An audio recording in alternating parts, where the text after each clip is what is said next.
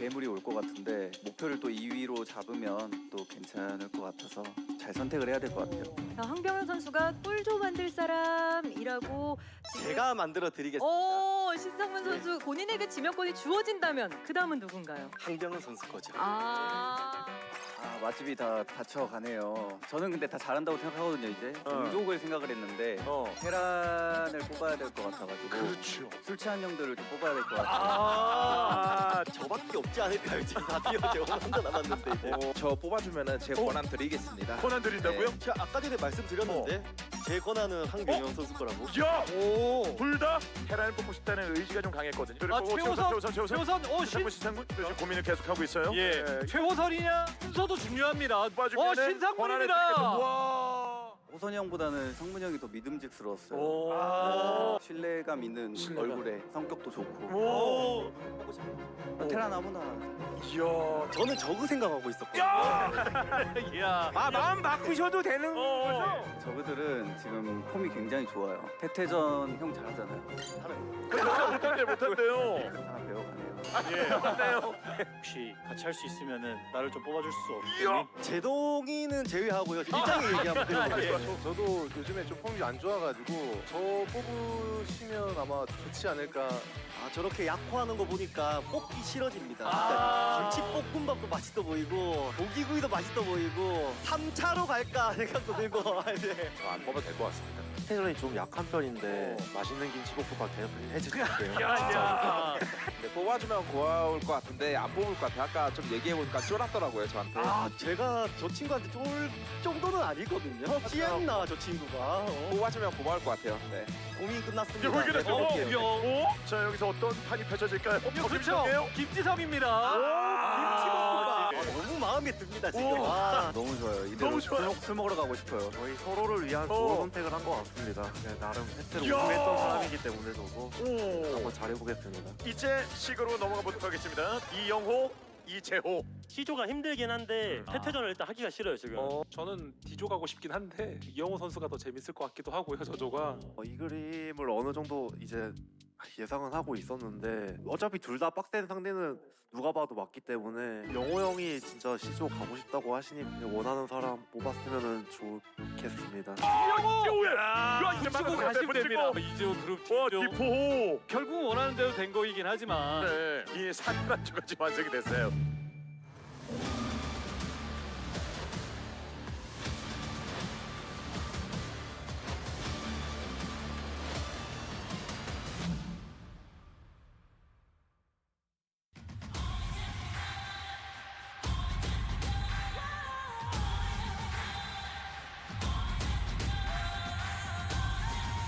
What's up, everybody? Welcome to the final day here in the round of 16. This is Group D.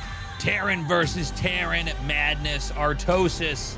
We are going to be doing one of the biggest mirror matchup deep dives ever in an ASL broadcast. That is a fact. This is going to be a crazy day, probably a very long day as well.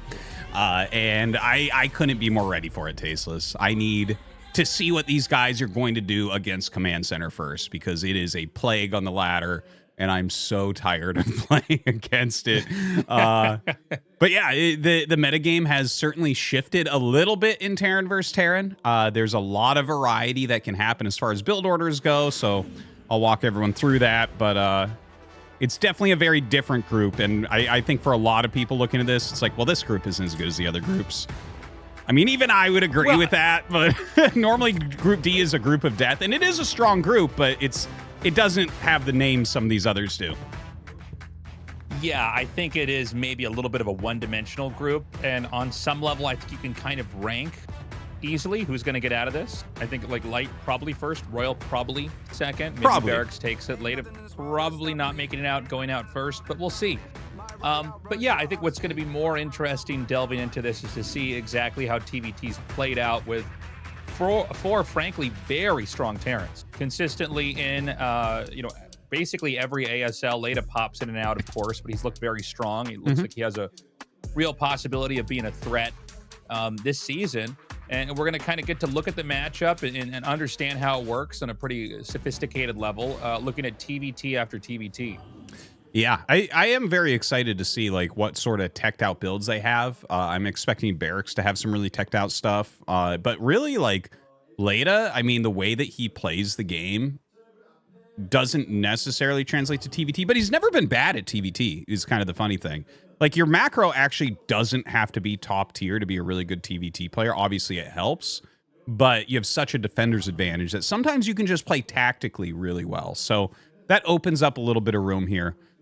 Definitely Light is the strongest TVT player out of the four, like by a big margin. He really, like I would put him as second or third best Terran versus Terran player in the world.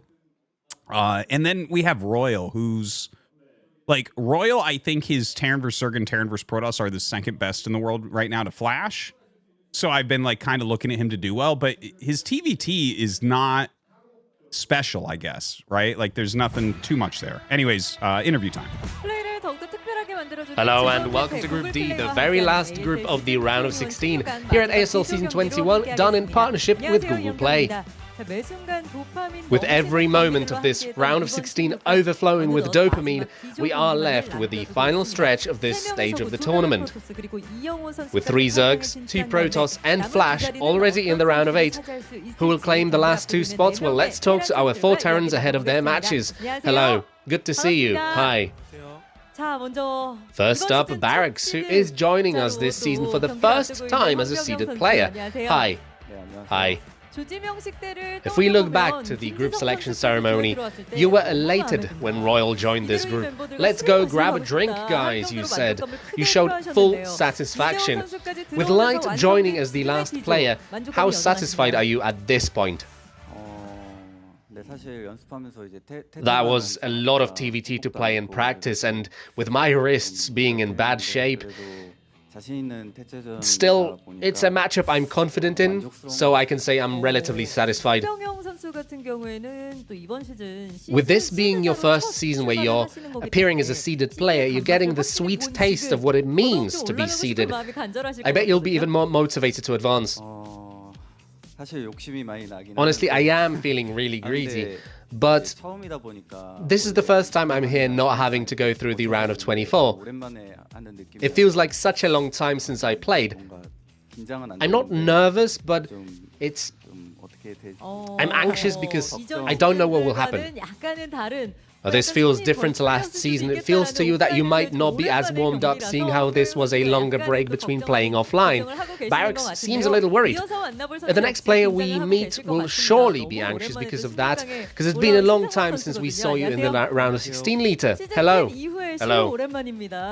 It's been a while since Season 10, hasn't it? Yeah. Now, on the other hand, though, what makes me feel you're not so worried is that you just destroyed a bowl of kalbitang in the waiting room. Well, it's going to be a long day. If we are to play late into the night, I had to make sure I had a full belly. Even if I'm to lose, I won't go down without a fight, says Lita. Yesterday on your blog, you said, tomorrow I'm going to the round of 8. That's a statement full of confidence. There has to be some reason for that confidence. All 3 of these guys play TVT really well. What is important for me is to steel myself mentally. If I focus on how good they are, I will not be able to play properly myself. So I'm telling myself that, yes, I can do it. Lita is keeping himself upright with positive affirmations. Let's talk to Royal as well. Hi. Hi. During the group selection ceremony, you made everyone remember as you confidently brought up the fact that you won a championship off of a TVT. As long as it's not Flash or Light, I'm confident in TVT, you said. Are you still feeling confident now? I've had my shortcomings in online TVT, so people say I can't play the matchup. But then when it comes to tournament play, I'm on the same level as Light. I'm not a pushover. I've been in 3 Terran groups in the round of 24 in the past, and I practiced that matchup a lot then too. I'm getting a good feeling this time around as well. Your practice from past seasons paid off, you're saying. But more so than that, more so than the TVT matchup itself, people are more worried given your track record in recent seasons, saying you're on a downward path.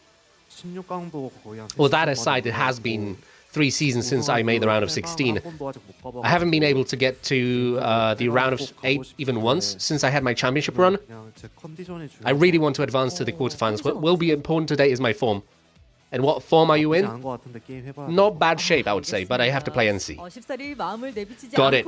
Royal is keeping his cards close to his chest. Let's have a word with Light then. Hi. Hi. Without fail, the D4 spot belongs to you, Light.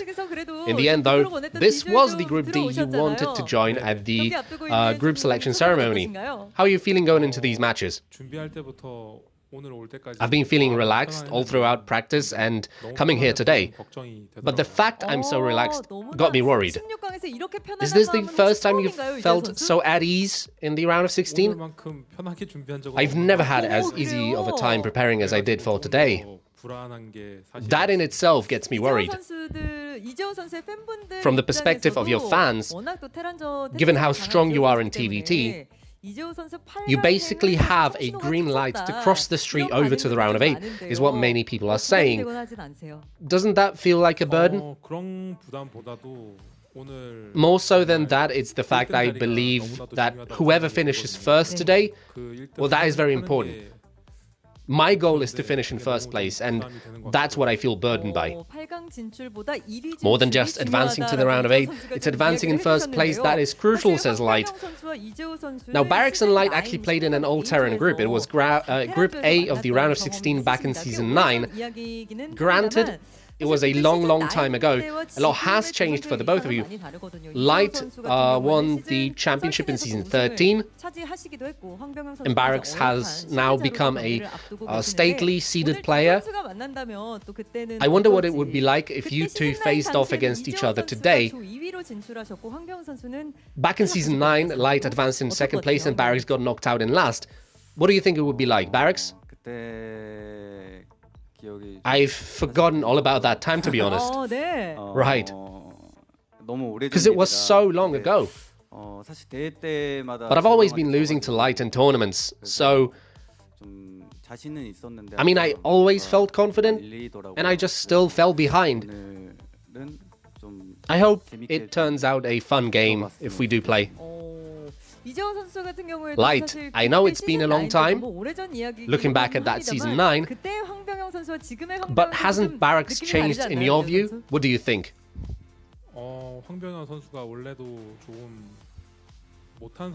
He's always been a player who knows how to play. It's not that he doesn't know how to play, it's just his skill just didn't come out in tournaments. But seeing him go to the round of 4 last season, I feel that he is realizing some of his potential offline. I think he's changed a lot since back then. My fans might see this as a comfortable group for myself, but each of these Terrans has a unique style of their own. I'm a little worried, but I do want to win and advance. We've just heard from Light about his expectations. Now when it comes to Lita, he gives off the impression of being really good in TVT, according to many people, and in contrast, Royal's TVT performance in recent seasons hasn't been that good. I would like to hear who out of the 4 Terran players would be the most demanding one to face off against, and what is the reason behind this. Lita, who would be the toughest Terran to play? Perhaps Light, I would like to say. He's really good. His late game macro is really good. If we were to play, it would definitely be a tough game. And Royal, what do you think? Lita does bother me a little bit here.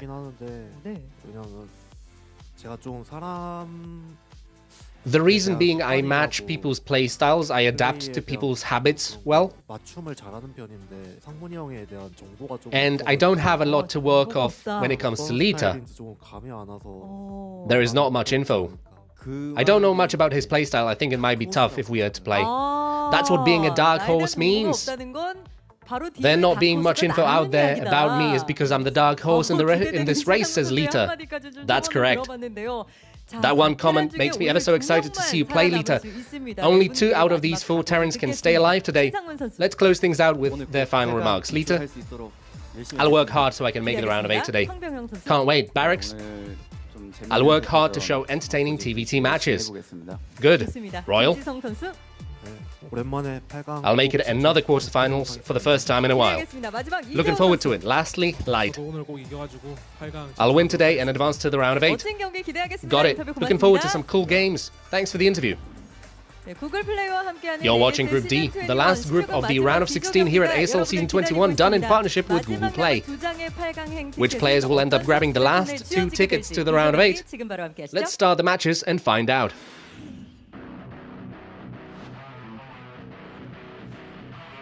Okay, this is it. The fight for the last 2 spots is going to happen right now here. We are going to have 2 Terrans no matter what. I should say 2 more Terrans moving on. We already have Flash surviving Group C, although he did not get out first, which is kind of crazy. Kind of exciting. Makes me wonder if he will be able to take Season 21 of ASL. But with these 2 Terrans advancing, we are basically going to hit that golden ratio again. I think it will be 2 Zergs, 3 Protoss, and then 3 Terrans. No, 3 Zergs, right? It's Hero, Soma, and Jadon going on. Then Tolbo, surprisingly, in Snow. Tolbo, Snow. Because Jadon qualified, yesterday. What am I saying? Yeah. And Flash. Golden ratio. Flash, and then 2 of these guys. And by the way, we will be doing the, excuse me, round of 8 draw at the end of this, which will be awesome to see. I'm actually more pumped about that than anything else, I just need the hope of keeping Flash and Jadon on the other sides of the bracket, because that finals would be so sick, right? Oh my God. I mean, I hope we could get that. I'm also, like you, Tastosis, very curious about the round of 8 and what it's going to look like. There's a ton of fantastic matchups we could get out of that. Super excited for that. And that, of course, is going to be starting next week. We only have the break in ASL in between the round of 24 and the round of 16. And then we do have like I don't know if you want to call it a break, but it's like an extended period of time before the finals start, after the semifinals, just to give each players a little bit of time to prep. But it's pretty quick after the round of 4 is done. But yeah, I mean, amazing season so far. I'm actually really looking forward to today. I want to see how these guys are sizing up. Keep in mind that, with Flash in the round of 8 now, TVT for these guys is going to be extremely important. You're going to have world-class TVT if you are going to be winning this season of ASL, with Flash being basically the biggest threat, although I think there are some good contenders for that threat. So yeah, it's going to be a real test of skill here. Yeah. All right, so BarrackS versus Leta, best of 1. I can't predict this one, man. First off, I don't see too many Terran versus Terrans from either of these guys. In fact, I just haven't seen that many BarrackS games since last season. Compared to everyone else, I've seen the least of him, which is really weird. But, he got top 4, which was a big result for him. But yeah, I mean, Leta has a lot of experience, and I've never really thought his Terran versus Terran was bad. So let's see how this goes.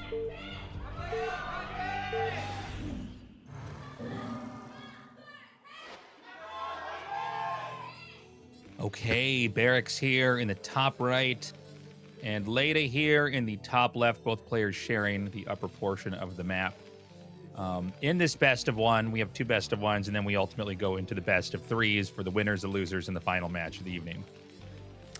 Yeah, all right. So, Tasteless, I just want you to take stock right now in your mind, in your heart, how you feel, because after today's Terran vs. Terrans, you're going to be a different person. You're going to know more about TVT than you did before, and that's any day that ends like that is a good day. It's been yeah. Oh, go ahead. I was just gonna say that so like Terran versus Terran, it's hard to study compared to the other matchups because the pros are always playing non-mirrors. So it's hard to get a lot of quality TVT from pro level players. Ladder players, you can find plenty of it, but from pro level players, it's a different story because they don't ladder as much as some of these other guys, right? Like I've seen 1,000 speed Terran versus Terrans, but from the guys that are in ASL every season, like Light, it's like, well, no, not anywhere near as much. So I'm excited about it, and getting to learn a bit more about the matchups, very nice. Yeah, getting some TVT thrown upon us here is going to be nice. A lot of these spawn bung matches, which are usually played on, or actually I should say always played on the SOOP platform, where people are putting up money for a prize pool for a big match. Mirror matchups are the least popular in that. And this is kind of true for StarCraft in general, although I've never had a problem with mirror matches. I think when you're somebody who watches the game casually, I think, as an example, a Terran versus Zerg is going to be more exciting than a Terran versus Terran. Or a Zerg versus Protoss is going to be more interesting than a Zerg versus Zerg, right? So, there's less of those in the online broadcast ecosystem. Yes. But an offline event like this, where we have to follow a very strict formula for who's going to play against who, we ended up with a bucket of 4 Terrans here. So we're going to go through a ton of Terran versus Terrans here to kind of see where they all size up. And we're going to get a very good idea of how the meta's played. This is a strong set of Terrans, by the way. I mean, I know Leta is generally considered a little bit weaker. I think he's looked better this season than any other season before. Yeah, for sure. So I'm curious. Yeah, and, you know, keep in mind, like, late bloomers, it is a real thing in StarCraft. You know, players like Snow and some of these other guys who are basically god tier now, they were actually among the weaker players in the pre-StarCraft 2 era, you know, and they just stuck with it, and eventually they came out on top. And no doubt in another decade, there's going to be a bunch of other people that were laddering or were sort of known somewhat, but managed to rise to the top here. I think it's why people are excited about Tulbo and people that they were otherwise not that familiar with. Is, you know, you put in the work and the ASL is going to be here for you, and you can show up later and perform. And every opportunity is another equal opportunity to come out here and prove yourself. So as we look at this, Leta is going to do the only build he knows, which is 2 Port Wraith. That's really funny. So funny. Yeah. I told myself I was going to avoid even talking about him doing 2 Port Wraith because I've already talked about it so much. And I thought, well, he's going to not do it, you know. Maybe one of the games here he'll do it. He's opening up with it. So 2 Port Wraith versus Command Center on low ground here. Yeah, and his SCV, Leta's SCV, saw that there was a BarrackS being made, and I'm pretty sure BarrackS saw that there was no Command Center being made. And that's like, as soon as you see that, you, like, everyone has a different build that they do to counter a 1-base cheese. I do have to say that 2 Port Wraith on 1 base is one of the cheesiest, weakest things. Obviously, Leta is so good at Wraiths that maybe this works out.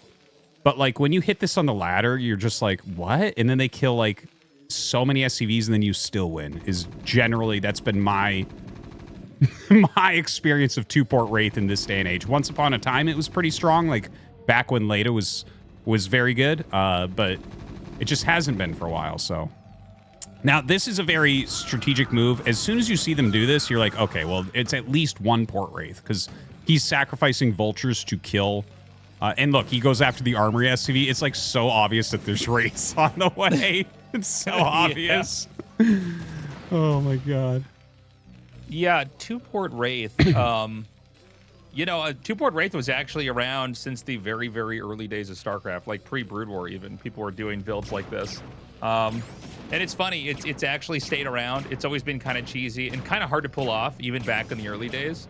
But the idea is, yeah, you're going to run in here, you're going to gun down SCVs, and I got to imagine Leta's probably the best at this in the whole world. Probably. So he probably knows exactly what the ins and outs are of this. So, you know, even though I think you're right, Artosis, this is probably something that is holdable, I'm curious to see how Leta is going to try to you know, optimize what he's doing here to try to come through with this punish. There is a counterattack up here with the Vulture and the tank, and with 2 Marines in the tank, he's going to have to back up. That's not going to be enough to last here. Now, the eBay is going to finish. The Armory also finished, so Goliaths are going to come out, and we should say, I think most people know, but just to emphasize, Wraiths really can't fight even 1 Goliath. Like, it's funny because Wraiths, if you looked at the game and you didn't know it very intimately, you might just look at this and be like, well, these are just, you know, viable fighting units like everything else in the game. Really, they can only deal damage to stuff that can't fight them. Wraiths are generally pretty terrible at combat. And so, like, even a couple Marines, a Goliath is going to have to drive them back. Yeah, and this was actually a really smart move by BarrackS, by the way. The hurt tank he sent off in, like, an almost random direction. Now, the Wraiths obviously have Cloak and are able to pick that off, so he's going to continue to be able to get some damage. BarrackS was smart to get the engineering bay. As soon as you see a build like this, you have to get the engineering bay. And he's going to be able to continue to get decent damage here. Like, look at this. There's no detection. He's already lost his BarrackS. He doesn't have Academy. And, like, this is one of those really funny situations where if you play on the ladder all the time, like, at a reasonable level, like, I'm looking at this Tasteless, and I'm like, he doesn't know how to play against this. Because as soon as you see it's a one-base, like, cheesy Wraith build, there's, like, certain things you do. Like, you don't build your armory against the wall because then you can't repair the SCV. You build it in the middle of your base.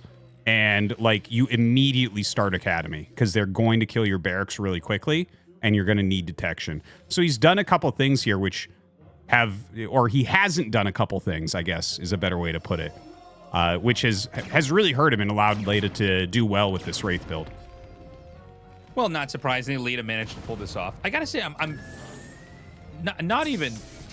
I don't want to use the word disappointed. In some weird ways, impressed he still does 2-port Wraiths so much. I understand people going through phases where it's like, oh, this guy kind of plays like this, or that, like this guy's really cheesy, or this guy really macros. And generally, with any good player, you see them evolve over time, and they kind of build out their repertoire. And I feel like it just blows me away. The game's 27 years old, and he's...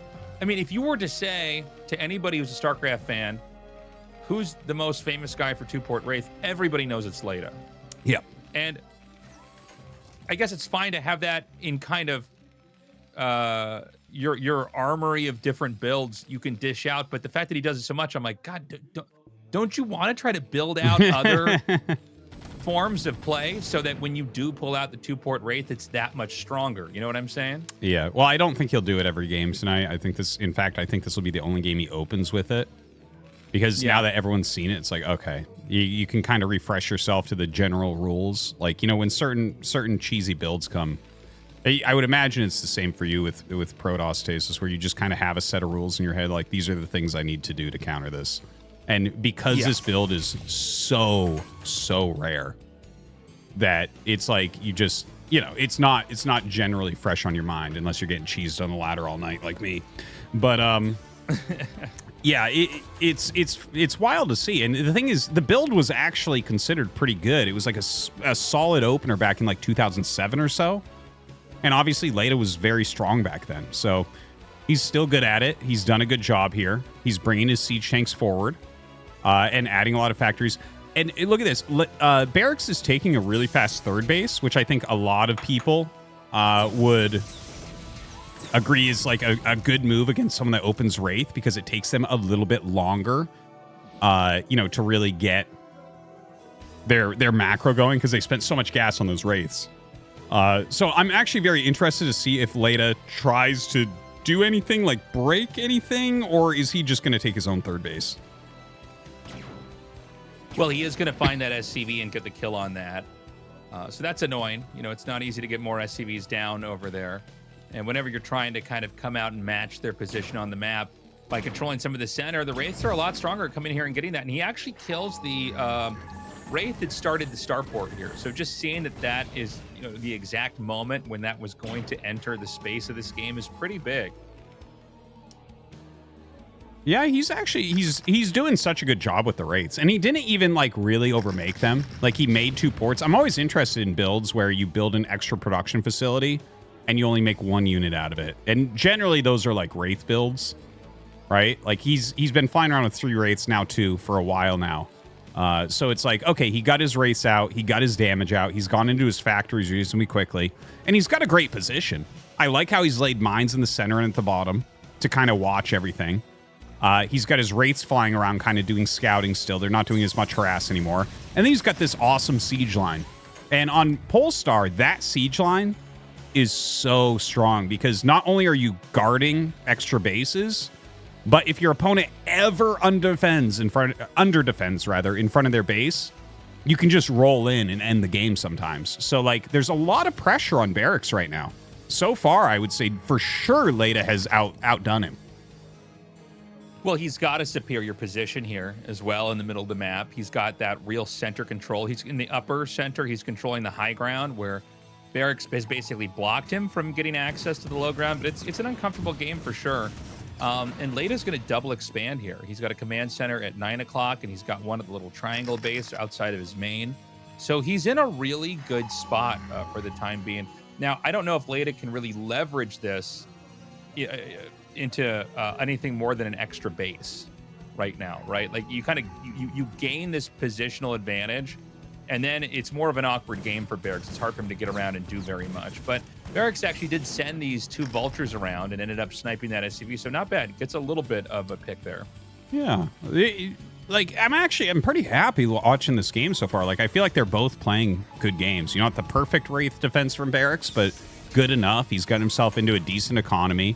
He's made a good enough siege line that he's not fully contained, that's like one of the most important things in early game TVT, and we'll definitely talk about that in every single game. Like, you have to make sure that you have some amount of movement for your army, because you need like a variety of choices of where to try to bust out if your opponent is doing a forward siege line, like we see here from Leta. So, you know, he's got his 3rd base quickly, and seeing the 4th base come up so quickly from his opponent, he actually makes his own 4th. So they're kind of matching each other as far as economy goes. The only thing I worry about a little bit here for them is like this containment from Leta. If Leta continues to reinforce that, like BarrackS has to either think about breaking through pretty quick or completely dividing the map. It's going to be tough. I don't know if he can break the center position, but I think he's about to try. He's got a bunch of tanks unsieged. He's got the vultures and the Goliaths ready to go. There's a small spread of mines out here. And, I mean, there's a lot of damage being eaten on these tanks as he's going to try to push in. He makes a little bit of progress. He takes out a couple tanks. By the way, +1 attack is done for BarrackS. It's not done for Leta. Assuming that BarrackS is in sync with his upgrades, he'll have +2 as well. Before BarrackS has, or before Leta, excuse me, has +2. So we want to keep our eyes on that as well. A nice little vulture harassment here from Leta, getting a few SCVs for BarrackS and forcing him to run away. You know, moves like this are always great and always welcome into Terran vs. Terran, but it's not super impactful. Like, you know, you can lose a lot of workers in Terran vs. Terran and just kind of remake them over time because it's, again, the defender's advantage. Tanks in siege mode just allow you to stay alive for a very long time. That's kind of why TVT can go really far, because even if the game is kind of over, right? Like we saw this with Flash's games. His games yesterday were like decided by about 10 minutes against Ample, but Ample didn't have to leave because he put his tanks into siege mode. You know, like you can just make it so you don't die, and so that kind of allows more comeback potential in the matchup where you can refill, you know, hurt areas like your worker count more easily than other matchups. Well, Leta's going to start to wrap around the bottom here. We haven't seen growth in that bottom left quadrant of the map, but I think it's likely to be coming here pretty soon. I mean, Leta's starting to kind of push down here and box BarrackS in. And, you know, BarrackS is in a tough spot. When they get a contain up on you like this, I mean, it's hard to get movement really anywhere. And we see some dropships. I think it's actually, I could be wrong, is it double dropship in the top left for Leta? I saw 2 add-ons. Yeah, like at this stage of the game, it is good to have 2 add-ons so you have that flexibility of pumping out a bunch of dropships if you want. I don't think it's dropship time yet. I don't know if he's making a bunch. Like, he made a vessel, which is really good to clear mines. And actually, over on BarrackS' side, he is loading up at least 1 dropship there. We'll see if he's able to get any damage. And starting to move up towards this high ground. I don't, like, Leta's doing this just right. Like, having his reinforcements behind... what you want to do is siege, and you're right, it is 2 starport dropship. He sees a lot of dropships as he flies in. That's really useful scouting. But like, what you're supposed to do when you have a contain like this is you have a decent amount sieged up, and then you roam with the rest of your army to reinforce where they try to break. But you can see BarrackS has brought everything to the bottom, and that's great. This is exactly what you want to do. You want to find the weakest area and punch through it. Yeah, no, I love what you pointed out there. You want to have like a sparse amount of units ready to fight, but then whenever you see them actually commit, that's where you send everything that was sharking around the map earlier and try to shut that down. By the way, 12 o'clock as well as 2 bases in the bottom left are being taken here. So Leta is exploding inside. Dude, Leta has really leveled himself up for this ASL. This is high quality play. Like when I saw the 2-port Wraith opener, I'm like, is this guy just gonna like meme the entire tournament or something? What are we doing? He's like a caricature of himself. But then I'm watching him expand all over the map and set up a sick contain and roam with a Vessel and Siege Tank Vulture. Like, there's some great play coming out of him. Seriously, look at this. He's got the containment up, he's slowing BarrackS down, and he's gonna do a massive drop. Like, oh my god, he's playing so well. He's playing really strongly here. It looks like he decides to not go through the turrets there. I think ideally you'd want to be trying to hit the main or an expansion with those drop ships. But BarrackS is not done. He's going to try to push through here. He's basically pushed this up to his half of the map. We're in a real split map game, although Leta does still have control of the high ground over there at the top center. The drop ships are going to go, I believe, to the third base here. They could also end up going down to the center right or to the bottom right, but they're going to drop here. Not a bad idea. I guess you just take whatever you can find here. This sets up. A lot of SCVs are not going to be able to get home, Tastosis. This is some big kills going down over here. This is such a great drop. My God. He's just like, this is one of those drops where you kill a ton of SCVs and it's messy to clean up, and then you just get out of there. And he's expanded twice to the bottom left. Dude, the way Leta's played this, based on what I see from everyone's TVTs, I think he might get out of the group today. This is such high quality play. It's insane. Like, he's actually, he's doing everything so well after a wonky ass opener in 2-port Wraith.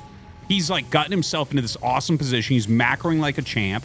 He's dropping in the right areas. He's reinforcing. Like, this is great TVT from him. I will say BarrackS' D-Web pushes have been perfect. Basically, you have one of the tanks in the front on defensive matrix and let that soak up all of the tank shots. He's actually going to drop over in the middle of the push here to try to shut this down. Otherwise, BarrackS might have been able to kind of battering ram his way all the way into the opposite side of the map here. I mean, there's so many tanks. Yeah. Yeah, it's almost 2 control groups of tanks right here. No, he's macroed like a beast during this, which is fantastic. This is something that can happen to you when you're going drop ships, is you don't reinforce your tank lines enough and you're flying around with too much of your supply. And BarrackS is doing a great job trying to abuse that right now. What you need to do is fall back to thicker siege tank lines, where it's like, okay, he has more tanks, but I'm pre-sieged and he's walking into it. But right now, BarrackS he's making some real progress with this push. And suddenly with units here, if he kills the bottom 2 left bases, this game will turn right into his favor. Yeah, he's really made a lot of progress over here. And some of this may actually go back to that drop that we saw at the third. Although it was good, it may have been better to actually stop that onslaught of tanks. It was almost entirely tanks, by the way, which tanks on their own are very weak to drops from the opposing player because you can't capitalize on siege mode in the same way. Oh my God. Now the Wraiths are going to come in here. Oh my God. Oh, what? Dude, this game. He's going to kill literally every dropship. I think that BarrackS just won the game. Yeah. In the blink of an eye. In the blink of an eye. Leta was putting out one of the best TVTs I've ever seen from him. Probably the best TVT I've ever seen from him. And between a decent tank push in the middle, that was like, okay, actually, BarrackS is getting himself right back into it, into the Wraiths catching like 6 dropships full of units. I saw his supply plummet. He went from like max to 150. Like, it was crazy. I think it's even lower, like 142 or something. Like, yeah. That's wild, man. Very rarely do you have a moment where that many dropships are just killed outright. You know, oftentimes you have Goliaths in them, so even if they get attacked, you kind of unload the Goliaths and then take the fight back to the Wraiths that are hitting him. But he just wasn't ready. He wasn't looking, and there was enough Wraiths that it literally one-shot each of the dropships. Yeah. Now we've got a push coming through the map here for Leta, and I mean, it's going to make some progress. I don't know how much it will really be at the end of the day. Well, it will get cleaned up. Like, BarrackS is doing a great job keeping his macro going. He has expanded to one of those bottom right bases. There might be a push. Yeah. You see how he's sending these units here? Because BarrackS is sending so many units on the map, there might be a push towards his natural that could work now. And that would be huge. I don't think he has that many tanks, BarrackS, right in front of his natural. I really want to see that. I see some mines here. Yeah, I don't think he has any tanks there. And this is what I was talking about before. If you hold that position, sometimes Terran under defends and you push into the natural and suddenly it's like, well, now you got to use drop ships to get out of your base. But it looks like BarrackS has enough to crush this. Wow. What a nice comeback from BarrackS in this game. Yeah, kind of a painful overextension and what could be the conclusion of this game here. I mean, you know, he tries, like you were saying, to come in there and lock up the natural, and then maybe he can kind of unleash attacks to the other bases that are all separated from where the factory rally points were, but it didn't work. And so he basically fed into BarrackS's, you know, units, dropping quite a bit. BarrackS is continuing to grow down here. Okay, we've got Wraiths coming up, and I think these Wraiths are higher in number than what BarrackS has, which means he can start to kill these tanks off here that are kind of stuck in siege mode. And as soon as you have a couple Valkyries in there, you really slaughter. But it's kind of funny because his Wraiths aren't upgraded, I don't think. And BarrackS actually has 3-2. So even though, like, Wraiths can shoot units that don't have anti-air attack, it's like, well, he's got so much armor, the Wraiths are going to take 1,000 years to kill anything. Oh my god, huge mine hit takes that out. The last few units here remaining for Leta are going to be picked off. The Wraith's finally getting vision there. And when you look at the mirror opposite side of the map, you'll see that there's really nothing going on down here. This command center hasn't been landed. It can't because of the tanks, and the SCVs are stuck there, not mining, almost like hostages down there. And BarrackS is continuing to grow. Now, it's not to say that Leta can't come back, because that certainly is possible, but it's interesting to see in this almost 23-minute game how Leta had the lead for most of it, and over time, slowly but surely, BarrackS managed to pull ahead. Yeah, I think Leta is just pushing a little bit too hard into this area the second time as well. Like, you gotta be sieged up in such a way that their army just explodes as it comes in, but his numbers aren't quite there anymore. And we're getting pretty close to like a BarrackS victor, I would say, at this point. But Leta's, like, he's scrappy, man. He's still fighting. He's bringing his Wraiths in. He's making some things work. It's just, I don't think he's making big enough siege lines. Like, I keep seeing Goliaths and everything. At this point, man, just go 5 add-on siege tanks. Seriously. If you're still sitting on 3 add-on siege tank, you're not gonna stem the tide of these tanks from BarrackS. Yeah, he's not making a lot of progress over here.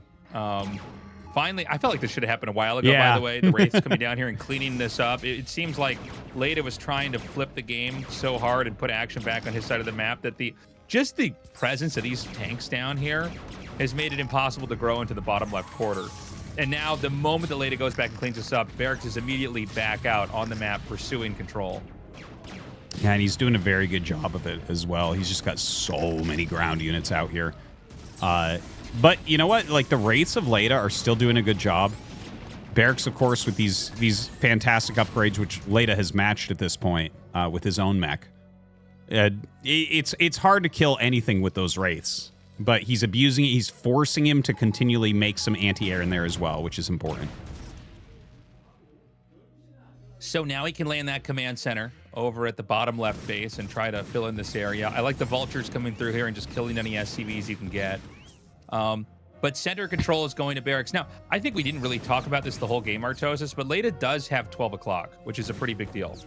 12 o'clock is, in theory, like a shared location. A lot of locations on the map, you look at and you go, well, this base probably goes to this guy. Like, there's no world in which BarrackS is going to have Leta's triangle base, right? Or BarrackS gets the center left, right? Like, that's not how a TVT is supposed to look. No. But the fact that Leta has that, it's looking pretty strong. And by the way, this push in here is quite different from the previous ones. I think he is going to be able to flood this spot and suddenly lock up the main. Ooh, this is a really good moment. BarrackS pretty far out of position. He's pushing. Is he pushing too hard here is the question.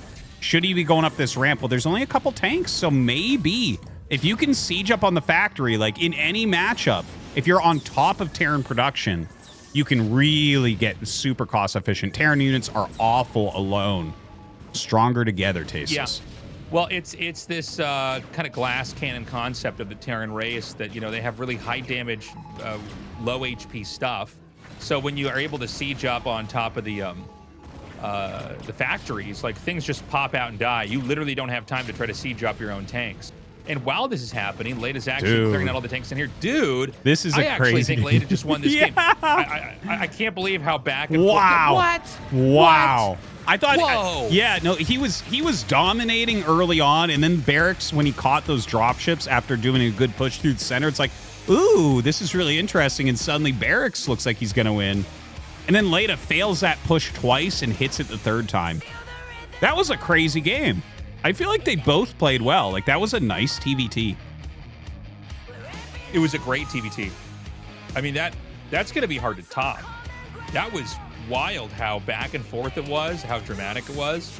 You know, I think sometimes when people think of TVT, they kind of think of these long, static, grindy games, you know, where it might even be hard to put your finger on what was the most important part. But that was a really dynamic game that shifted the way that it was played very quickly. I loved it. So Leta wins that, guys. Coming up next, Royal versus Light. We'll be right back.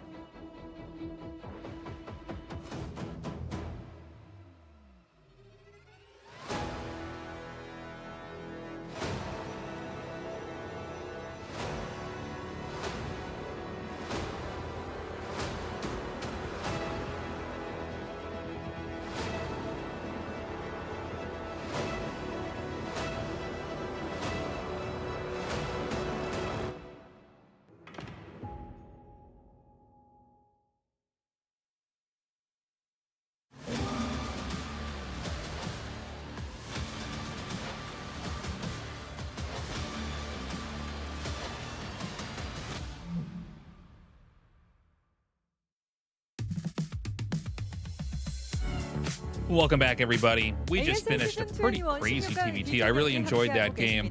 Now we're going to go to the other side of the group here. And I got to say, man, look, Leta's really playing well. When you cast StarCraft as long as Tastosis and I have, and for many of you, you probably watched for as long as, we've been playing and casting, you kind of get used to seeing people in a certain way, just because you see them so often and you get used to a certain level of performance. I'm still trying to wrap my head around how different Leta looks, while still clearly having that Leta brand, a lot of 2-4 Wraith play. He looks like a much more developed version of himself. I think it's really hard for some of these guys to do what Leta has done. And I shout out to Ample, because he's the other guy that's really done that. Ample's been around a long time and just recently has become very good at macro, just like Leta. Ample was an attacking Terran. Leta was a micro-based Terran. They've both filled out their macro, and they both are having the seasons of their lives so far. It's like, it's really, I love that story. The fact that you can play, Leta was a pro 20 years ago almost. And the fact that he's like vastly improved his play now, 20 years later. I don't know.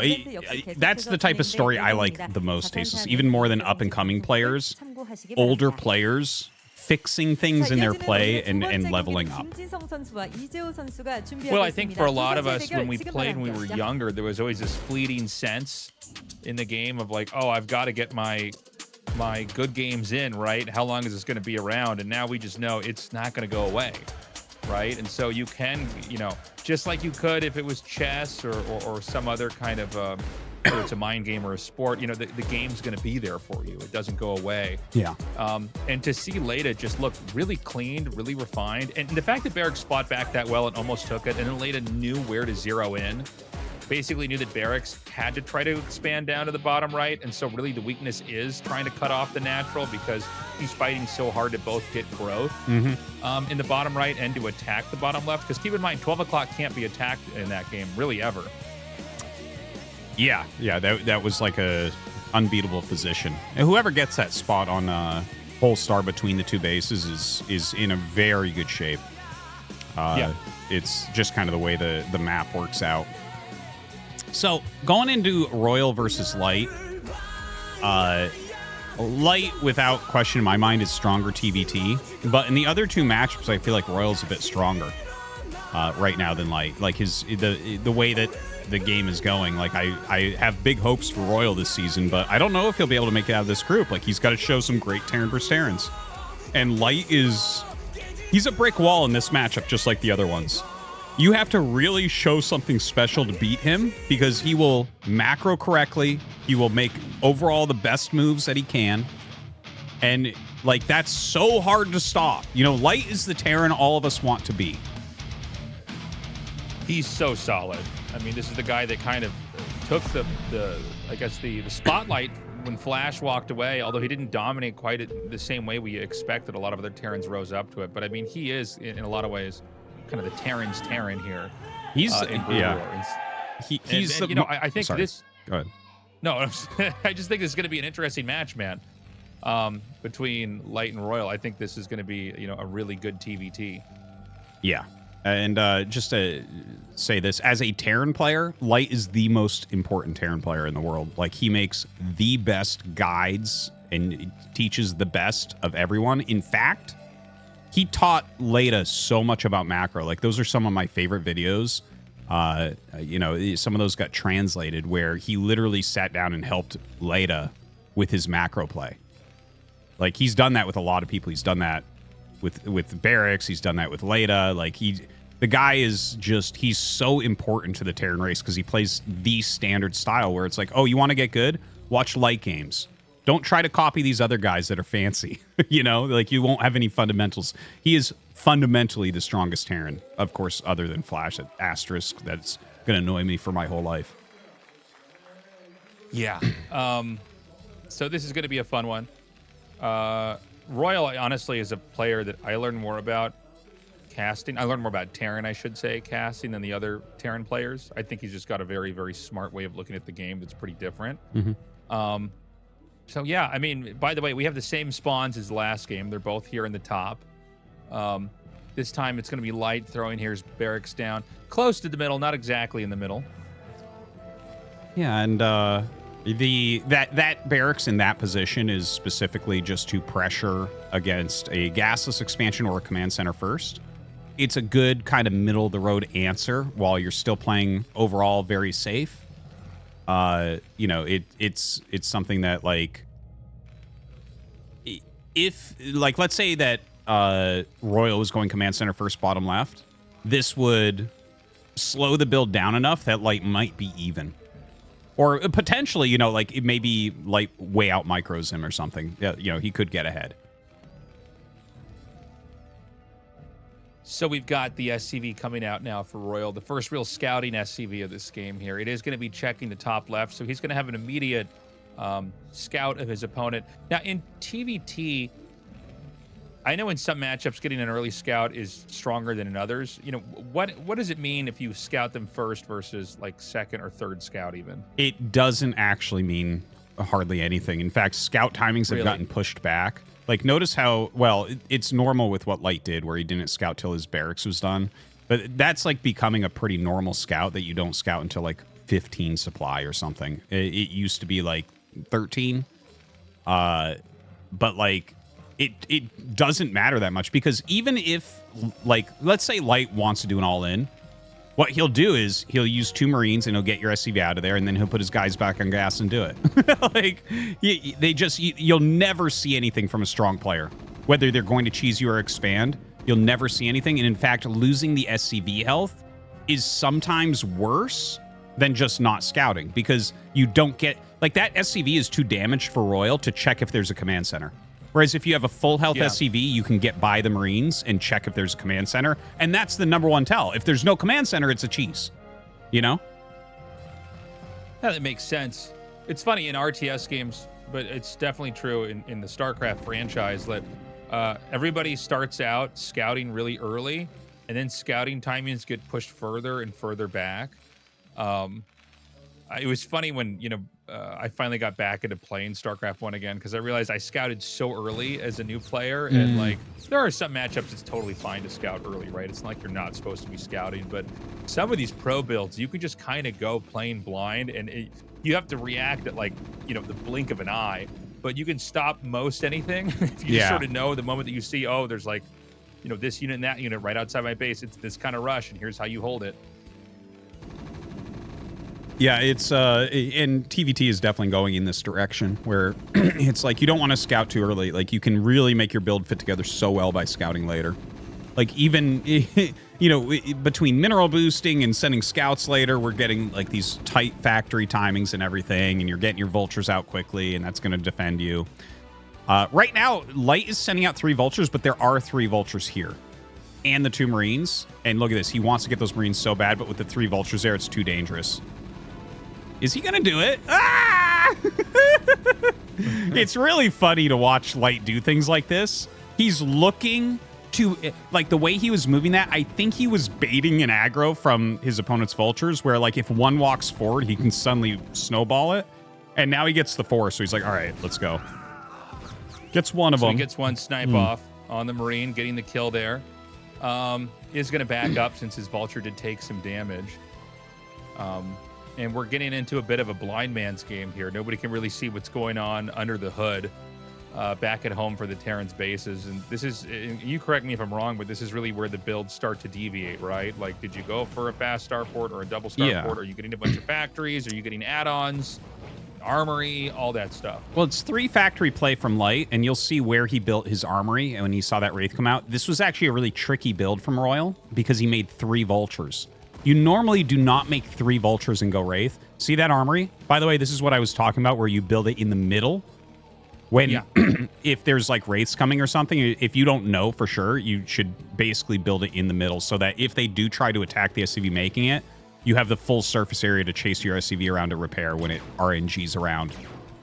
So that's why he's making it right there, and I'd mentioned that about how BarrackS had done that incorrectly.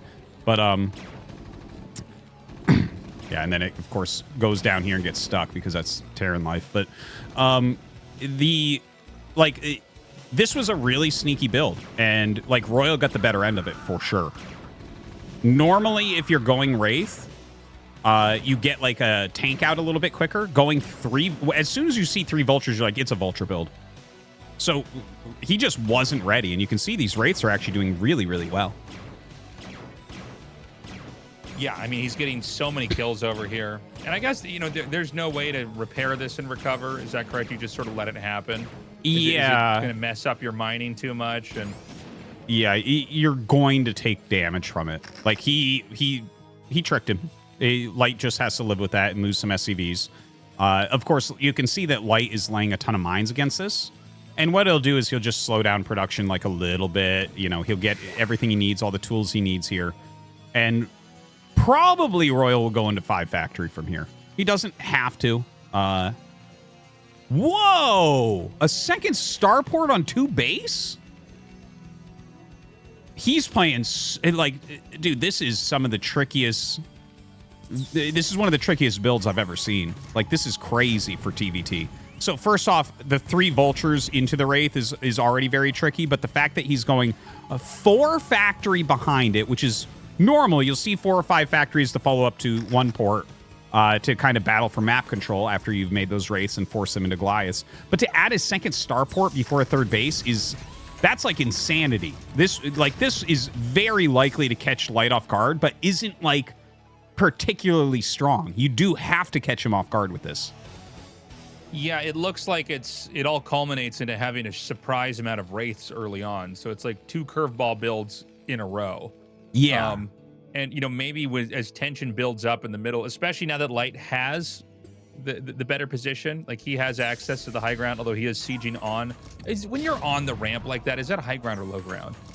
That edge right there, I believe 1 tank is on high ground and 3 are on low ground, I think. Okay. But okay, it's yeah, hard to say with saying. those side ramps. Like, yeah, ramps like that, guys, like any reverse ramp, like the ramp to the bottom of the screen, the ramp to the left, those were pieced together by different tiles. So it's like, it acts just a little bit different from the ramps that were released with the game. It's like a weird thing. Sometimes you get confused about where it is. There's actually, we've been discovering, I feel like, on Octagon, those big ramps going into the center. There's like a lot of weird spots on there where like people are not missing shots and stuff. And it's like, huh? It's kind of bizarre. So I think the big idea is that, you know, while you're having this skirmish in the middle of the map, you can just blindside them with your own Wraiths, and then probably that's a layup into a big push across the map here. Yeah, like 2 Wraiths. I mean, if you have like 2 Goliaths, you're basically fine. When he flies out with like 7, 8 Wraiths, he's going to be able to kill the Goliaths and force all the tanks to unsiege and run away. Like, Royal might just take this game super fast against Light, just out of nowhere. That seems to be the plan. Like, this is a pretty all-in build where Light is actually growing appropriately. This is the thing. It's like, you play like rock solid like Light, you really got to be tricked multiple times to die, but this might end up working. It was like the first race was like surprise Wraiths, and now this is like surprise Wraiths. Okay, he just scanned and saw. Locked. Oh, the scan. That's I think huge. he sees it. This is going to have to prompt Royal to move out. He's got seconds to make this work. Again, enough Goliaths shuts this down, and you don't get anything done. So he's got to move out right now. He's got to target isolated Goliaths. Yeah. This can barely 2 or 3 shot a Goliath.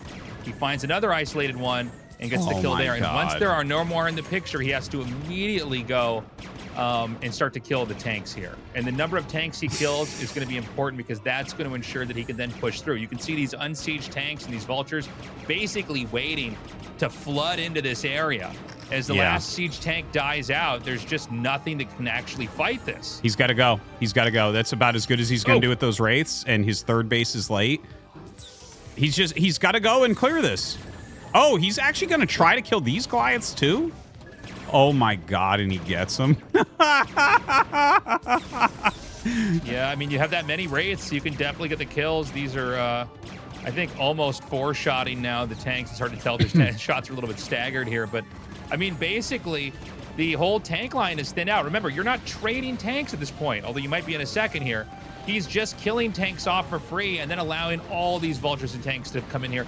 Now, Light's doing a good job. He's taking his tanks and he's right-clicking on his opponent's tanks in the back to make sure he doesn't waste tank shots onto vultures. But, man, I mean, Royal just looks like he is going to go in here and kill. That's going to be a GG. Yo, great build by Royal. Whoa. Well, it's so all in what he did there. Look at that grin. Yeah, if Light had seen that just slightly before and just adds like 3 Goliaths into his army, like it's a super teched out build. That's how Royal plays. But I'm gonna throw a curveball for you here, Tasteless. Because Leta plays so differently, teched out builds won't really work against him. Royal's a meta destroyer. Like, he looks at the way you're supposed to play and he figures something out where he can abuse it. And he just did that to Light, who was like starting to lap Royal as far as like the position. And then it's like, oh, snowball with the Wraiths instantaneously. So good job by Royal. Yeah. I love what you said. Meta destroyer. That's so true. Leta kind of marches to his own beat. This is going to be a great best of 3. Guys, short break. When we come back, we're going to see who gets into the next spot in the round of 8.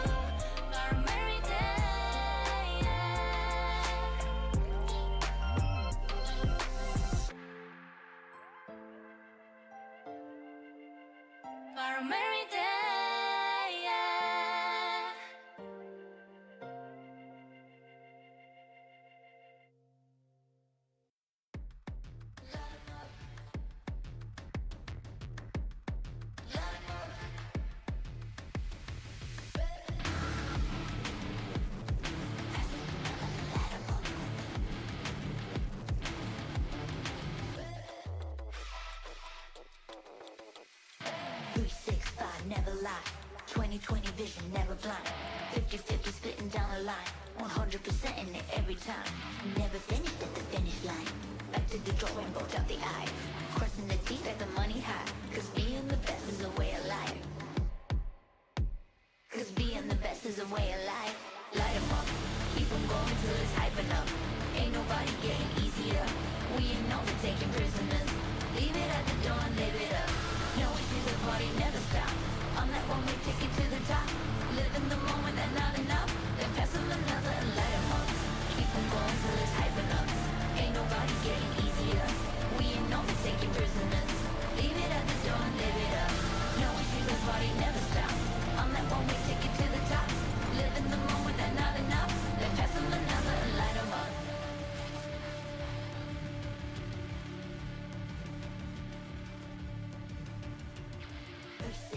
Never lie. 20/20 vision, never blind.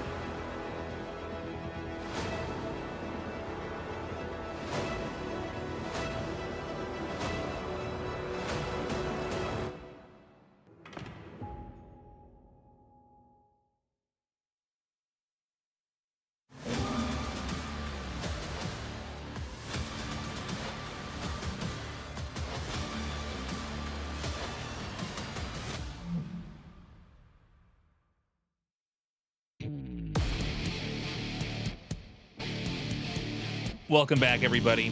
So one of these two players is going to move on into the round of 8, which is actually kind of crazy. First of all, I was so certain that that BarrackS was going to beat Leta, and then I was even more certain that Royal was going to beat Light, or that Light was going to beat Royal. Excuse me. Yeah. So both those guys are going to be in the elimination match, so one of them is going to be eliminated. Probably BarrackS, but who knows? And then, you know, Royal, okay, that's a round of 8 player. If Leta gets into round of 8, that's insane. Well, you know what would be even more insane than that is if when we do the round of 8 draw at the end, it's Tolbo versus Leta, and then one of them goes to the round of 4 and is a seed next season. That would be the craziest thing ever in ASL. Like, BarrackS was a little bit misplaced in the round of 4 last season, if we can be honest. Like, he's a great player. He's improving. Yeah. He's not a round of 4 player. That was, like, kind of a little bit of a fluke, I think.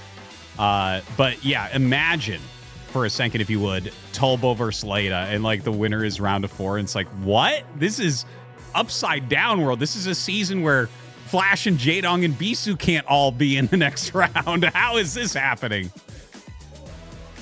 Yeah, you make a good point. I mean, imagine those two duking it out at that phase of the tournament. But again, Leta looks good.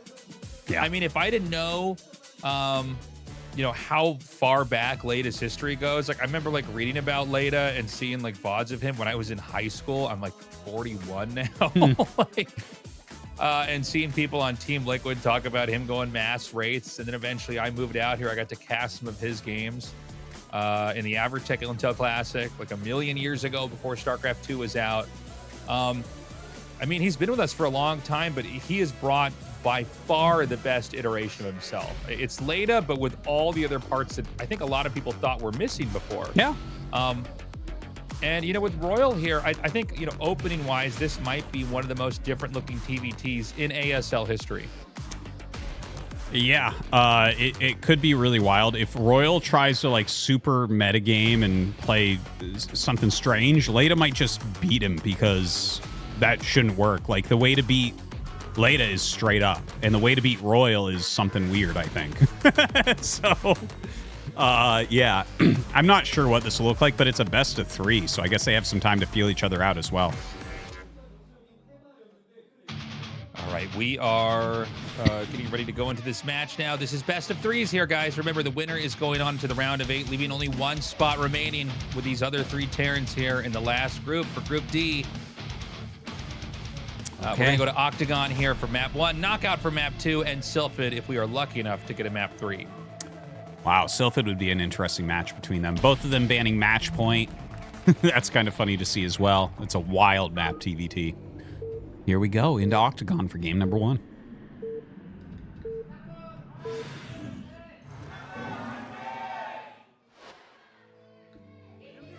Okay, cross spawns here with Royal in the top right and Leta in the bottom left.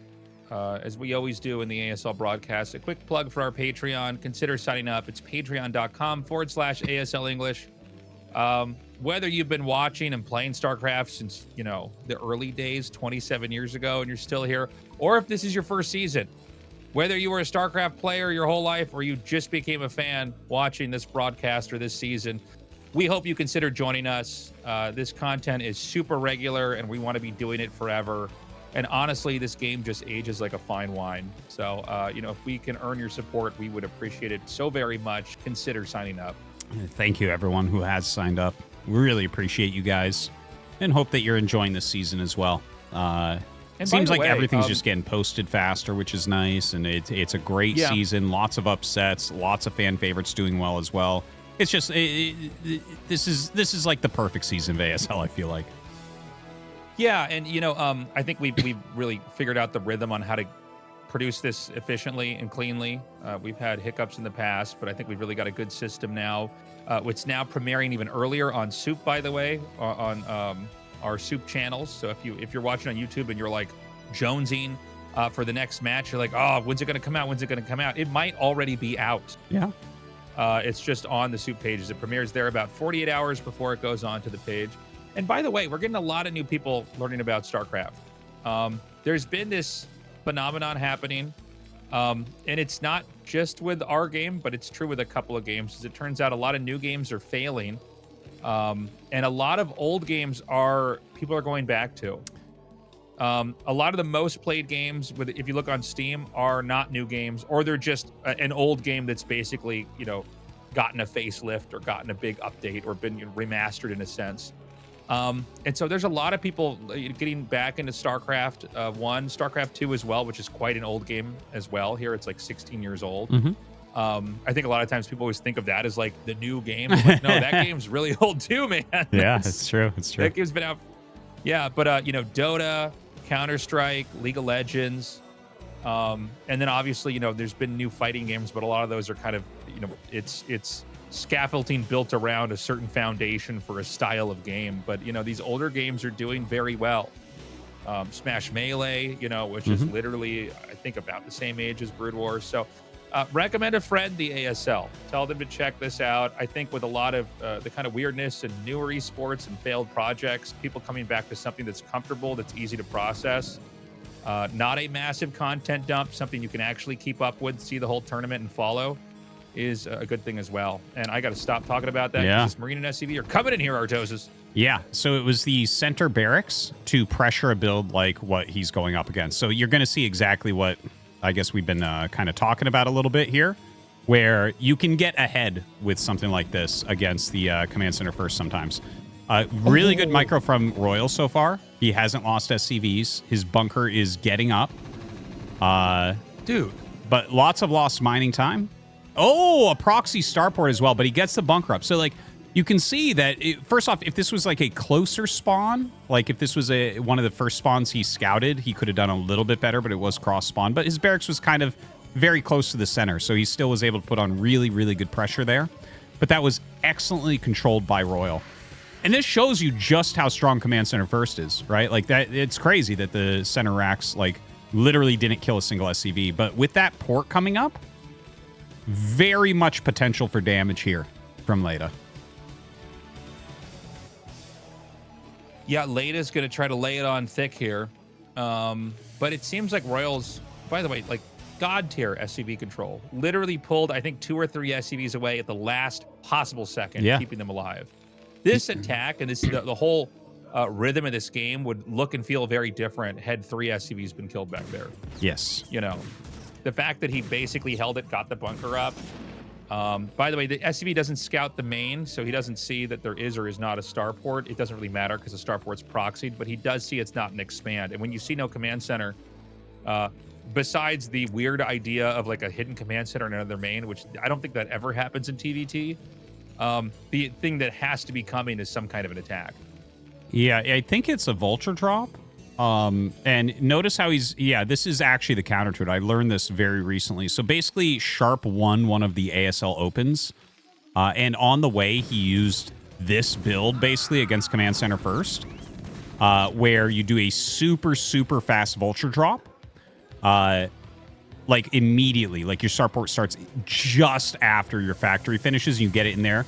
And if they go add-on first, you actually have vultures in their base before they have anything. But he actually didn't go add-on right away. So he has a vulture here, and he is making a couple more units. And, oh God, the mines lay down. This is rough, man. This is going to be hard for him to stop. Oh, that mine was so killer. And as long as Leta just makes a command center right now, I think he's in pretty good shape. Oh my God, I love the placement of the floating barracks. When you A-click the Marines back there, they end up attacking the barracks instead of just moving forward here. So the Marines are completely out of order. Oh my God, the craziest SCV surround. Somehow he wriggles out of that. Oh, nice mine hit on the tank. That's crazy. Did that hit a vulture as well? Did I see that correctly? Yes, it blew up a vulture as well. Poor Royal, man, taking tons and tons of damage. And he has cloaked wraiths coming up now as well, by the way. So that is huge.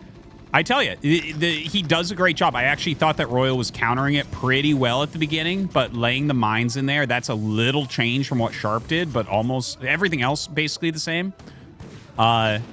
Yeah, especially this Cloaked Wraith follow-up. So I tell you, he's done a lot of damage to Royal, and I would say that Leta's ahead right now. Yeah, it's funny. He's kind of treating this almost like it's snow with a Reaver, the way he's moving these vultures around here. He's kind of like picking them up and sliding them around into different positions, using the dropship to tank when it can, so that he can maybe throw the vultures out and get a few more shots off here. And the SCV damage is continuing to add up here. The dropship actually ends up inadvertently flying through the range of the it's a sad way to lose it. Excuse me, the bunker, which is a kind of a crazy way for a dropship to ever go down. That's a pretty big deal because just being able to drop anything again later on here when this many SCVs have been killed would have been massive. So that that is gone unless he decides to make another one, which I don't know why you would when you're accumulating Wraith. Yeah, you probably not. I think he probably just wants to have like 3 Wraiths out and be happy with that. He's adding factories at home. You know, he's gone ahead and started his gas at his natural that just finished up. He actually, his tanks rallied across. I don't know if is he meaning to do that or is that a miss rally? Because I kind of feel like you're pushing a little bit too far by bringing your tanks across the map. You know, like, I guess he's in very good shape here, but like you have 1 tank right now that you've sent across the map, whereas your opponent has multiple factories and he has his SCVs he can pull. Like if you end up losing a bunch of units, wow, there's a depot in the middle of the map over there I didn't notice. Oh my God. Yeah, he used that with a stray SCV to throw that down there. So yeah, I don't know about sending the tanks in here. I'm kind of in agreement with you. I feel like this is how I see a lot of TVTs get destabilized, is you're trying to basically create a situation that would happen like maybe 5 or 6 minutes from now. Yeah. And you're trying to set it up with like your first couple of units. Like one of the things, and this is like true for I think everything with Terran, is like you want to push but you need to have enough to push. I mean, how do pushes fail? It's when you've sent out not enough of the right stuff. Yeah. It's when it's a little bit too much of a ragtag team. It's like, okay, I've got 2 vultures and 2 tanks and, 2 marines and an array. It's like, well, that's just, you need to have enough to where you can kind of micro things in and out, trade HP. Look at that. I would have thought the tank can see further in there. That's crazy that you can slip through there. In my mind, I thought that you could siege a tank and they couldn't even go down there, but I guess I didn't appreciate how wide of a berth that is. Well, the Vulture actually sees this. This is part of why I think moving these tanks here is kind of a dumb move. Like, it's just, maybe he pushes forward and kills him with this or something like that. But Royal is moving around. That depot might actually catch his army, which I think is, again, kind of funny. That this random depot that he put out here is actually doing good work for him right now. It actually makes sense, though. I feel like Leta is playing so brilliantly that I think that depot was planned, honestly. He's like, yeah, I have this extra SCV that was scouting. I don't want to lose any more mining time in my main. I'm just going to build a depot out here, and it'll spot for me later. And it absolutely just did. But this right so I see here, what I was confused about. Yeah, sorry. Yeah, I didn't realize the tanks had to be there instead of on the above the stairs. That's annoying. So now there's stuff that's kind of like stuck out on the middle of the map, and it's not in a high enough volume that I think it can do a whole lot other than try to sandwich the contain. Okay, but never mind. He's not going to do that. He's going to try to run up here. Yeah. And I guess push in here. Is this going to be enough, though? Yeah, he has enough to break that. Like, if he goes, he just breaks it. Okay, he turns around. He might not realize exactly how much is in there, but this is why moving up this quickly doesn't make sense. Like, if you gain an advantage like that, you can sit home and macro. Because the thing is, if he could have intuited it, like, for instance, if this was Flash playing from Royal's position, he would know how many units are there because that's just Flash's superpower, and he would have just broken him and won the game. And he'd be like, there he goes again. Flash is so good, right? Like, and that's why Leta's move forward with those tanks is weak. It's like, okay, it looks good, I guess. Like, Royal's having a hard time with it, but Royal also just had potential to win the game if he understood the position perfectly. Right now, Leta has a really awkward spot. I think this is okay. No, okay, hold on a second. Sorry, I meant to say Royal, not Leta. I got the players mixed up here. Leta needs to try to do as much damage as possible without this being completely overrun. And this is sort of what we were talking about earlier. When you try to set up a contain too early, you just end up losing stuff. Yeah. Right? Like the fact that Royal got out and he had this stuff out in the middle of the map meant that he would eventually be able to sandwich that because there was no way to reinforce any units over to that position. The only way to make this maybe have worked would have been to have the 2 tanks over on that area able to shell anything going down that low ground ramp to the middle right. Had he had that, maybe he would have still been in a containing position here on 3 bases with his opponent on 2. But I guess we'll never know, right? But you just should never be out that quickly with your units like that, unless you're going to rally everything and you know that there's no way out and stuff like that. Like, it just, yeah, it certainly, we can see that it was a mistake, and suddenly the game is in a much more even position. I would still say that Leta's got the better end of it with this 3rd base up, and the fact that he has like a little bit better tech and everything. And in fact, he's going back into Wraith production to no one's surprise. So, he does have that 3 gas. He can absolutely afford this. And 2 port coming up from Royal. Dude, all these people are going to battle Leta in Wraith games. Like, you're playing into him. Don't you think? I do feel like that, yeah. It's like, it's his superpower. It's like... Exactly. Yeah, I don't challenge you to who has a better beard, because you do. It's like, I don't know why these guys are going race against him. It's like you're trying to battle the Flash at running faster speed. You know what I mean? I feel like, it's the wrong unit to try to duel him with. But let's see what happens. I mean, Royal is basically burst out on the map. He's looking really healthy. He's got 12 o'clock. It's not clear that anybody's really favored right now. In some ways, I think this is a bit of a positional reset. Where are the upgrades at? We've got +1 attack for Leta. Do we have that for Royal as well? I would imagine. No, he doesn't actually. Yeah, they just clicked on his Vulture. He doesn't have that +1 yet. Definitely something he's probably already getting it, though. Like, you do need to... And when you... Basically, +1, you're supposed to start when you start your 3rd. So, I'm sure he's getting it at this point. A nice little vulture raid from Leta up there. Having some kind of defense at these peripheral bases at 12, 6, 3, and 9 is going to be really important. These bases are hard to actually push into because they're very narrow. But if you don't have anything there, vultures can get in and just kill a ton of SCVs. This map, I feel like this is maybe the 4th or 5th iteration of the ideas we saw on maps like Retro, and I think there was even a map before that. I guess it could go all the way back to Fighting Spirit, but the center of the map is very much a different space than the corners are. There's sort of these hallways and valleys you go up and down to navigate them. And I think especially in TVT, it makes for a very different looking game. It certainly does. And it's kind of funny because we keep seeing people lose a lot of units to vulture raids. It's like, dude, just leave a couple units back there. Just like, stop the harassment by leaving multiple units. Okay, he's got one tank here. And it's like, well, I guess that kind of holds, but it is certainly worthwhile to put a few more units back there. Now, Leta is pushing his way out slightly here to the right. He just makes a little hole to run his vultures through so he doesn't have to go through the bottom of the map.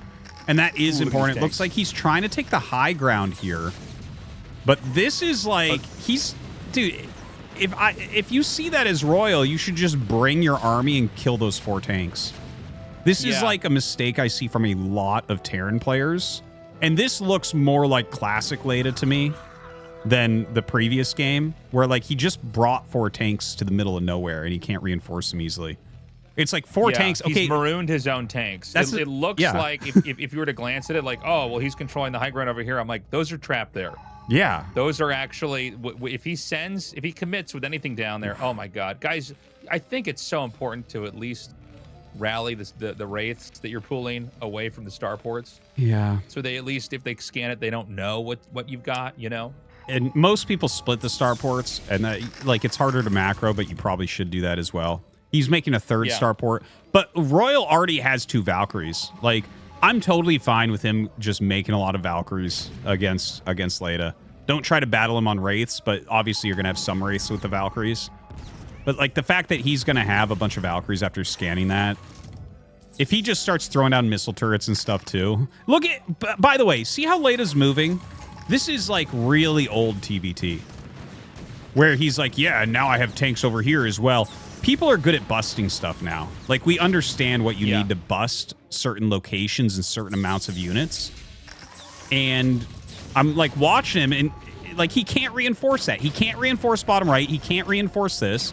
He's just throwing tanks away. He couldn't reinforce the tanks that were over doing the early contain that we were complaining about. It's like he's just... It's the weirdest thing to see. It's like this really antiquated idea of how to play TVT where you're like, well, they're in siege mode. They can't be broken. No, they can be broken. And he's just losing extra units. Ooh, how many Valkyries is this? 3. I think this is enough that he actually loses this fight. Yeah. Yeah. The Valkyries just do enough damage, then you lose all your rates. That's crazy. Yeah. Guess it's a bit more of an even exchange than I thought, but yeah, I mean, Leta basically... You know, that's not that common where you scan and see a fight and you actually... evaluate it incorrectly. This is kind of like one of the core things you have to get as a player is being able to look at a fight before it happens and know, like, can I take this or can I not? Or like, will it depend on these few things? But yeah, I think he didn't count the Valkyries that were stacked on top of each other like that. Yeah, if you spread really well, sometimes the Valkyrie missiles will like, you'll have like 3 Valkyries attacking like 2 Wraiths or something, and then maybe you can take a battle like that. He was pretty optimistic with that, I would say. Like, I would expect to win that with the Valkyrie Wraith composition. By the way, both sides do have +2 attack, rather. 4 ports. Okay. He just keeps making starports. Yeah, he just goes, the only thing I can solve this would be even more Wraiths. Royal God. is starting to show why he's a more decorated pro gamer in like the modern era. Like, he's growing really aggressively. He's doing a fantastic job pushing down here. He's just spamming mines onto these tanks. And by the way, this position specifically for TVT is awkward because like there's not a really nice way to set up a tank line that doesn't also let you get hit from the high ground while also covering your command center. So it's like it's kind of a weird position, and now it's getting hit. Yeah. So he's going to send his Wraiths over here. Oh my God, looks like the turret might even finish in time. I guess this wasn't as committed as an attack as it looked like. I'm seeing now that like Royal doesn't have that much else over there. By the way, Leta actually up in supply quite a bit. I didn't realize. You know, if you look at the mini map, I think a lot of people would say that clearly Royal's in a better position, but Leta actually has more muscle if he's able to kind of position it correctly to fight. Yeah, he does have a lot of supply right now, bringing up quite a few tanks and Goliaths. He's made a lot of Wraith Valkyrie as well. I believe he still has those 4 tanks on the high ground at the bottom right, which is, again, kind of like a weird and funny position. I can't believe, Tasteless, that he's producing out of 4 starports right now when he's in 1 quadrant of the map. Like, if you have half the map, it's like, okay, yeah, you can kind of do anything you want. But he's, like, kind of still stuck in a quadrant. If you look at this overall, there's still way more map control for Royal. And if Royal just, like, makes Valkyries, missile turrets, and siege tanks, like, the 4 starport is... It's such an investment for something that can't be cost efficient if you're not catching your opponent off guard. Yeah, well, you know... in some matchups, it's more important to expand to another main than others. And TVT, that's one of those matchups that you really need to do it. Hold that thought for a second. We got a push coming in here now. As Royal's going to try to... In some ways, he's both protecting the top left while also trying to flatten the 9 o'clock position here, which I really like. Leta's going to try to break out of the middle here, and I almost feel like he's trying to create an imbalance here in the wrong direction in this game because the center is less important right now than this area that's being pushed into. And this is a naked expansion here. Well, hold on a second. He's got a lot of Wraiths here. Where is the anti-air? I saw, I think, some Goliath. No, I saw a Goliath. Okay. I hallucinated the number of Goliaths I thought were going to be over here. I'm actually surprised he went in there for that at all. I guess Royal isn't privy to the fact that there are actually 4 starports out here. So even when you see all the Wraiths disappear, they're going to be back in the game almost immediately. Yeah, I want to see how many Valkyries he has. He should have a decent amount now. Like, he's known that his opponent's been producing. Okay, he has 3 Valkyries and a little group of Wraiths against 2 Valkyries and a much bigger group of Wraiths. Okay, and this time at least Leta does run away from that, but with the siege tanks here, he's going to have to come back and fight. I wonder what their upgrades are on these. I'd really like to see, because it makes a huge difference if there's an attack upgrade. I think his scan was late. It looked like the Valkyries were just moving. Oh my God. The Wraith King is back. Yeah, He's the here. Wraith King, man. This is...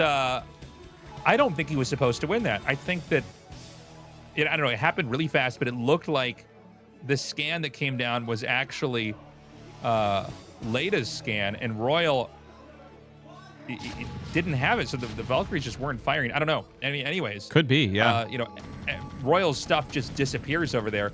And now, you know, when I was talking about a good offense is a good defense, because he was kind of pushing and creating action over in that side of the map. Well, now there's this big gaping hole, and Leta's just going to run in here and set up base, and you know, now the top left is under threat as Leta is expanding into the bottom right. Oh my God, that mine. He's killed a lot of the SCVs of Royal up here as well. This is such a weird looking game, but it seems like Leta is taking control of it now. Okay, now we finally have the mass Valkyries.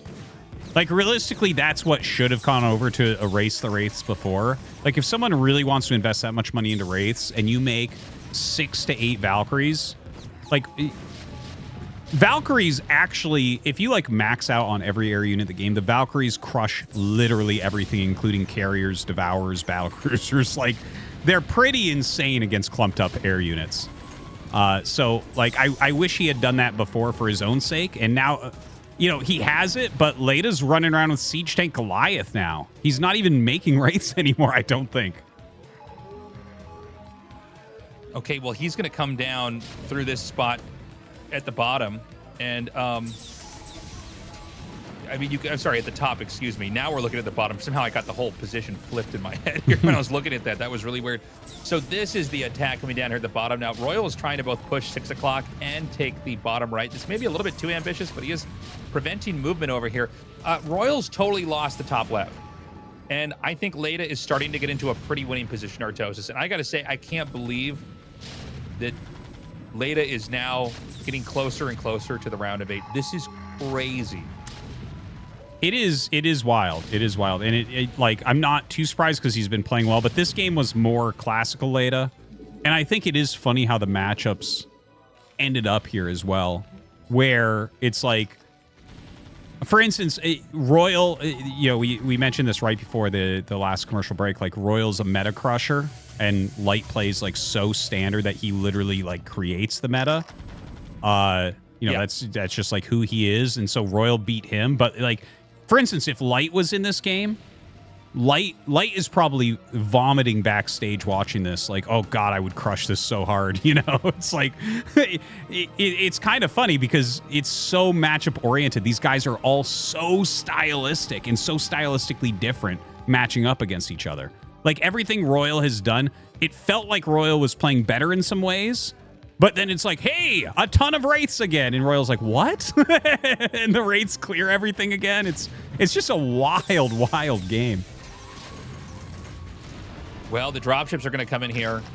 Oh, no, they're not. We're not even going to get to see that. Oh, my God. That was, wow, okay. I got to say, man, he's doing it. He's doing it. He's doing it. Leta Yeah. is doing it. He is, you know, playing his own song here. It's his own kind of music. It's working. He stuck with the Wraith play, the Valkyrie play. He stayed aggro. He has not tried to play some kind of a normal developing game. He's very much on top of the player. And, you know, when you get a meta crusher, and I love that term that you came up with, Tastosis, for that, because that's exactly what he is he's very good at, like, beating what Terrans are trying to do. Leta has never been someone who's kind of flowing with the meta. Never. Or following, or even chasing the meta, you know, trying to catch up to what the top players are. He kind of has his own weird approach. And that's really where you see Royal on his back foot. Royal has to be the one reacting instead of trying to lay out some kind of perfect plan where he can dismantle, you know, what the other player is doing. Now, I mean, there is something he could try to build in here. He could try to be a little bit more predictive and say, well, he's going to do Wraith something, right? Like, he's not going to do a standard opening. So we have to at least try to account for that. Is there some way that he can try to judo flip the opening to go to his favor?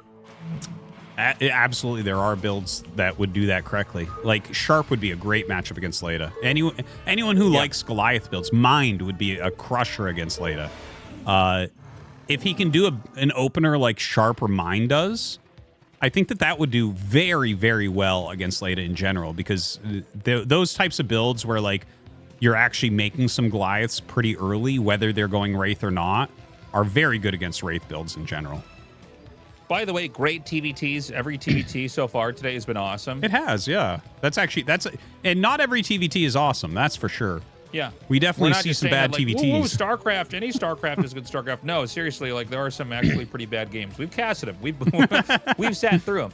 I've played them but myself. These are actually pretty interesting ones. Yeah. So, yeah, you know, that game was wild. That was really back and forth as well. I think that's just the nature of Leta TVTs, is they're going to be back and forth because of the wild play, the way that he plays. There's no like solid progression forward like you'll see from Light or Flash. It's a funny thing. That was a very entertaining game though, and Royal looks like he's going to make the forward BarrackS this time that Leta had made the previous time. And, you know, again, that's a great way to try and punish. Oh, what is he? What? Where is that? Is it going to be? It's going to be at the 3 o'clock spot.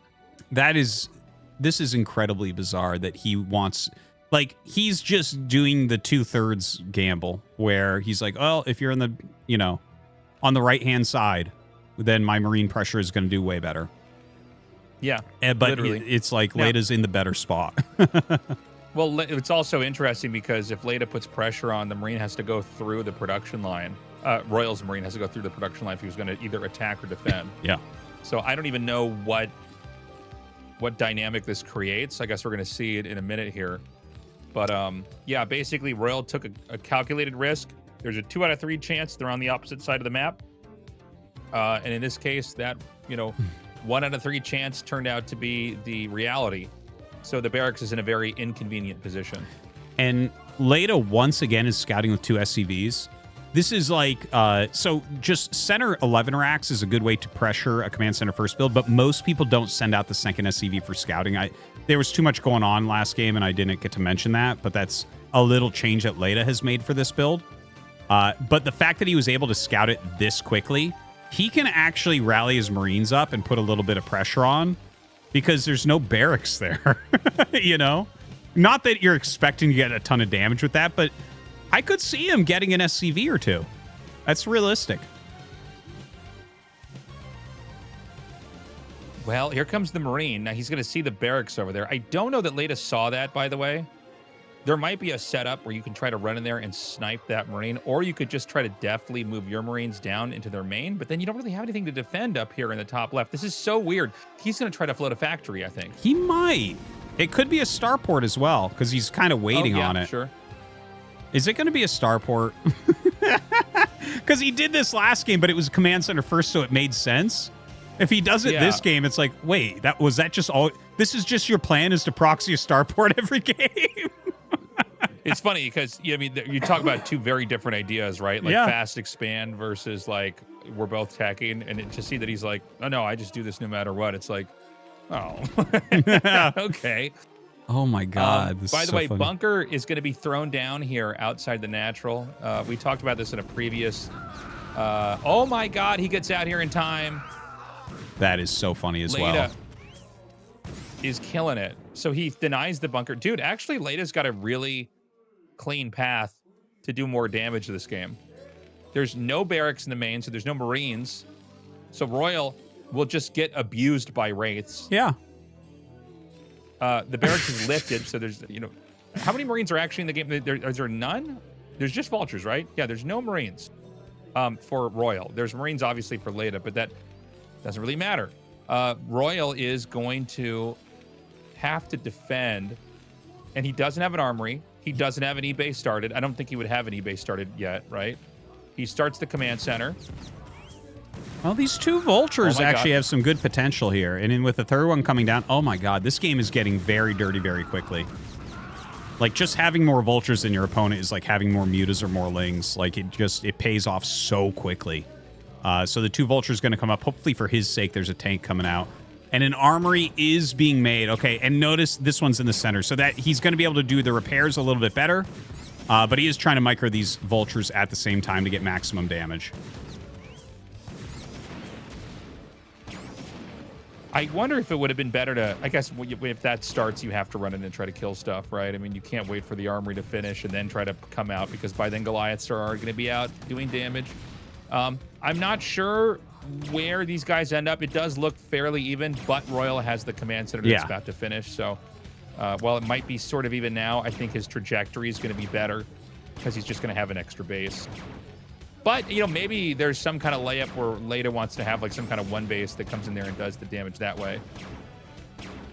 Dude, the amount of damage that you get if Wraiths show up before the armory is started is so absurd. It's crazy. Like, yeah. Well, he's going to send the tank up. And I think, is that a second tank that's also on the map? It looks like with the vision cone, I think I believe so, yes. I believe so. Yeah. And he's making Marines at the natural as well to put extra damage, and it's trapping SCVs. Are you kidding me? Like, Leta is crushing, man. Dude, Leta might win this. Yes. He might actually just go out of this group. This is crazy. I almost think he needs to run up here and try to decapitate him. Just go into his base and try to kill him off right now. Maybe, especially with the two Marines. Like, at this stage in the game, Marines are actually really good. So, like, he could target this stuff down. Like, target... I don't know if you... I think you actually target the tank here. The Goliath. Well, the Goliath seems right, but I think he's making two Goliaths. So if you target the tank and get that real quick, maybe you can... Yeah, see, there's the next Goliath. Whereas if you target the tank, you might be able to just blow up everything with your tanks. But, all right, he gets another one out, and it seems like Royal should be able to just barely stabilize here. But Cloak on the way. Oh, my God, but the minefield... He laid a minefield here. Oh, I didn't notice that. Oh, my God. Go back. Okay, there's no way that's... Well, it doesn't even matter. Does a tank one-shot a mine? No. Two-shot. Okay. Well, that's a very fortunate rally. He better not right-click that one again to be more efficient, because he will lose all of his tanks. Yeah. He's basically got it right-clicked, up here in this weird location. It's not even rallied to the right spot. That's why it lived. Yeah, it's like he's good because he's bad. It's one of those moments. Yep. It's a real thing. Do we know if Royal has siege mode? I don't think he does. I don't think so. Well, like, he got the mines upgrade, and he had taken so much damage. And sometimes when you're in these weird positions, it's like siege mode is so expensive that it's better to just try to get out there and fight them before they siege. God, the cloak is doing so much work for him. He's just waiting on siege himself. Like, Leta's going to have siege finish up, and he's going to come up and try to siege this location. Oh, my God. It's a little bit tricky with the divot. Do you set up a containment, or do you try to kill him right now? That's the question. I think you try to kill him. I think you go for it, man. This is like such a good position. With the Wraiths able to spot, so you have the vision and the tanks there, I think you want to try to go and rip the face off of that command center. I think the only problem with that is there is a divot there of low ground, and if you do that, 100% he'll pull all of his SCVs, and he'll probably kill all your tanks. You'll kill all his SCVs and maybe his army, but you will lose all your tanks, and Leta's sitting on 1 factory production. So it's that is true. A damned if you do, damned if you don't situation here. And he sets up the containment, which maybe you wanted to run up there and siege up 1 or 2, and then have 1 or 2 that are unsieged. Do you know what I mean? And just let the SCVs come out. Maybe. I don't know. I guess it just seems like such a great moment between having Wraith's cloak. They don't have detection outside of a turret. By the way, what's crazy about this is that Leta, it's like that Mr. Magoo cartoon. Like, his tanks are just walking through what should have destroyed, mines that should have basically ended this game, but it didn't happen. So there might even be a moment where, like, he has to give up this position. He unsieges and goes back home, and all that stuff dies. Yeah. And he's going to be like, when were those mines put? How could that be? Yeah, I was walking through there earlier. Nothing happened. Man, the position here. Oh, my God. Firebat's tasteless. Firebat's in a TBT. Did he get... Okay, I don't think he got stim, but let's see. If you go... this is actually something that can happen. Where, like, the vision is so bad and the barracks they've lost track. You can actually kill SCVs really fast with Firebats. What a sick moment this is. Firebats are so bad, though, when you just watch them fight. It's like, God, you would have thought this unit would have been better compared to, like, what you know, compared to, like, every other flamethrower unit in an RTS game, like the Flame Tank in Command and Conquer. You're like, oh, this can kill Infinity Infantry. The Firebat's pretty not strong. But, yeah, I mean, in a moment like that, that is the unit to make. If you can hide a barracks in their main, the Firebat is the most efficient thing to get, especially if they're not watching for a second or two. Yeah. And the damage spreads, you can kill off a lot of SCVs. Totally. Okay, moving forward now for Royal. This is, when you have a contain like this is such a different game than the Octagon game. This contain is deadly. The Octagon game didn't really make sense. This one makes perfect sense, where, like, he's completely trapped. Can you get out with dropship? Probably not. He's got a decent amount of Wraiths. So you actually are going to have to break through a gigantic siege line. And the vision goes far to Leta's favor. Far to Leta's favor. And not only that, but, this little half pipe that we have that you go through that goes from, level ground to low ground to level ground. That's where you'd probably have to siege up. So, like, this contain is brutal because you basically have to go through, like, a trench in order to come out and hit him. And it's narrow. It's more narrow than the wide area that Leta has control of out here. So, like, this sucks. This is really painful. I mean, Leta, guys, again, if Leta wins this, he goes to the round of 8. That is insane. Insane. And what I thought was going to be maybe the most formulaic, basic-ass group, it's been completely turned on its head. I mean, this is a group where you go, okay, Light first, Royal second, and then, Leta goes out first, BarrackS goes out in the losers match. Nuh-uh. Not this time around. And by the way, Leta's tank placement is so perfect. You can see that Royal's trying to get towards the edges of the contain and see if he can siege up in a safer spot and get any kind of shots off, and he can't. And look at his spread. A Wraith here, a turret there. He's got almost a full arc around the base of Royal. Now, Royal's going to send SCVs and try... This isn't going to work. Leta's going forward. This isn't even going to come close to working. Oh, my God. Dude. Oh, my God. Shoot that mine down. He shoots the mine down. Like, just crazy. That was so good for Leta. Look at Leta's up 20 supply right now. Oh my god, he's got so much he can just shoot down the tanks. What? Oh, hold on. We've got Wraiths and Valkyries out here. He retreats back to safety. Oh my god, that was like all the SCVs. Yeah. Well, SCVs are It's great funny, at breaking like these, that, you look at that and you go, oh, well, he's almost broken out. And then you go, he doesn't have any workers right now. Yeah, exactly. Well, the Valkyries and Wraiths have done a good job of clearing the Wraiths here. But yeah, his economy is just so bad from this point that even though Royal has broken out, Leta's on 5 factories against like 3. He's still got his starport. Goodbye. Oh, man. I mean, is this position better than the containment he was in? Yes. We have to give him that credit. But this feels to me like if you just choose a new siege line somewhere and macro out as Leta, just do a few rounds, take no damage for the next 2-3 minutes, how is Royal going to keep up with that?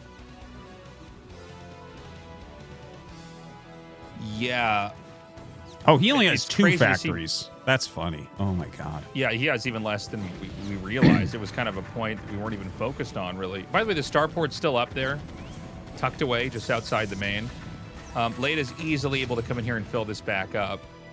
And so Leta is able to both grow, and because of the way TVT, breaks can occur in games like this, you have to use SUVs to break them. So yeah, you see them being pulled apart in both directions. GG, dude. Leta is moving on. He's in the round of 8. This is insane. That is insane. You can can't see believe it. I love it. I love it. The guy's got so much personality as well. Yeah, I'm so happy for him. Great job for him. Seriously, that's amazing. This is the best result he's had since like 2008, probably. Amazing play from Leta here tonight. He played well. He played his own style and he made it work. Good for him. And I think that this was really important that he won here because I think Light's probably coming up, and Light is a much worse matchup for him than Royal. Royal having a hard time playing against someone so non-standard because he's so used to disabling and dismantling standard players. And I guess the question is, like, how far does this go for Leta? By the way, here comes that attack that came up here. So see the barracks? That is Leta's barracks. So he lands that here. The SCVs literally have to ping pong off the barracks to try to even get out of there because of StarCraft 1 pathing. So a really great punish. Cloak in the kind of the ace up the sleeve here. So that right when you think all you need to do is have some strength to come down here and break this, you don't. By the way, Royal, I think his mines were kind of supposed to prevent all of this from ever happening. But somehow, the pathing turned out to be pretty miraculous here. A couple of those mines still not wiped out, by the way, as this game's gone on for this long. And when you see Terran versus Terran contains, they have to send SCVs to basically soak the first couple of shots. Because Siege Tanks fires so slow in Siege mode, you can have an SCV get hit, and then you run out there, you siege up your own. But all the SCVs were killed, and the contain was barely not broken. Ah, my God. Crazy stuff. We're going to go to an interview now with Leta.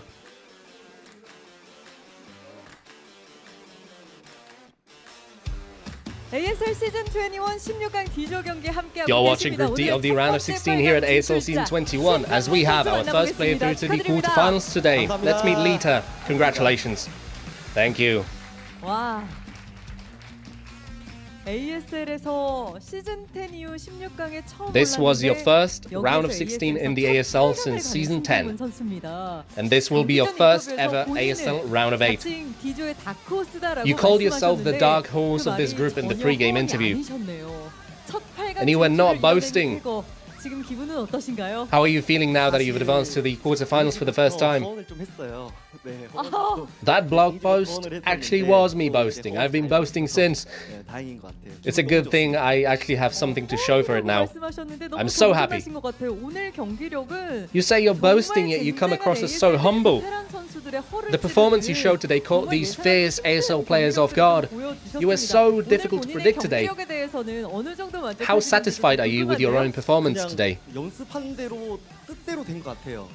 I wanted to play the way I had prepared, although the match against Royal wasn't something I had practiced a lot. 내가 원래 하던 플레이를 하면 I realized that if I were to play the way I intended to initially, then I would lose. So I had to rack my brain and it ended up working well. You went for a proxy starport in both sets of the winners match against Royal. Was this the bigger picture you were painting? It's a build I used to use a lot, over a decade ago? It worked so well. In the first set, Royal went for a CC first. Did you get taken aback seeing it? Well, that's why I went for an all-in. And it worked well, didn't it? And in the second set, you were not extremely far ahead, but calmly, without overextending. You must have seen this angle where you just contain your opponent. I was debating whether I should go in or not. Oh, really? Just be patient, I said. As long as this line doesn't get broken and I hold, I can win. I'm glad that was it. With a round of 8 almost in your grasp, it must have been so difficult to restrain yourself and not get overexcited. You really stayed so composed. Oh, I can't get pushed back. If he pulls SCVs, I'll get broken, I kept thinking. It was a good move to position myself in the back, towards the back. It goes for the first match against BarrackS as well, but your Wraith micro, the way you strategically use your starports, they're also good. That Rush said on his stream, man, I gotta learn TVT from Lita. I feel you had some sort of a revelation when it comes to TVT. Yeah, Rush, watch and learn. I learned from him as well. It's his turn to learn. You making the round of 8 isn't something we see every day. I feel all the players who made the quarterfinals so far should watch out for the expertise you bring to the table. The players you can meet in the round of 8 are Tolbo, Hero, and Flash. Those are the options. All 3 races are possible. If I were to get through in second place, there would be the possibility of me playing Soma. We're on the same team, so I didn't want that to happen. That's not happening now that I made it through in first place. Now, I don't think Tolbo and Hero are too much to worry about, but I don't want to play Flash again. You've had enough of TVT then? Yes, that's it. I'm so fed up with TVT. No more TVT. I hope you guys keep watching as we will find out who Lita's first opponent in the playoffs will be after today's matches are over. You have just got the highlight of your ASL career as you move on to the round of 8 with great performance. Please address the fans who cheered for you, as well as your colleagues. For helping me practice Mong, Speed, and KOP, thank you so much. And our university team members and my colleagues for coming down here like this.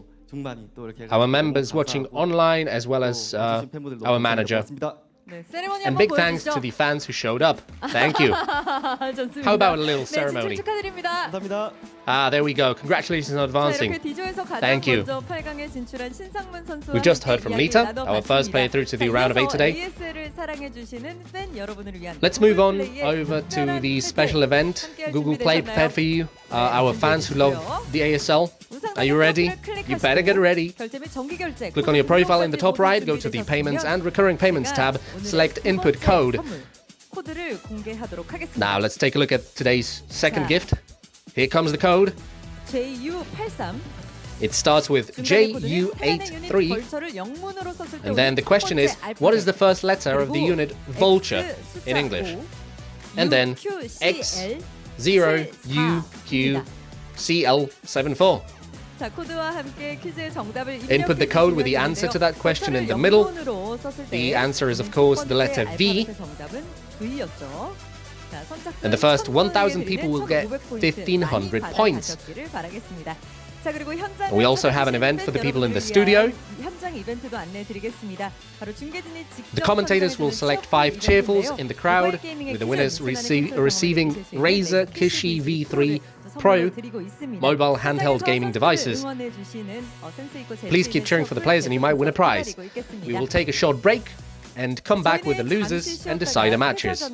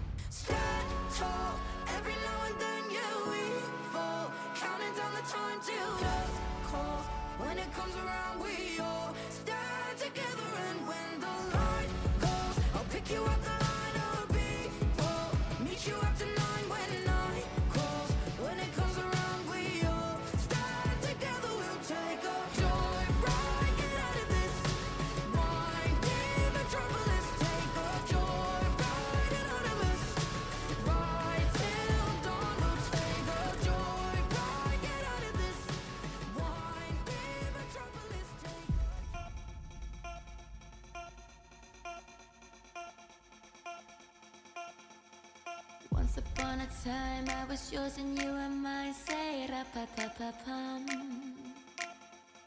Once upon a dream you were king and I was queen. Say ra-pa-pa-pa-pum.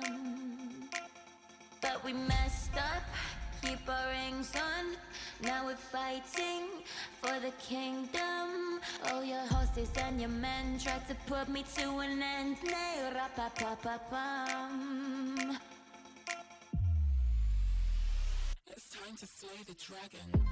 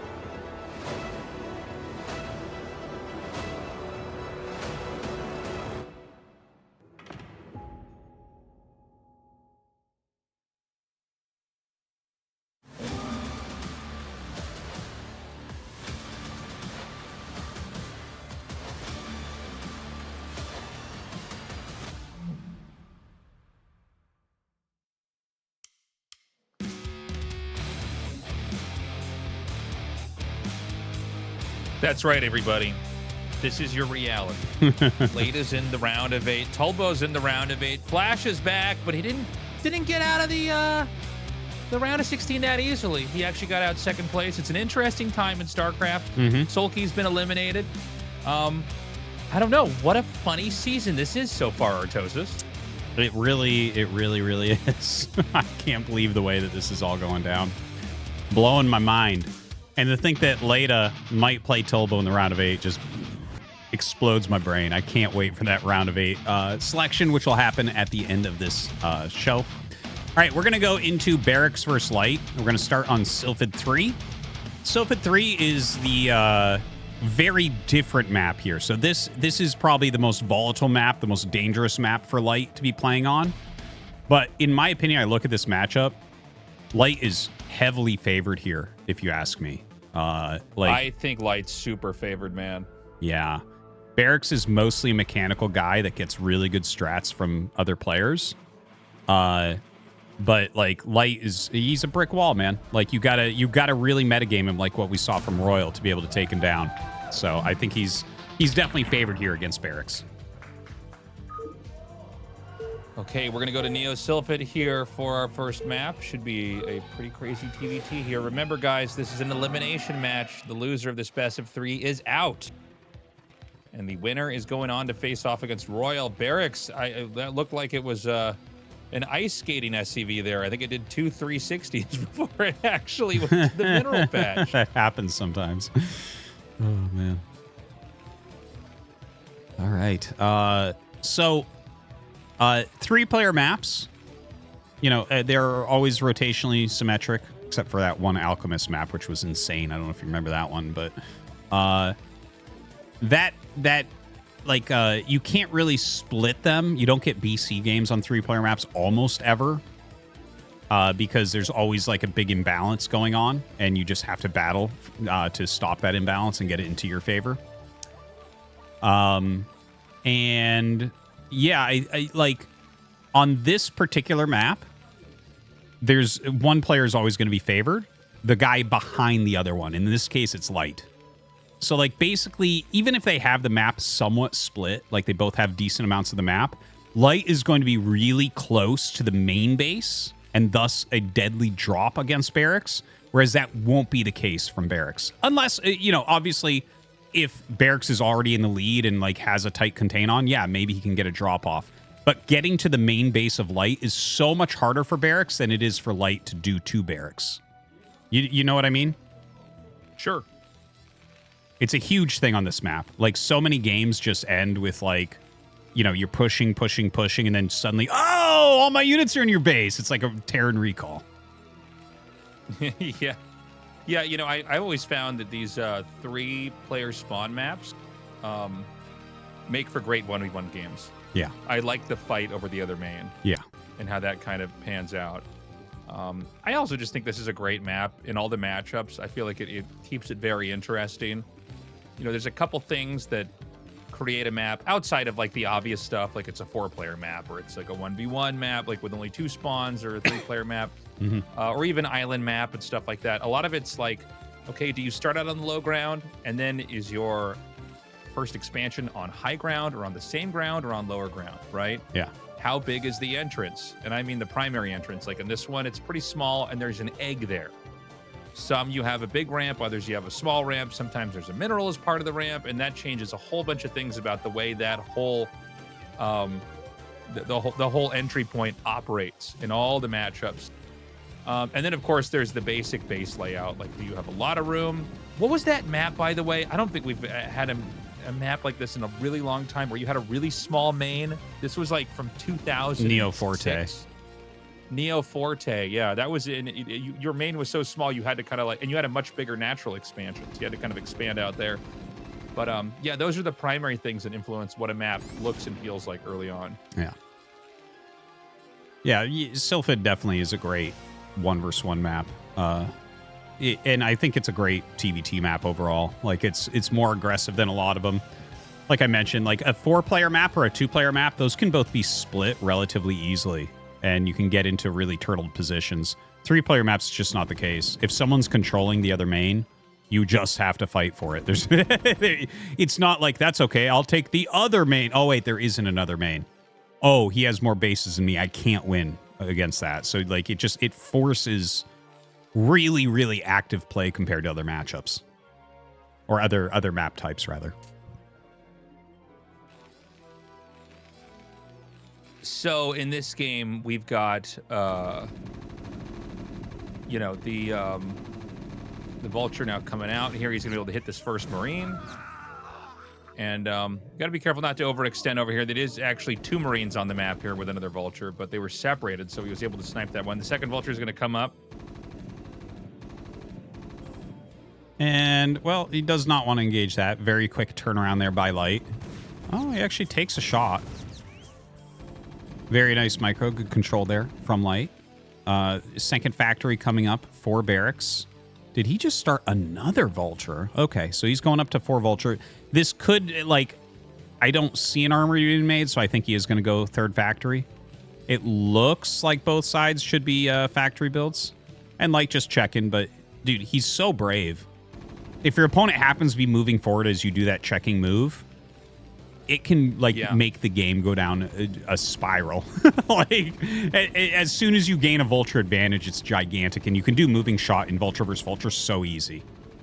So you got to be really careful. The moving shot thing it's kind of crazy. It's so busted. I guess we're all just used to it, so it's part of the game. But like Vultures, Wraiths, Mutalisks, units like that, they can basically fire and keep moving. And so you can, like, start to win a fight and they will never escape. Like, as long as they're able to do the moving shot, they can basically track onto you and gun you down.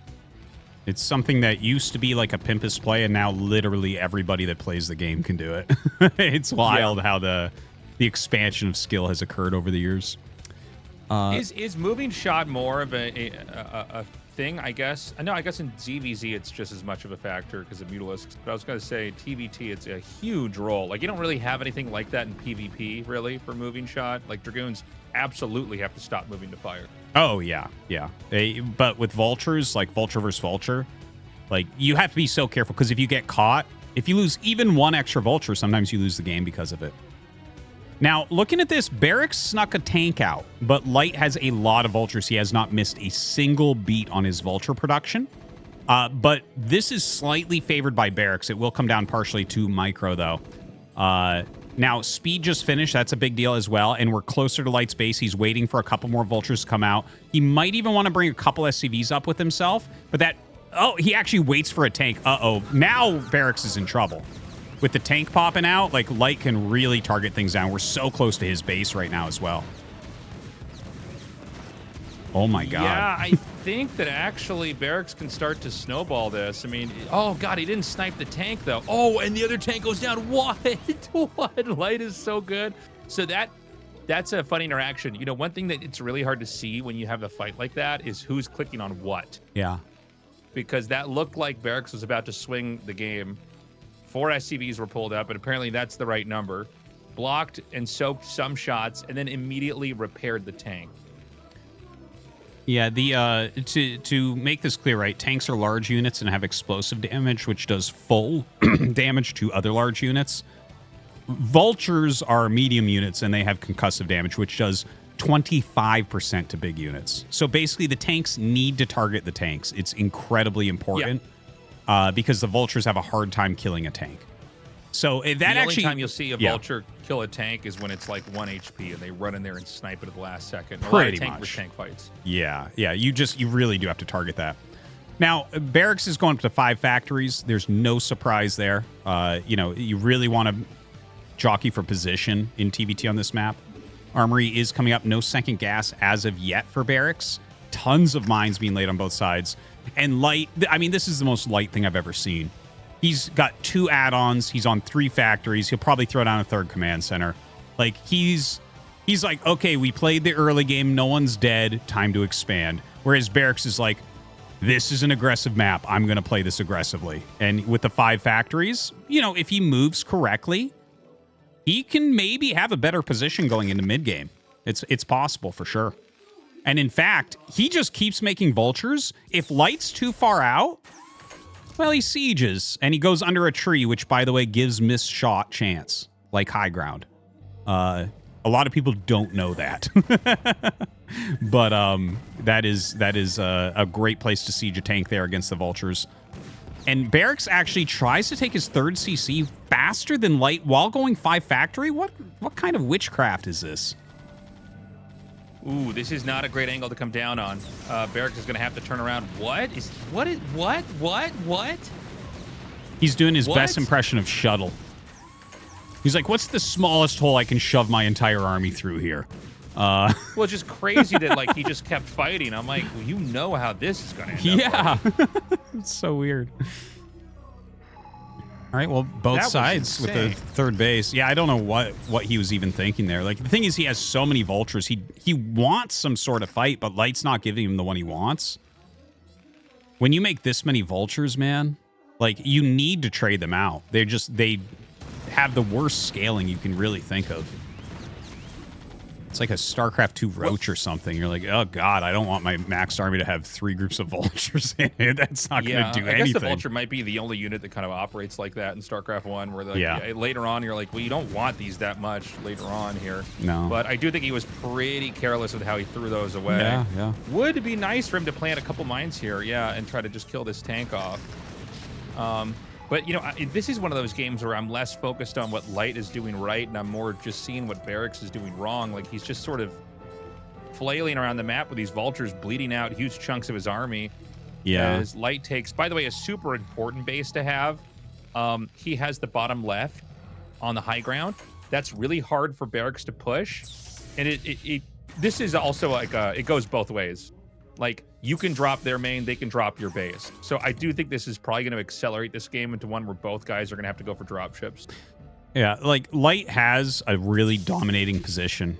BarrackS is sieged way too far back and is going to be incredibly weak to dropship. In fact, I bet you Light just goes directly into dropship from here. Because basically the area that, if you look at the pocket base in front of BarrackS' main base, you can see a couple mines in it. It's just to the right of where we're looking right now. You need to hold that area in general because it links to your main base. Light already has control of that area. He has BarrackS pushed back, defending just top left, which means that Light can, like, so quickly ferry units into BarrackS main, but BarrackS has to keep a huge army out here because Light could also break through there. Like, this is where the problem comes with where you spawn on this map. Now, see, he's going to come down. I think he recognizes that this is not a game he's going to be able to win unless he holds this area right here. And that he's not holding it enough. Like, Light has so much control here. That's such a weak spot. And Light can expand anywhere behind this. BarrackS can barely move around the map. Like, this game is looking so good for Light already. It's crazy. Yeah, he's going to do another unload over here. This is funny. He's really kind of trickling these vultures around here. He doesn't want to instant unload those. But, you know, this area here, one thing about, you know, Sylphid is that you're in this flat area and then you have these temple walls around your base. That's very different from a lot of other maps. A lot of other maps, you're on a plateau. You can see outside of your base.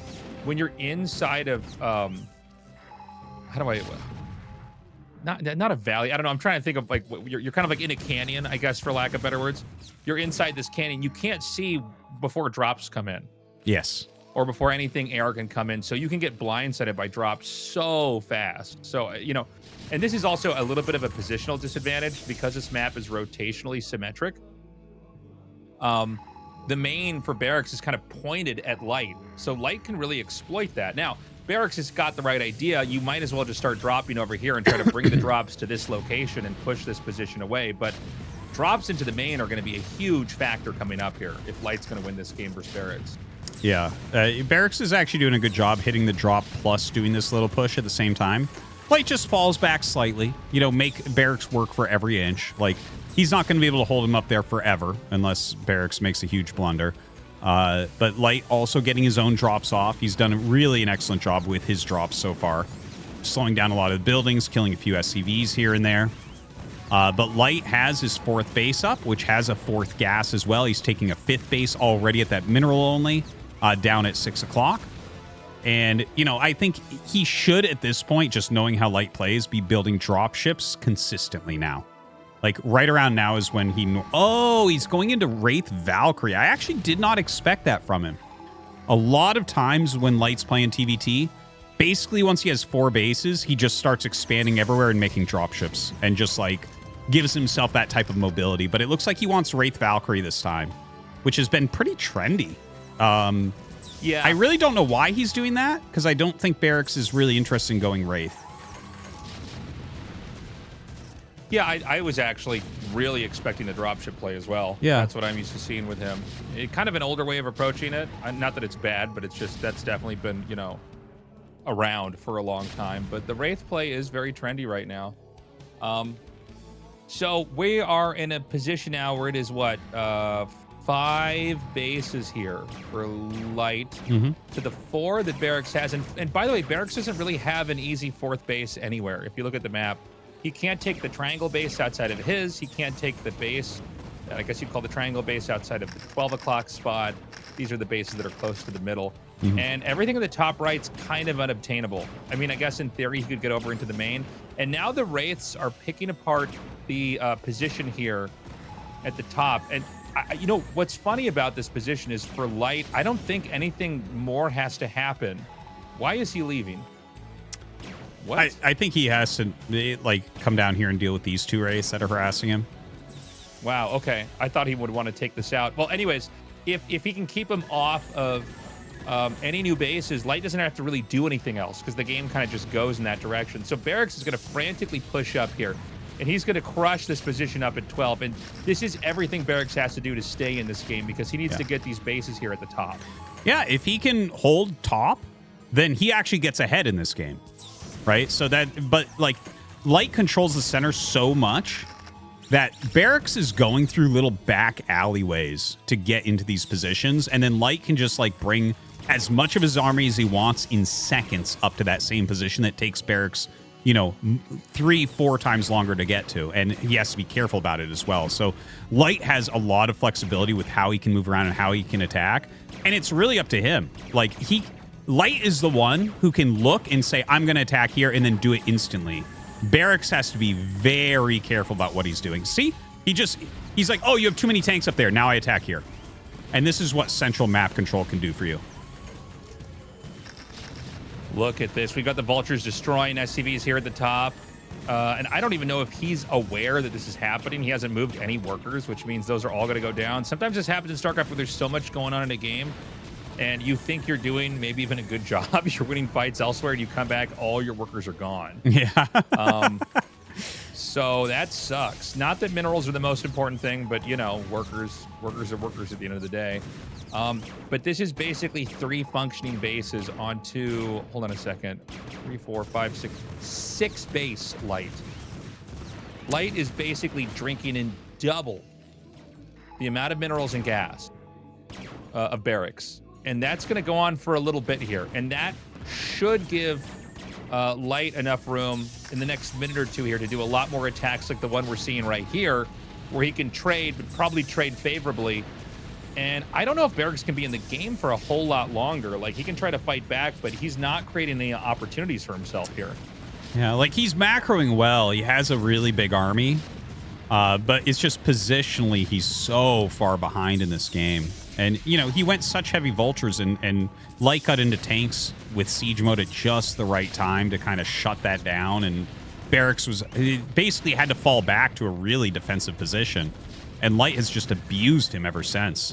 Like, there's been a few good moves from BarrackS here and there for sure, but Light, it's just the fact that Light can move from hitting, you know, the main base to hitting the fringe expansions in, like, literally 5 seconds, whereas BarrackS has to, like, path all around, and, like, it's like he's playing that snake game or something, you know? He's like, oh, I gotta avoid these tanks and go up through here and then walk around this side, and Light just moves everything instantly. And it's like, this is one of that snake game in forever. Yeah, well, I'm thinking about it right now as I watch these little snake lines from BarrackS try to find a way around the map. Like some older references, man. That's wild, dude.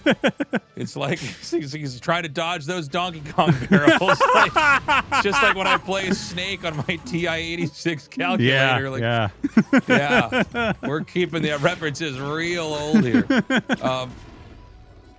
So, you know, honestly, BarrackS, maybe he has stabilized here. I kind of thought he was cooked, but now I'm seeing that, like, he's got...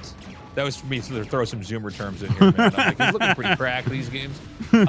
He does have this kind of top center base, the triangle base here for the top main. But I don't know. Light's kind of wrapping around this. Yeah, to stay on point here, he's bringing up 6 or 7 siege tanks to defend this base. Oh, and, you're so nasty, Tastosis. Oh, this is a really bad push here by BarrackS. Yeah. He's going to lose all these tanks out in the front. GG. That was the final straw. You could just see he was not able to get in there. Do your kids do the 6-7 thing, by the way? So my kids have no access to any of that garbage, so they learn about it at school and they don't even know what it means. And so, yeah, they for like a month they came home saying 6-7. I'm like, do you even know what that means? Like, what? I don't think anyone truly does. They were does. like, no, Dada, you raised us to be Amish. I have no idea what's going on the internet. Can I go churn butter now? That's what I want. But they did do it for a little bit and thought it was funny, but they're done with it now. Yeah, the younger generation's got to come up with something better than that, man. Yeah, it's definitely not as good as 420 or 69. That's for sure. Yeah, 69. I mean, do they even know what the sex number means? Come on, guys. Hopefully not. God. All right, we're going to go into Octagon here for set number 2. Light vastly outplaying BarrackS there on Sylphin. People know what the standing 69 is, and they know how Tastosis and me get ready for these casts. But other than that, I have no idea what those numbers mean. Oh, tasteless. So we're going to go onto this map. I think Light is looking really strong. He just played a cleaner game.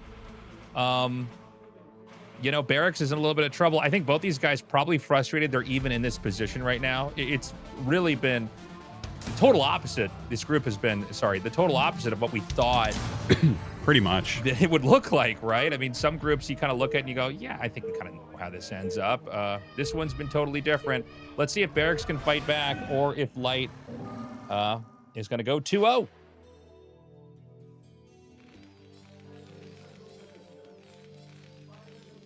All right, who's going to talk? Is it going to be you or is it going to be me? Well, normally you intro, so I was like, oh, I'm going to go ahead and turn off my mic and cough here because you can make me laugh. I have just a little bit of a cold. But we've got I actually don't know who's what. Hold on a second. All right, so it's BarrackS in the bottom right in the red and Light in the bottom left in the blue. Okay. Yeah, so I mean, I don't feel like Octagon has as much of a positional advantage as some other maps. The 4-player maps in general won't be as bad as Sylphid, where like you can see the clear line. We're like, oh damn, he's really in control of this game. So I don't feel like Octagon is one where you see that as much. You see giant siege lines go up on this map through the center in pretty standard TVTs, which can be kind of wild. But yeah, I think Light just has a better fundamental understanding there. BarrackS played a strong game, going into the 5-factory Vulture. If Light had been later on the siege tanks, he could have maybe just shoved his Vultures down Light's throat and killed him or something. But, that's the thing about Light.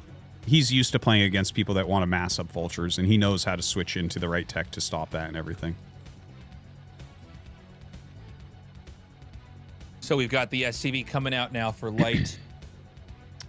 And is he going to also get his BarrackS here in the middle of the map? This is just a later BarrackS? It might be. There's a newer... No, it's going to be Command Center first. He's just checking for center racks. And in fact, he's going to find this one and can't... Dude, this is so strong. If you find the building racks... This is like why I don't do this every game, is because when that happens, you're like, oh, man. And he actually starts his gas and his racks, but I believe he'll go command center with one guy mining gas here. This is like an old build. I haven't seen it in a while, but it's pretty good. And you can see he's gaining a bit of an advantage here with this SCV. So now you just go to the next one. Looks like that is going to let it finish. Crazy move there. I remember when I first started playing and kind of getting decent at the game. Mm-hmm. Like the first year or two the game's out. I remember kind of that being one of the starting dilemmas, because people have been making their BarrackS in the middle of the map forever. This is not a... it looks advanced, but it's actually a pretty primitive move as far as, TVT goes. Like, people figured out early on, you're going to float the racks anyways, so you might as well put it further out so you can kind of get a head start. But yeah, that moment where you see their SCV and you're like, oh, wait a minute. Like, what does this mean now? How do I actually get my BarrackS built? But yeah, cool to see he just kind of does a blind scout in the middle to try to take that. But the idea would then be I just go command center first if I don't see a racks. Yeah. But he's changed it up so heavily, it's insane. Like, he's going 2 factory now, and his first factory is like slow, and his opponent's going 2 factory. Dude, weird looking game here. Like, truly a weird opener on both sides. I'm so surprised that Light went this far away from the command center first he was originally wanting to do into later factory, but not only that, but secondary factory. Now his factories are split, so BarrackS doesn't know that, of course. Things could go wrong on either side. Yeah, like, it's hard for BarrackS to figure out that this is 2 factory, but like if he figures out there's a factory out there, he can just shut down production on it. The most straightforward way to shut down someone who's going to 2-factory rush you would be to literally just make your own 2 factories. Yes. And stop it. The problem that Tastosis is highlighting is that this is a game of incomplete information, and it's going to be very hard to pick up on the fact there's a second factory on the map. So there's a chance that BarrackS might even try to push out. Never mind, he's going to make a command center. I thought he might try to push out, in which case he would end up falling into like the trap of this. Yeah, I guess his SCV got up there and he kind of realized that there wasn't a command center, so he's like, well, I'll play the defensive 2 factory then, because he's probably against 2 factory. I'm sure he's making an armory right now as well. Oh, this is so weird. Okay, so he scouted some of this, but I think he also... Okay, stay with me on this. Yeah. He scouted the main, but then he set the barracks up before he saw the command center. I think he thought it was a command center up there too. Now he's made his own command center, and there's no command center, which means he's being rushed. Mm-hmm. So this is getting weird. It's getting really weird. He basically concluded that he can expand because he saw not 2 factories in the main. Kind of like what we were already alluding to, or what we were already basically talking about. And then he rushed his own command center, so now he's actually able to be rushed again here. So this is such an interesting game. Oh, as far as what information they're able to get. He's just gonna die now. Speed vultures with a tank, and he's got like basically nothing. Well, that was a weird game. But like Light is just going to like steamroll him. You know, this is not something where like, oh, you do this and then you hold on and fight back. No, he's got way more vultures, and the tank just did enough. And GG. So Light is going to pick up a very quick 2-0 there. BarrackS getting eliminated. Last place in his group, despite a round of 4 last season. Wow. Wow. Not even winning a map this ASL. Tragic. Light, I think, just played brilliantly. I really like the games he set up here. I think it was really tough for BarrackS to get a read. Light's execution was excellent. And this means the final 2 players in the round of 16 are Light and Royal. 2 of basically the star Terrans after Flash left for a while. Yeah. You know, these were the two of the big Terrans, along with Rush, of course, who kind of filled the hole created by Flash's absence. Flash is back. He's already in the round of 8, and now it's going to come down to one of these 2. Should be pretty sick, guys. Stay tuned. We're going to be right back with that final best of 3.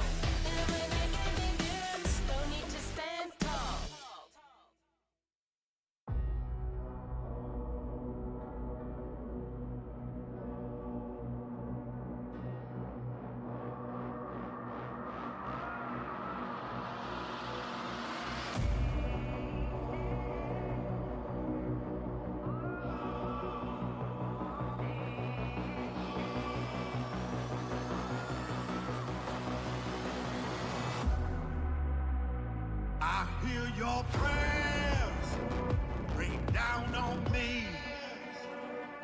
I bring fire, the rage in me. I bring the flame that sets you free. That sets you free. That sets you free.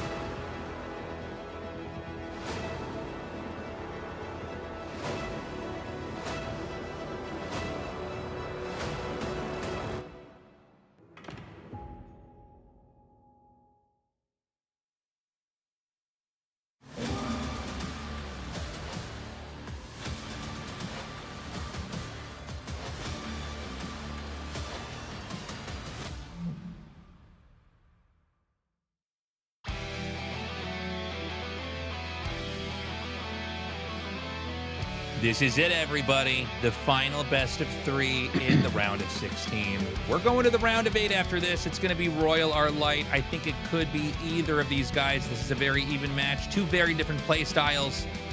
Tastosis, who do you think is going to take it? It's best of 3, so I think Light will grind it out. But Royal's a pretty good match for him, just because he works on killing metagame, which Light basically makes. So yeah, it's a great matchup, but I think Light is overall a stronger player. So we'll see.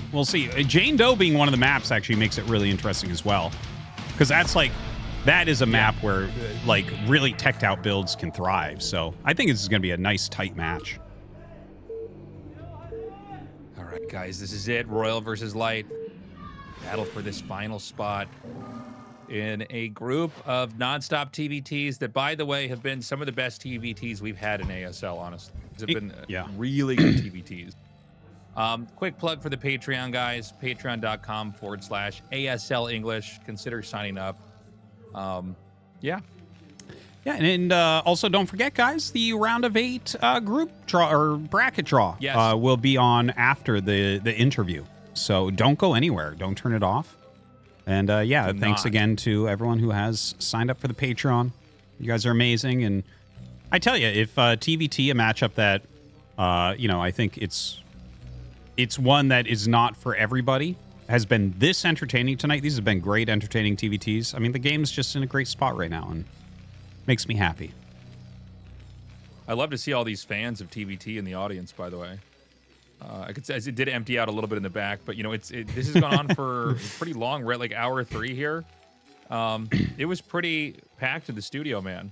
For these matches. These are a lot of pretty good modern players here. People are sticking with it, staying through the show. Yeah, it's TVT day can be a very long day. Honestly, it hasn't been that long. I'm pretty impressed with the speed of the TVTs overall, but we haven't seen any battlecruisers made yet, so that's right. Well, I think TVTs also, it's gotten a bit more streamlined. I think there was, we were talking about in Group C the golden era of StarCraft. Even though I really think that in the modern era we're in an even better place in the game. That era before StarCraft 2, but people really kind of had build orders mapped out. It made for some great games, but even back then, I think people were nowhere near as good at understanding how to finish players off they are now. Yeah.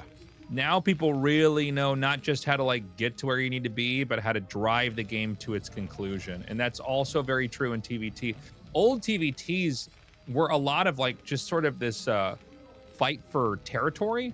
Most StarCraft games are a fight for expansions, but TVT, you kind of fight for, all of the map that you can have. Mm-hmm. And so it ended up in sort of this game where it looked like, a Go or something where they're trying to surround each other on different parts of the map. And the games are a bit more of a slog, and you did have this inevitability of battlecruisers coming into play as the map was cut in half with turrets, with tanks. And there was sort of nowhere to go. And then even that would kind of slow the game down further because now if the battlecruiser count's about even, you both have to go up to Yamato cannon, then you both have to go up to EMP, and it becomes this weird mini game of trying to EMP their stuff. And it would become a longer and longer game. I know we had one ASL finals. I think it was C versus Flash that had one of those super long games. Yeah. But I think now we have a lot of TVTs that sort of end. That someone gets a lead, and we even had that great back and forth game to start everything out here with Leta versus BarrackS.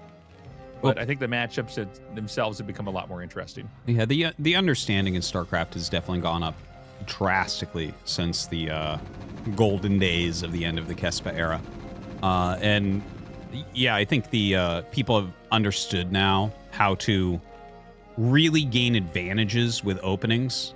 There's this great translated video that Jinjin just put out recently where Jaedong actually talks specifically about that and how there's too much of a mindset on that, which I definitely, it resonated with me because a lot of times you'll see a build order, you'll be like, oh, I've already lost. Because that they know how to carry it to this position where it's like, oh, they, you know, I did this and they did the thing that counters it, and that's like almost impossible to come back from. And Jaedong was talking about how that's detrimental to the player and to the game in a lot of ways. Even though there's a lot of truth to it, it's like it's not helpful to even really think about that too much. It's like just try to battle back and do your best. But yeah, I think that a lot of that is with TBT, where, you know, we're seeing some of these openings. It's like, oh, damn, dude, that's a great opening against this. Like, he's in trouble.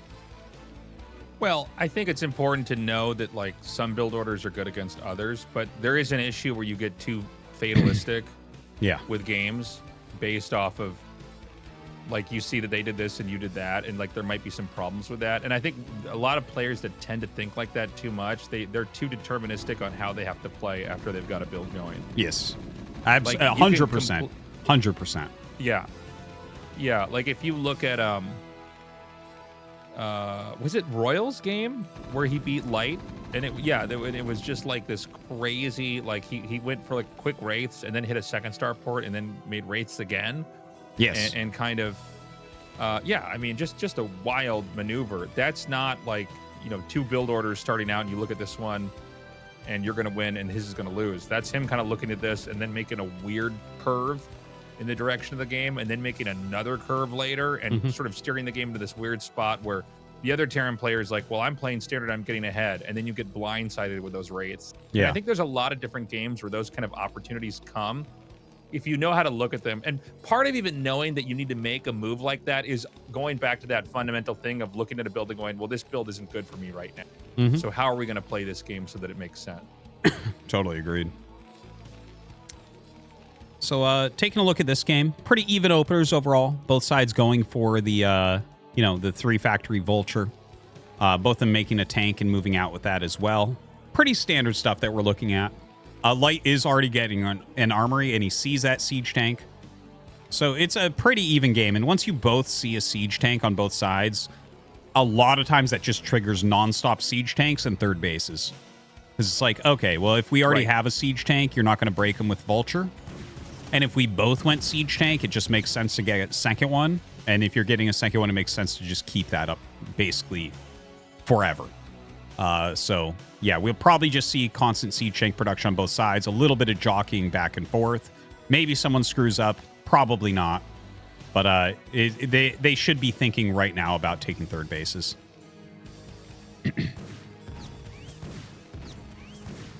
So the barracks here, this is just a way to be annoying, basically force stuff to have to run around that barracks, let it take some damage before it gets hit like that. I used to call that, Tasteless, the MacGyver racks. When you just float the barracks around and harass your Terran opponent with it. Because back in the day, we didn't make Marines at the beginning of TVT very often. And if you did, you'd lose it pretty quick. So, like, the barracks could just float around and be annoying as hell for a bit. But here comes here comes Royal's little push. This was actually a flaw from him. They have almost the same units. Oh, he actually has siege mode. Never mind.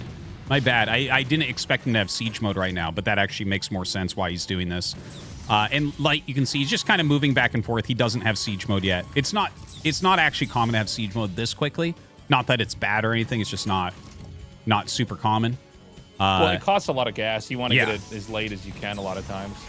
Exactly, and that's what Light has done here. And he stalled it out, and he holds. I don't think that this will turn into a great containment from Royal. It's too early in the game. You know, we were talking about this a lot in the Leta game that we saw against Royal, where it was like, yeah, you don't... Leta, like, the equivalent in that Leta game on Octagon was, he was like, okay, now we're containing here. And it's like, no. That's not the way you do it. Like, you were looking for it, something to work. It didn't really work. Pull back. And Royal's doing that correctly here.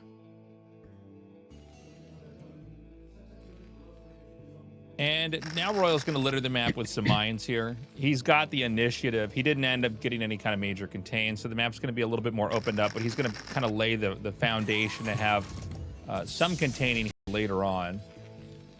No upgrades out of the armory yet here for Royal. That doesn't feel right. He's going to have to start that pretty soon. Yeah, generally... No, never mind. They both don't have it. Yeah, so the timing that's kind of been mapped out at this point is you start your third command center and then you start +1. And that works out really well for a continuation into +2. If you start +1 here, you can't get +2 on time, so it doesn't. +1 doesn't do that much, right? Like it's +2 you're going for, and so that's. Oh wow, he actually that's an accident that he made 2 armories. No one does that. That is an absolute accident. But Wait, now that he started who his has third, 2 armories? I didn't Royal see does. that Tastosis. Yeah, they just showed. Royal's and they got were, 2. Yeah, they were split way apart. So I think he just forgot he made one and made another one. That happens sometimes. You know how it goes. I'm sure you've looked back and had 2 Templar archives or something like that before. Everybody who's ever played the game has had that moment where you're like, if the game feels funny and you're either like, I have a lot of one resource or not a lot of another one, and it's confusing because you do these build orders so often, then you go back, you go, oh, I made 2 of those. Okay. Yeah. I made 2 Citadels. This is terrible. Oh, I have 2 academies. What? Yeah. Better get optical flare and medic energy right away. Yeah. Now I have to use them both because this is televised, and I have to not look like an idiot. I've got to at least trick the commentators and the audience into thinking I'm good, even though I will lose this game. I've done that 100%. Where it's like, oh no, I do have 2. You know what? I'm gonna get a medic upgrade just to like try to make something work, and then of course it does nothing, and I'm like, huh. I remember like one of my first tournaments I ever went to, like an offline event. I was like, all these people were behind me watching me play, and I was like so nervous. And I just saw that I had gotten like 2 forges or something, like way earlier than I needed it. And I just like upgraded out of both of them because I was like, well, we're too deep now. Like people are going to be asking me about this. I got to like say it's some new build or something. Did it work? No. Well, I think some people, I don't even remember. I was like so young. I definitely, if people asked me, I definitely lied and was like, no, I meant to do that. I can't admit that I made a mistake in the tournament. It's like, that's the actual loss in the tournament, is when you admit you were wrong. Yes. I'm undefeated at that. Yeah. So Royal's going to get a 4th base. He's actually kind of exploding here on the map. Yeah. Light is on 3 bases. He's kind of cleaning up his side of the map. He's taking a much slower approach here. And it looks like Royal and him are going to meet down here in the lower center. Yeah, this is really good positional play on both sides. Royal's keeping it a little bit further forward. He's looking for stronger map containment at the beginning. But Light is like God mode at exactly this. Like, notice how he's stretching down the map, and he knows that Royal right now has a slight edge forward, but he's making a dropship. Because, like, he's poking the edges and making Royal really focus on making sure he keeps the containment up. And then Light is going to do a drop, and then he'll probably bust through an area. Like, this is like exactly textbook. Like, you watch Light guides, it's like this is how he shows you to do it. So Royal right now actually is going to push to the south, but Light has his units backing this up, so we'll siege some tanks further back. And this will be about a trade, but he's got his dropship going across 12 o'clock right now. And this is kind of like one of the more important moments in this game, I think. Yeah, like, oh, hold on a second. There's going to be a drop coming in here. He's going to unload these vultures. This vulture is actually going to get stuck, I think, over here. It's going to kill that SCV and then live up at the top right side of the space. That's He can't cute. get out. Yeah. He cleans that up really couple quickly. SCV That was good. picks. That was a really good, really quick cleanup from Royal. Well, you don't want to let those SCVs linger for too long. He did end up scouting the 4th base with the dropship. Pretty nice. And Light does get his own 4th base going at the mineral base, but, you know, he had the gas a little bit quicker, so that's nice. He is up slightly in supply, but Royal still has a little bit more of the map. It's a really even game right now. Yeah, Light's going to try to come and soften this position here in the bottom. And, you know, Royal's been pretty immobile for a little bit here. So Light's going to push in. And, you know, he's just taking the fights he can get. He's going to stop immediately. But, you know, he gets a couple inches of screen there with that small push. He is accumulating wraiths now as well. Royal was trying to run around with these vultures. They may end up getting stuck over there. And Light hitting bottom left with his vultures is a really nice move, just to check if there's command centers or anything there. Laying a bunch of mines. He's making it really annoying for Royal to later on take those bases. Yeah, now these 2 tanks are going to come over here. Right now, the vulture fight is being won here by Light. He might even be able to spam some mines up here and against these tanks. The Wraiths are going to be the next piece to move here. He wants to come and snipe the first Wraith. That's going to give him a huge Wraith advantage here. I think it's still 1 port Wraith for Light. Is that correct? He actually added a 2nd port. It's split from the 1st port, so it's kind of hidden there a little bit. Yeah, it looks like they're both kind of looking and trying to figure out what each other are doing there as far as the Wraith play goes. And, you know, they're both spread so far across the map. The Wraiths will probably find a little bit of value and you know, of course, force some more anti-air. There is a Vessel that just came out, which is really nice. I do love when Vessels get added in. We might start seeing missile turrets here from Royal. I saw him move an SCV up into the tank line, so that could be what that's for. And now we're going to get the point in the game where it is starting to feel a little bit more and more split map. You know what I'm saying? Like, we kind of see the command centers filling in the bottom. We haven't gone into mass dropship play either, which is usually how we see those lower starting locations contested. You know, it's kind of hard for, let's say, Light from his position to push into the bottom left and take the command center out. The same thing is true for Royal trying to hit the bottom right. And if we don't see those drop ships come in here, I think this game is going to be one where the positions are going to be kind of cemented. It's going to be kind of grueling for one side to push into the other. So maybe we will actually have battlecruisers in one of these games, Tastosis. This game could absolutely go to battlecruiser. The window for it not to go into battlecruiser is actually closing. And it has to do with these pushes right now. So Light is pushing through this top area. Pushes forward with a lot of tanks and sieges up. So he's going to splatter those vultures. Royal has to siege up behind that line. So Light gained back that area, and that area is now even. And yeah, actually, Light just kind of made the game, like, as far as the cut down the center, almost perfectly even at this point. And with these Wraiths, he'll probably get it a little bit into his favor as well. I like the Wraiths coming in here, just doing a little bit of extra damage to these tanks. And, you know, it's funny. I guess a lot of my initial understanding of all the matchups, and I guess this is probably true for you, was kind of the early days, and then how they changed pre-StarCraft 2. And then even now, I'm still kind of mystified by how different some of the matchups look. How different they are in some ways, how the same they are in some ways coming back, you know, when Remastered came and ASL came back too. But I've always been surprised that Wraiths are used in such a heavy manner in TVT. Like, not just Wraith rushing, but just they're sort of a central part of mid-game here and into late game in TVT. Yeah, the way that they're using the Wraiths here, like, not Leta, but pretty much everyone else, is like a tempo-based play, right? Like, everything's stretched out really wide. It's really about siege tank numbers. You want to have as few Goliaths as possible, so you kind of go into the Wraiths, and maybe you catch dropships, maybe you force some unsieges. It gives you tons of scouting, really quick reaction, put extra damage onto units. So, like, it's very much a tempo-based play. Like, occasionally you can catch people off guard and kill them with them. Right, that's something we see Leta do. But yeah, it's more about, like, okay, this is a moment in time where this is going to be able to do something, and then we're going to get right out of it and into dropships. And every once in a while, when we go into battlecruisers, we do see these games where people go into Wraiths to counter the battlecruisers, kind of like you see Wraiths used in PvT sometimes to kill carriers.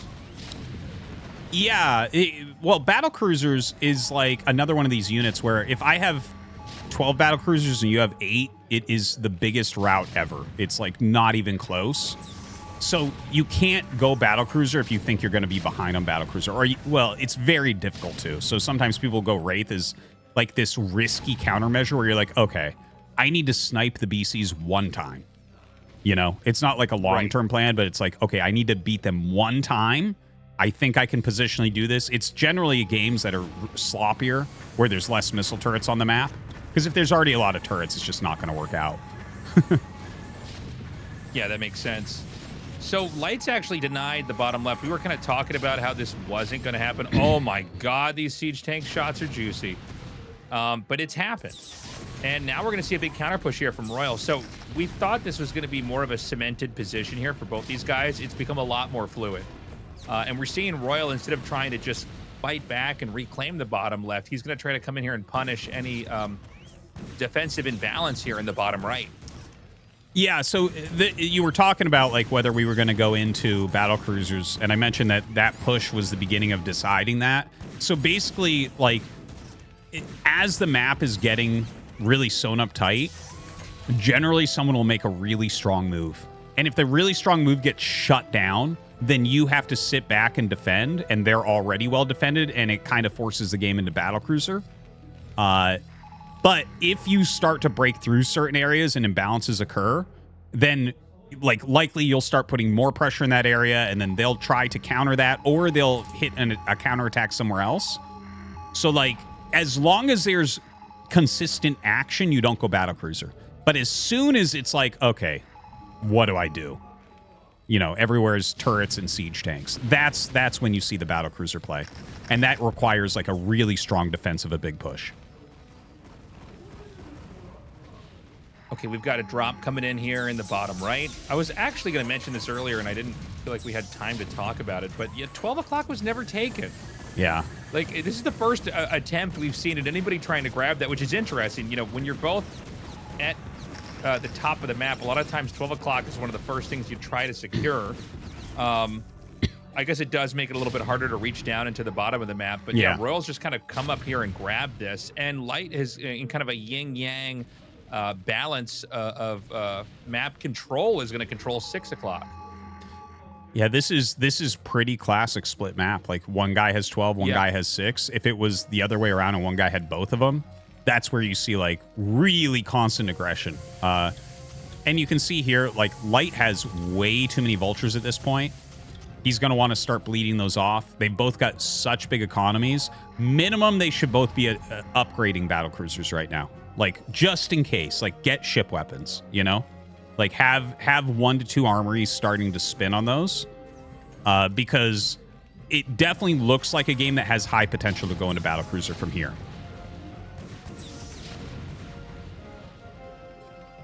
Okay. Key's going to come in here and hit so hard. We're going to see a drop come into the bottom left to try to once again reassert dominance down here. And this is a lot, man. These are all going to get unloaded, although it looks like it's more vultures than tanks. I kind of expected there to be like 6 or something tanks, and it's only vultures. He might have actually, with the Goliaths, killed off the one other dropship that had the 2 tanks in them, because he doesn't really have anything. Now Light's unsieging. He's going to try to come through and bash apart this position here in the center left. Yeah, he's going to knock out quite a few tanks here, but I believe Royal has more tanks coming down from his rally point to stem the flow of this push. Light has taken a sizable chunk of the map here. This is actually getting a little bit dangerous. Yeah. Like, Light should be able to, from here, eliminate 12. And look, he's got the double armory for battlecruiser at the bottom right. Very good move. And a new science facility. You know, if you look at the mini map, you could be deceived here, thinking, well, doesn't it look like Royal has about the same number of bases? Yes, but he hasn't been able to use them as much. And so Royal is able to go into this next, in a lot of ways, final phase of TVT, which is to tech into battlecruisers. Yeah, Light is definitely getting ready for that right now. But I think Royal needs to eliminate those tanks just to the south of here. I think it's important to get rid of this little containment. Like, that's too much of the map to have. You want to push him back past that halfway point if you can. Light definitely prepping for that additional tech. Royal getting his additional bases up in the bottom left now, and he's added some missile turrets as well. And yeah, he's going to add a lot more. So we're kind of quickly approaching that type of game where it's like, the moves are drying up a little bit. A lot of missile turrets over here, some mines, a siege tank. Not that well defended, to be honest. I would be a little bit nervous about that area as Light. So this is where the origins of the battlecruisers are going to come into play. They're in the bottom right. You know, the top right main is much more droppable. There's probably also not a lot of room to make starports up there. But the bottom right side, that whole quadrant of the map, I mean, that's the real resource-rich location. By the way, a scan comes in here to confirm that the battlecruiser tech has started. And by the way, this wouldn't be a full day of TVTs if we didn't have one game where we finally got to the end game composition. Yeah. In fact, with the amount of TVTs that are probably played today, I'm surprised we don't have a couple games that hit battlecruiser at some point. The Light here... Did Royal ever shut this down? Yeah. Jesus Christ. Oh my God. Okay, this is an incredibly important moment. Royal has to immediately pick these units up and go somewhere else. because that was he needs to free up supply. Yeah, well, that was Light freeing up supply to get his battlecruisers going. Like, he was hoping it would do better than that. That did terribly. Royal has the ground unit advantage 100%, and he needs to try to do something with that. It doesn't even have to be like that much. Well, hopefully it's not just flying over anti-air and dying. Jeez. But this is one way to do it, man. Yeah, you got to be careful here because he doesn't have the infrastructure to go battlecruiser right now. And if Light suddenly has 4 or 5 battlecruisers with Yamato, he gets to start pushing areas a lot stronger. So Royal has to try to do something with his extra ground units here. Yeah, he's going to unload heavily here. Oh, my God. Big trade-outs here. Royal at 4K minerals, 2.6K gas, so he's got a lot to spend right now. Light is lower, but remember that he's filling the supply back in with his own battlecruiser. Yeah, and that's a lot of supply. Battlecruisers are 6 supply apiece, so... the one thing he has to worry about as well, like, Light should be going more heavily now towards just missile turrets, siege tanks, and battlecruisers. You don't want to have extra supply and vultures. You don't want to have too many Goliaths here. And you have to make sure you have enough tanks that Royal can't beat anywhere on the ground. Because, like, the guy who's not going battlecruisers has to keep really heavy pressure on. It becomes, again, it's such a, like, kind of tempo-oriented game. Where it's like, okay, he has battlecruisers, but they're kind of slow and they're not in critical mass. I have to break areas over and over and over and try to punish the smaller ground count that Light has. Okay, he can't get much more ground than that over here. Royal supply plummets to 163. And we have the first 2 battlecruisers out. By the way, in a game like this, is there a number of starports you want to have? Like, you know, a lot of times, if you're, like, in a big macro game against Terran and you want to switch into carriers, like 4 Stargates or even 5 can be a great number. You know, how many starports, or is there a number? It really just depends on the game, honestly. Like, you want to make sure that if you're both going battlecruisers that you can make more than your opponent. If not, you just have to be careful not to overmake all at once, because then their ground army can overwhelm you. Like, if they're not going battlecruisers at all, like 4 to 6 battlecruisers is enough. Ooh, this is going to go right on top of mines. No, it's not. He's going to actually push all the way in now. Wow. There's nothing over here. And remember that the supply is capped right now for Light. Like, he can't make other unit. So he's going to lose his factory. But he's doing a nice little counter push to the bottom left here. I don't think he'll lose his whole main from that push. But the guy going battlecruiser, like, sometimes loses the main and still wins. Because, like, if you're losing your main, your opponent isn't going battlecruiser. They're, like, staying on those ground units, which can be killed cost-efficiently by battlecruiser siege tank. And you can see he's starting to remake some of those. I'm surprised he doesn't just send his BCs up to try to clean that. Yeah. We've had a couple games like this where it feels like instead of trying to address and put out the fire, they, like, try to start a fire somewhere else on the map. It's kind of an interesting theme of today. So can Royal just not go battlecruisers and still win this? Yes. Is there a world where he just kind of stays on Goliaths and this tech switch ends up being punished? Well, what he needs to do is super aggressively kill siege tanks right now. If the battlecruisers go somewhere by themselves and you can get them, great. But he's just forced all the factories to lift. If he can reduce the siege tank count, his Goliaths become stronger and stronger and stronger. And Goliaths beat battlecruisers. It's just the tanks underneath the battlecruisers crush the Goliaths like one-sidedly. So this was a terrible drop. This is absolutely not where you want to go. And Light is actually clearing the bottom left base. That's really, really important. Wow. It's a crazy game right now, man. And the thing is, like, games like this, seeing the whole map, I can technically point out, like, some of the best moves, but it's really hard when you're playing it where you're like, oh gosh, where are the tanks? Where are the turrets? Where can I move to? Like, how far ahead am I? Am I going to be able to supply block him with this move long enough to be able to do this other move that's going to pay off? It's wild. Yeah, so why did he not go and kill this base? The one up here at the natural. It felt like he was just there. He had enough battle cruisers. Is it really more important to send these back and clean up over here? Well, if you lose the battle cruisers, right? Like, he didn't have any ground units with him. And he has to assume, I think, that enough Goliaths should be out that they'll come down and stop him from killing that base. Yeah, that's true. I guess battlecruisers are slow, too. This has so much to do with Light having enough siege tanks. It really doesn't have that much to do with the battlecruisers right now. Like, he needs to have enough siege tanks that the ground army cannot break him. And then the battlecruisers can grind everything else down. Like, Royal's not going to gain a bunch of resources for killing top right. It's not like there's a bunch left there that he can steal from. So, you know, for Light, it's like, yeah, I have to remake depots, but there's way more minerals than gas on any given map, and we're just focusing on BCs and tanks. But, yeah, like, this battlecruiser fleet is really, really strong. He's got a good siege tank line. If he can hold 6 and the bottom right... And if he plays this very carefully, I would favor Light with a very careful play here. If Royal could get into battlecruisers, he should win. But that's really hard. How do you catch up in battlecruisers from here? And the thing is, if he doesn't, the big question. Yeah, if he doesn't start to break him and Light gets like 3 factory siege tank going, if you have a group of battlecruisers and a bunch of 3/3 siege tanks or just +3 siege tanks, you will eventually Yamato through every single unit your opponent has. And that's why TVTs can go so long. For a second. So the biggest thing to note here is not just that battlecruisers are huge and do damage. They have that spell, Yamato Cannon.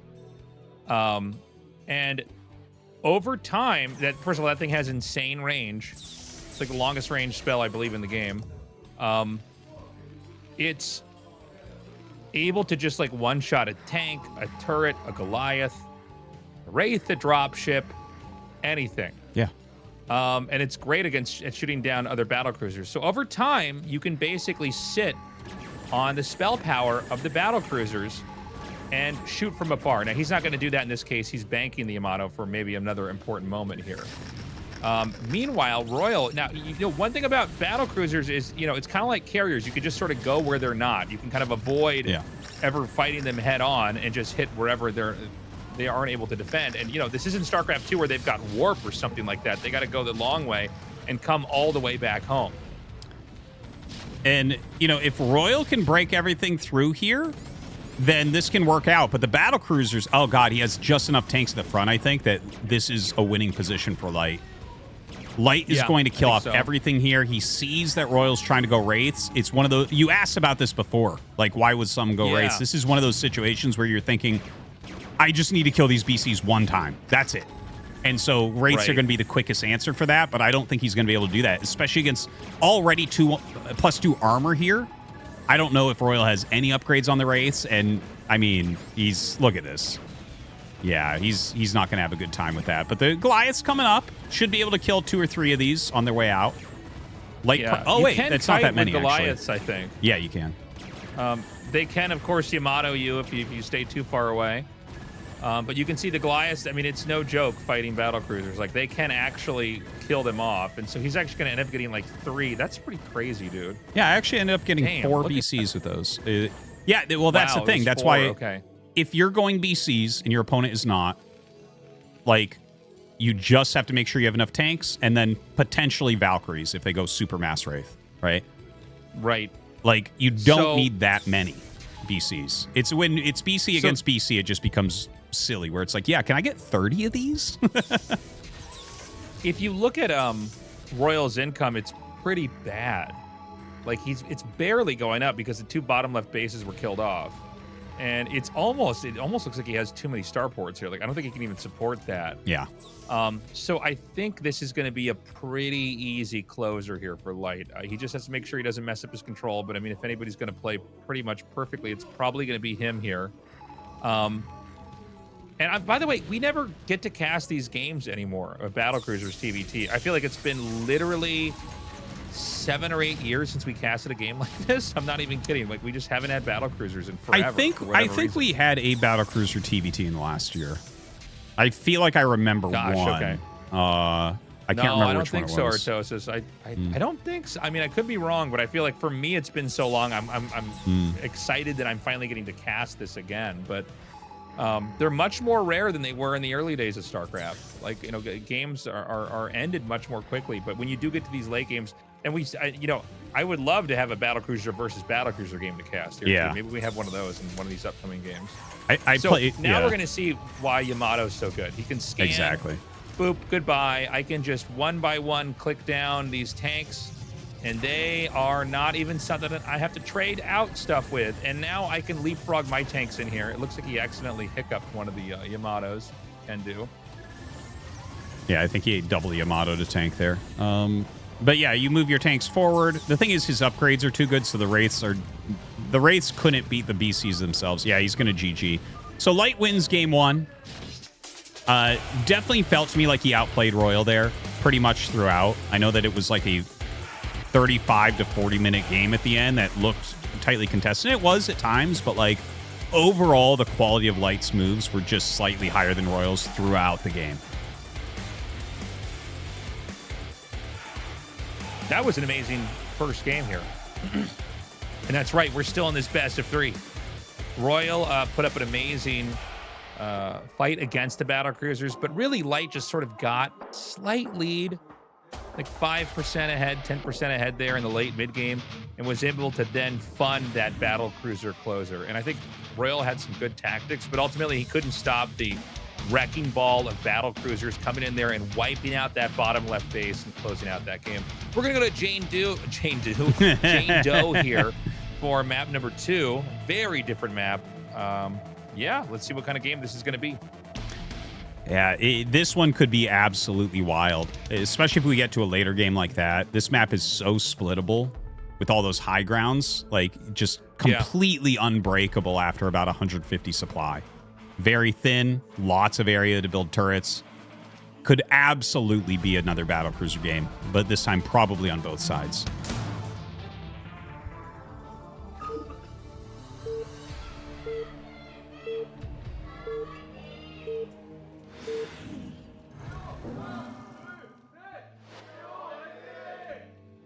Okay, Royal on the right and Light on the left here. Right now, Light has this 1-0 lead. And, you know, I think Royal has a shot at coming back here, but it's going to be tough. And, you know, whoever wins is getting that final spot in the round of 8 in a very different looking round of 8 than ASL seasons past. That is for sure. You know, there's some players considered a bit weaker that are going to be in there. Oh my God, he's sending an SCV super early down here. It looks like Light wants to do a Marine Rush. This is an 8 racks, man. Wow. Very cool. Yeah. Well, remember that, you know, you could be tempted to go command center first on a map like this. Not just tempted, Tasteless. It's the standard. Yeah. Like, honestly, I think he'll go. I think he'll probably go command center first and just hold this. Like, realistically, it's hard to force your way up a ramp and end up winning. If Royal makes a BarrackS, then Light is going to be in real tough shape because a bunker on high ground. I mean, you can't break that. It's very cool to see how different matchups come to a lot of the same strategic conclusions on this map specifically, which is like, you can't scout me right away without like some level of commitment here. And also you probably feel pretty safe just due to the structural nature of this map, being on a high ground and having these like neutral units that you have to kill to get through to get to me. That it's caused a lot of crazy rushes, like the Jadon game versus Bisu. Yeah. Well, it can definitely reward an all-in. Oh, this is a very interesting take from Light, actually, Tasteless. This is like a hybrid build. It's almost like a Terran versus Zerg build, where he's going to go 8 racks expand. I'm pretty sure. He's sending a second SCV. But yeah, it looks that way to me, because he didn't get a gas. Like, there's not a follow-up other than command center. Like, you can 8 racks pressure Zerg and expand behind, and you're kind of okay. He might be doing that here.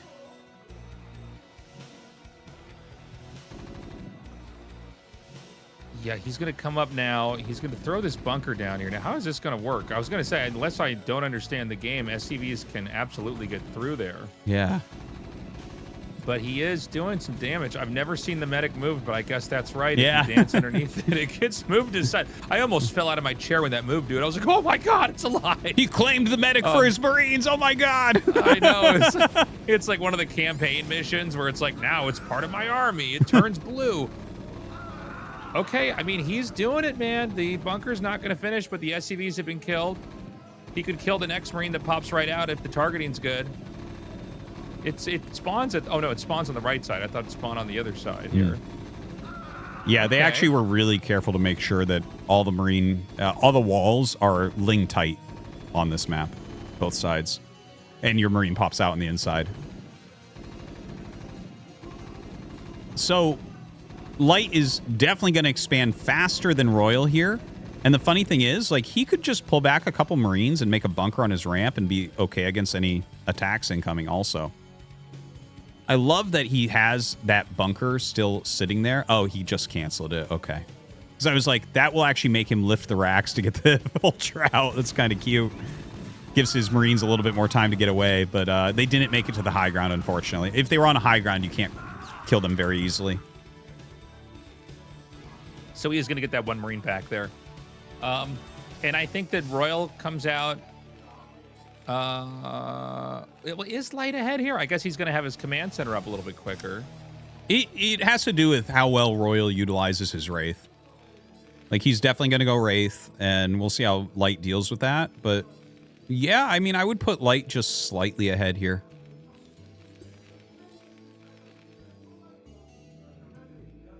Wild opener. Yeah, Wild cool opening opener. here by Royal. Or by Light, excuse me. Yeah, Good yeah. defense by Royal as well. I didn't even think of that you could 8 racks and then just bunker up and expand. Like, that has never existed in Terran vs. Terran on any map. So that's really cool. But it makes perfect sense when you think about it. Yeah, of course you can do that. It's why these kind of maps are so valuable, is that we get to see the game in a different way. Yeah. I think it improves us on other maps because it makes you think about the game in a very different way and, like, kind of learn, like, oh, this is like a thing that works here and here's why it works here. And then it kind of keeps your mind open to different situations where something similar but not the same could happen. You know, it makes me think back to the early days where I remember just kind of learning. At first, of course, like a lot of people, I played money maps for like the first week or two. And then eventually I discovered there was all these people that were really good that played not money maps. And I was like, oh, so everybody plays Lost Temple. That's the map I have to learn. And I played that for a while. And then I remember like looking up real tournaments and I'm like, they play on different maps all the time. And like being kind of depressed. I'm like, oh, that means I have to like learn how the whole fucking game works. Like, I can't just like learn how to like cliff drop on Lost Temple or whatever. Oh man, this is gonna be like so hard. It's gonna be so much work, but that's what makes the game good, right? Absolutely. The different maps really do keep it fresh. It's weird to me that some of these games have just one map, like League of Legends and Dota and chess. I'm like, what are you doing with your one map, man? Chess, Like, yeah. And bowling and everything. bowling, It's crazy. basketball, football, soccer. What are these clown esports, man? Like, come on, get more maps. I have always been, I mean, I guess the argument for like League or Dota is like, well, the items and the heroes change the map. And I'm like, yeah, I get that. But shouldn't you have like another map anyway? I don't know. You know what I mean? Like, but you could have another map or just change something. Maybe they patch it. I don't know. But yeah, I just... They do, but... Like, you look at still. Counter-Strike, I'm like, that's a good game because they can just make a whole new map and now everybody has to do stuff differently, you know? Yeah, but if you ask me to play on a map other than Dust 2, it's not happening, Tasteless. Yeah. I'm like, no, I literally... Play that or Cobble, that's it. That's nothing else. Yeah. No, it's funny because if you don't play these games, you're like, no, I don't want to do new maps. But if you have pros play, you're like, you have to do it. Yes. Because, like, it's so much better. No, same thing. I'm like, I can play Dust 2 all day. No problem. So we've got the starport here. Actually, 2 of them, but one's underneath the eBay. This actually reminds me of Zerg vs. Zerg. You know, in Zerg vs. Zerg, where, like, the guy that opens hatch first against the guy that goes 9-pool layer, how one guy will have spores, and if he gets to that stage where he has Mutalisks, you're like, oh, now he's got defense against the Wraiths. I mean, against the Mutas. with the spores, so he has more flexibility on attacks. I kind of feel like that's the case here with the... It's not exactly the same, because you don't just go and attack and kill your opponent with wraiths. But, like, he's already got his missile turrets up. He's already got his comsat scanners. So, like, as far as going wraiths, Light's position feels very, very comfortable. I guess Royal just expanded to his third, so he'll have another gas, and that'll help. But Light is really set up to win a potential Wraith war here. Yeah, I never really thought about the TVT kind of the same way that ZVZ is there, but you know, there's always something funny about mirror matchups and how they kind of create this asymmetry in how one side is trying to solve the problem, and then, you know, one side has to try to get in and either do their damage or outlast the other one. There are some ideas like that with you know, Dragoon. You know, do you stay on Reavers, like PvP, do you stay on Reavers too long? Eventually Templars come into play, and Templars are just kind of better. You know, like they can storm Reavers, they you know, do more damage with them, but, you know, sometimes you can lock in with the Reavers and you can do a little bit more there. Well, I think when you find things like that line up in unexpected ways across matchups, that those are the most important and valuable lessons you can get, where you're learning about the fundamental principles of the game, where it's like, oh, this is what we're talking about here. There's some truth that is just broad reaching because it's truth that has to do with this type of game. I really enjoy those types of ideas. Yeah. All right, so we've got the Wraiths coming in here. Yeah, this is exactly what I was talking about, is this type of move where it's like, yeah, he's already set up for the Wraith battle, so he's going to do a great job with this. And by the time this gets countered, he's going to be able to pull these out and go across the map and, you know, utilize these to maybe break out of that little containment or something. It's really bothering me how much he's distributing the damage evenly to every SCV here. I feel like there should be so many low HP SCVs. It's like killing. He's like, I'll do 3 shots on you, you go into gas, and 3 shots on you. But he finally is getting the damage off. Now with the turret over here, I mean, it's crazy how strong anti-air structures are in Brood War. Turrets, cannons, you know, spores especially. Spores are actually insane. Well, spores are insane. Yeah, because they have to be able to deal with the mutas and ZVZ, I guess. But I was going to say, Tastosis, like how strong all the anti-air structures are, except when they're against Mutalisks, Tastosis. that's the time where they aren't strong at all, okay? I just sit here with my cannons up and I just watch like mutas just tear through them, and I just storm them, and the mutas just move through the storm, and I'm like, I guess I'm dead. Yeah. I spend guess all my money. The right number of Corsairs to fight you. I guess you're better than me. All right. Yeah. I spend all my money on missile turrets, literally every single dollar I have, and then the mutas fly in and kill them all and then kill me. I'm like, all right. Interesting counterplay. I have to have the exact number of Corsairs to answer you, and if I drop 1 or 2 to Scourge, it's going to be the worst mid game of my whole life. Like, it's like, okay. But in this game, Light's kind of shifted down here towards the center middle. He's going to secure the space. I guess he's going to take a 4th first. Nobody's really trying to contain the other one, although Royal is a little bit more in the center. Yeah, he's got a light contain, I guess, with that high ground, and then he's kind of got it going back towards his high ground. If he can maintain the 2 areas he has his siege tanks, that kind of curvy line, that's really a powerful area. That would be very annoying for Light. Excuse me, if Royal were able to maintain that long term. But Light's not worried about that right now. What he's worried about is getting his economy up, and kind of scaling up his production and everything. But if Royal just keeps reinforcing here and watches carefully for things like wraiths or potentially drop ships, his positioning is better than Light's right now, for sure. Yeah, and on this map, we kind of talked about it earlier, but it's definitely worth pointing out now that we're in this phase of the game. There's only 2 bases left right now for each side. There is the top 2 bases on the left and the bottom 2 bases on the right. And so this is why we kind of talked about games like this can go to battlecruisers a lot more easily. Yeah. When you have 4 spawn location maps, there is just like more bases to try to fight over, more directions you can expand. Even if you're both at the top, like we were talking about who's going to take the top center location, that shared location. Yeah. We had games where like someone took it right away. We had games where it was one of the last bases taken. But on maps like this, specifically these, you know, symmetrical 2 spawn maps, especially ones with limited bases like this, you end up where the game it is formulaic as far as where you grow into. And you know, I think sometimes when people say formulaic, it has a negative connotation. I really mean that in a neutral way. But the game kind of pans out in a certain direction, right? There's not a lot of like crazy, like, I can't believe he's expanding there. No one's going to see that coming. Yeah. Well, the 12 and 6 bases here are pretty hard to take. Based on the positioning, Royal has potential for both of those. You can see Light's going to kill this Xel'Naga Temple. I hope he's not smitten by, what is smote by the gods? It's a temple, right? You're not supposed to do that. Smited? Did you say smited? Smoted? I don't know, Tastosis, because I've never said this word out loud, whatever this might be. Yeah, well, the thing is, you could smite it, but what if it's a plural? Yeah, is it smoted? I don't know. I don't know. It's not. I said smitten, and I'm like, wait, that's not what that means. Smitten something else altogether. No, definitely isn't smitten. He's definitely not smitten with the Xel'Naga. That's for sure. But yeah, he's going to try to break through here and kind of snake his way down. It's kind of the opposite of the Sylphid game that he played against BarrackS, where Royal has the position he had against BarrackS, and he has the position Royal had where he has to snake around to the bases, and massive map control goes to Royal right now. Yeah, so I think Royal's a little cuckoo for Cocoa Puffs trying to push up here. There's no way this is the play. Yeah, dude, tricks are for kids. Tricks are for, absolutely. Like,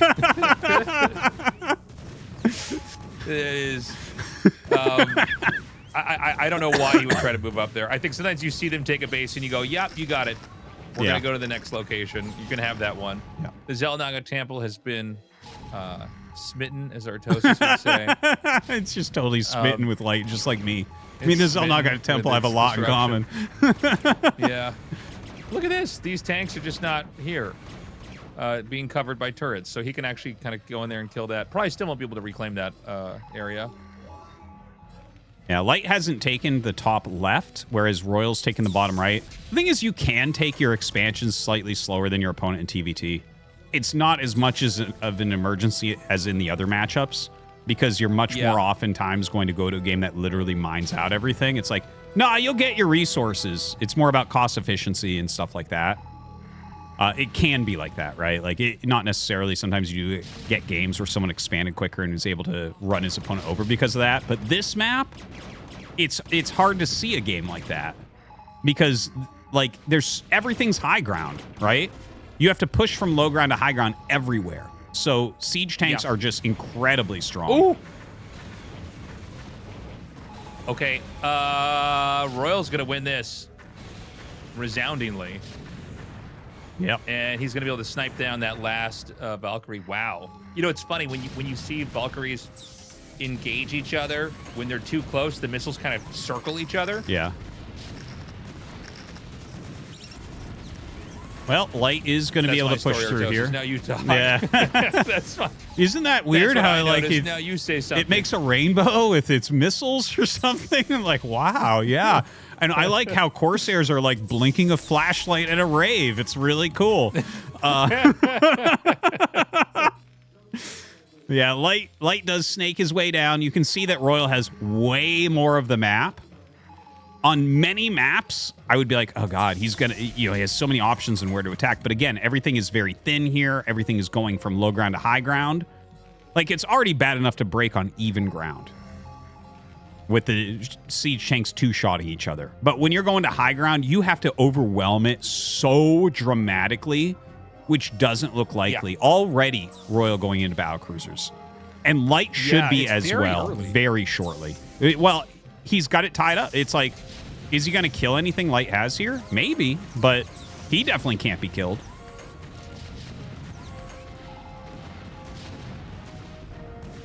Well, he's going to try to send the tanks up here. I think there's enough tanks. You know, the problem is when +2 comes into play and the elevation disparity and like chance to miss, it's like you're just never going to get up there. Like Tastosis was saying, it's pretty brutal. I've only played a few TVT games where it didn't end right away on this map, and it was like literally the map just mines out. It's like, yeah, we can't kill each other. Yeah. we can't do it, and it gets mined out, and there's battle cruisers flying around, and it's like, well, That's Jane Doe. All right. It makes the other matchups really interesting, but TVT, it's too much high ground. Yeah, you're right. The terrain is too much to try to break here. So Royal's going to try to burn some supply pushing through here. And, you know, the narrow valleys that you're trying to move through, that's another moment where it's just so hard to make anything work. Wow, this is going to be a nice kill over here for Light. Has Light started his starports in mass? Yes, but he's making wraiths right now. So I think he's making the wraiths, though, not to battle cruisers, but instead because they make quicker, and he needs that to break through some of these areas of Royal. Because Royal's kind of like, in my opinion, making a little bit of a mistake. I like the push up here, but like he should have pulled everything back into slightly more defensive positions. Because, like, if you're going battle cruisers, you want to make sure you have enough tanks that they can't attack you. And now he's out of position kind of everywhere. And this is where Light's Wraiths are going to really pay off before any additional anti-air is out here for Royal. See, he's got like 3 BCs. One of the things we've seen in, like, really long TVTs is people will actually throw SCVs away. Yes. For supply. I remember the first time I played a TVT and I saw that, and it was like we had the map in half, and I just saw him send SCVs, and I'm like, oh, he's throwing away workers to get more battle cruisers. This is crazy. Yeah. But, you know, throwing tanks away is a different story, right? Because as you were saying, the tanks have that utility. Like they have a very important purpose. Even when the battle cruiser is kind of the centerpiece unit, the tanks pair with them. The tanks allow you to then push in tandem with the battle cruiser. Well, right now, Royal is getting into a ridiculously awesome spot. Light is making some moves still. He has some vultures over here. Those are really good, but that's only going to do so much. Royal's economy is insane right now. Well, I mean, if you're hitting 2 bases like that, it's twice as good, I guess. Light does have 1-1. Yeah, a couple of Valkyries up there still for Royal. I'm not sure how many Goliaths he really has. I think it's not too many. And now look at this. The battle cruiser's clearing bottom. Definitely feels better for Royal, but let's see if these Wraiths can do their job. Yeah, where are the scans? What are we doing? Oh, dude, he doesn't have a scan. That can happen. No, he has one. Oh, okay. It was just too late. That's insane. He's going to lose all the BCs. Oh, my God. He actually might have had one that he didn't hotkey. That happens to Terran players a lot. Yeah. And actually, that's one of the funniest things about Light. It never happens to him. Every time he makes a command center, he instantly makes a comsat on it and hotkeys it.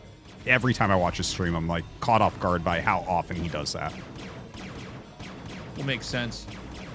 Not having access to the scanner, you know, that's one of the first things people ever learn to hotkey when they're playing the game. Is like, oh, I need to get to this building really fast. Like, I can't. You can't ever really be going back and clicking on a scanner and then coming back and being like, okay, where are the wraiths or DTs or lurkers? That is a huge punch to the gut here for Royal, who tempo-wise was in a much better position. Things are very kind of wobbly here positionally for Light. Like I guess he has the bottom, although there's nothing really defending it right now. Royal can push back out. Now, the Wraith count, you know, you really have like one shot to kind of kill all those BCs, and he made it work. When you win the Wraith fight, do you then go into your own battle cruisers? Yeah. Like, what is the game plan here? 100% you go into your own battle cruisers. That's like exactly how to do it. It's like it allows you the transition. And a lot of times they'll make some Valkyries, so that'll kind of slow down their production slightly. Here he loses those Wraiths a little bit, but oh no, he's still making some Wraiths. I'm surprised by that. I think that's a bit of a misplay. I think it's so hard to win a prolonged game with Wraith against Battlecruiser.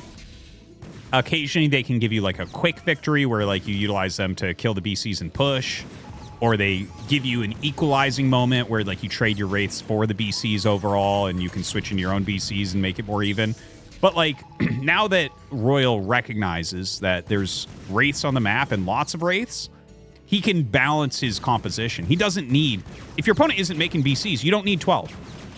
You don't need 24, whatever. Like you just need a handful, and those will help you break any position, and then you just go siege tanks plus some Valkyries. So Is there a world where Royal could run down there and grab 6? Like, that would be kind of crazy. I think would be winning, for sure. I think not yet. I think you got to be. Okay. I think you got to like play very deliberately with like what directions you're going in.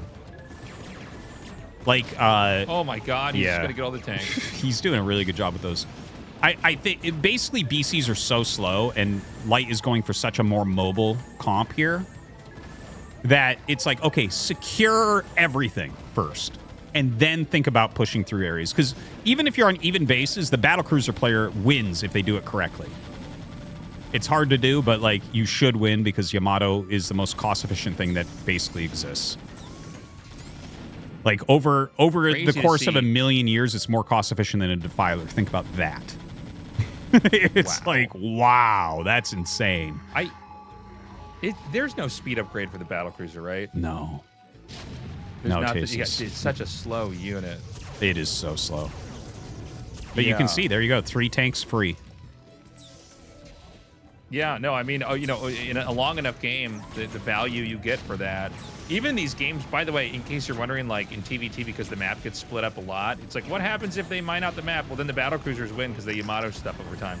Dude, Light is just destroying this. Yeah. Oh my God. That wasn't very well done by Royal. Like, the thing is, he's kind of all over the place. He's not focusing on one single thing. Like, he was just at the top, and then he went to the bottom, and it's like, dude, just secure stuff, turtle it up. You have the cost-efficient comp. Why are you pushing into him? If you're the cost-efficient guy, make sure that you're solid and start utilizing your cost efficiency.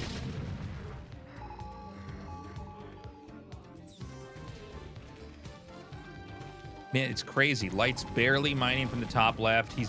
I think he's got literally 1 SCV at 6 o'clock. It's funny because like Royals losing control of bases, but it's like Light's not even really drinking in that much of the map himself, which I feel like is a mistake. Like he should be trying to soak up as much of the resources over there as possible. But he stayed very active. And Royal, it's interesting. He's slowly getting backed into a corner here. The tank Goliath is just faster and able to move more quickly and activate on the map more quickly than the BCs are. And look at this, like as he's in the bottom, Light's gonna just take advantage of that imbalance in position on the map and come in here and just take out this base right here at the third base, or fourth base, excuse me. Killing tons of SCVs. Gonna, get the gas there, which is super important. Royal is pushing down to the south, but again, hasn't really stabilized anything. He's spread way too thin against the more mobile army. If he loses this game, he's really going to be kicking himself. Because, like, this game was utterly winnable for Royal. He was really in charge of this game for most of it. But Light is kind of outmaneuvering him right now. Not kind of, he just is. He just is. Royal's like fighting with too small of armies everywhere. Why do we keep seeing 3 battlecruisers fly down to support 2 vultures and 4 tanks? It's like, what is this, a box art game? What are we doing? Like, make a real army, keep it together, move correctly. You keep these fundamental things going, and you'll be fine. It is crazy. Like, we're watching this, and on this map, a lot of times you kind of expect, each side to get their base, and then the game really quiets down, and it turns into this powered-up battlecruiser game. This has been an insanely action-packed game. Like, the battles have been nuts. He's going to scan again. Oh, the Valkyries! They are going to do quick work of these Wraiths. Well, hold on a second. You got to get the finishing kills off, otherwise you're going to have a whole bunch of 1 HP Wraiths just come in here and destroy you. Yeah. Okay, finally PC add-ons. Light is thinking about going into Battlecruiser for sure now. He adds a ton of add-ons, but really his bank isn't even big enough to do it quite yet. Oh. It's crazy. There's a decent amount of resources left if you just take that middle sliver of 4 bases. Yeah. There's a lot to mine from. There is. Ooh, this is a big catch. That's a lot of free units. Yeah. Battlecruiser's just one-shotting tanks here. Well, that is very painful for Light. I think he was really counting on this base over here for the battlecruiser switch. Yeah. Like, you really kind of do need this one up. Some more raids coming out. Light doesn't control 6 or 12. Not that Royal's mining from it yet, but you know, you're gonna need the fresh resources if you're ever gonna get enough battle cruisers to be able to fight this. And now Royal's losing his tanks here in the middle. Light has been Leta tier with these wraiths. he has done very well with them for sure. Like he has really utilized their mobility to the utmost, which is, you know, what he needs to do in a game like this. But the thing is, if Royal ever slowed this game down, as his position should dictate, I think he would have already won this game. But like he just keeps like overextending and overfighting with his battle cruisers. Just protect him. They're like a siege tank and a high Templar in one or something like that. Like it's crazy how efficient they can be in a TVT. Yeah, this is kind of crazy, man. Resources at the top left are drying up. I have to imagine the bottom right, it's the same story. You know, right now it's very close, but the next couple of battles are going to decide it because there's no one's taking enough resources here in the top or bottom. And honestly, there's been periods for Royal where he's not really mining from his base that's just outside of his main, that 4th base location. But, you know, the next couple of skirmishes are going to decide who can actually keep a base and who can push the other base as well. So he's going to have to float a CC over there, I think, to 12. Royal is. Yeah, I think that's a good choice. He might actually already be doing that. I don't see a CC top right necessarily. I think he already lifted that off, so smart move. Battle cruisers continuing to try to push through here. Way too many Goliaths, though. Yeah. That Goliath range it's crazy, man. I mean, you can really see what people forget that was a Brood War feature. That wasn't in the vanilla version of StarCraft, but like it changed how Terran was able to fight air. They were able to then, you know, you did not have to go air to air to fight. It's why you can go Goliaths against Mutalisks. You can do it against carriers. You can do it against battle cruisers. You know, the funny thing is that Valkyries were also added, as well as Corsairs and Devourers, as better anti-air for the races. But the Valkyries had a bug in the old StarCraft where if you got too many of them, they wouldn't shoot because of a sprite limit on screen. So in older TVTs, you can see games where people actually go like 36 Wraiths. You can't do that anymore because they fixed that, and the Valkyries work as intended. That's right. So like if you try to go 36 Wraiths, a group of Valkyries will just evaporate them. They won't even be able to shoot, basically. But in the old days, like, maybe you could have 1 or 2 Valkyries helping, but the 36 Wraiths could actually just fly in, kill the BCs and the turrets. This is so crazy. So Royal's taking top. Light's actually building a CC at the bottom. Oh, hold on a second. He's going to push that here. The BCs are going to come up, fight off what's remaining of this. Again, you know, the BCs, if they just keep getting repaired, the value you're going to get. Oh my God, this number of Goliaths is kind of scary. You got to get the tanks over here with this. Nice shooting. And it's gonna lose. God, why is he standing there fighting? Move him away. What? I think he misclicked and shifted targeting. Might have, or he might have He's thought. got 18 kills. He's a Commodore, Tastosis. I forgot about that. There's unit ranks based on kills. I always forget about that. Yeah, never ever look at that ever. Do all the races have that? I think so. But I don't know for sure. Later, yeah, I guess we'll have to check. It's just something I care about so little. I never even think about it ever. All right, little drop he's here. Gonna push in here. Yeah, and like light. Oh, okay, light GGs. So it's going to be tied up 1-1. Yeah. Okay, well, the day is getting longer, Tasteless, and the day. It's a TVT day.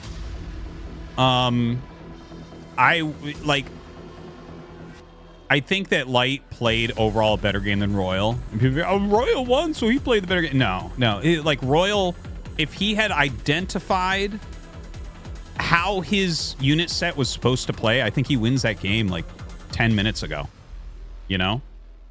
Like that. Yeah. I think that that's a huge thing. You know, I've mentioned this so many times over the years, but there was this article that was written back in Magic the Gathering called "Who's the Beatdown" by Michael Flores, and it was like about even if you're playing an aggressive deck against some other aggressive decks, you're actually not the guy that's supposed to be attacking, right? Like you're supposed to be the cleanup guy.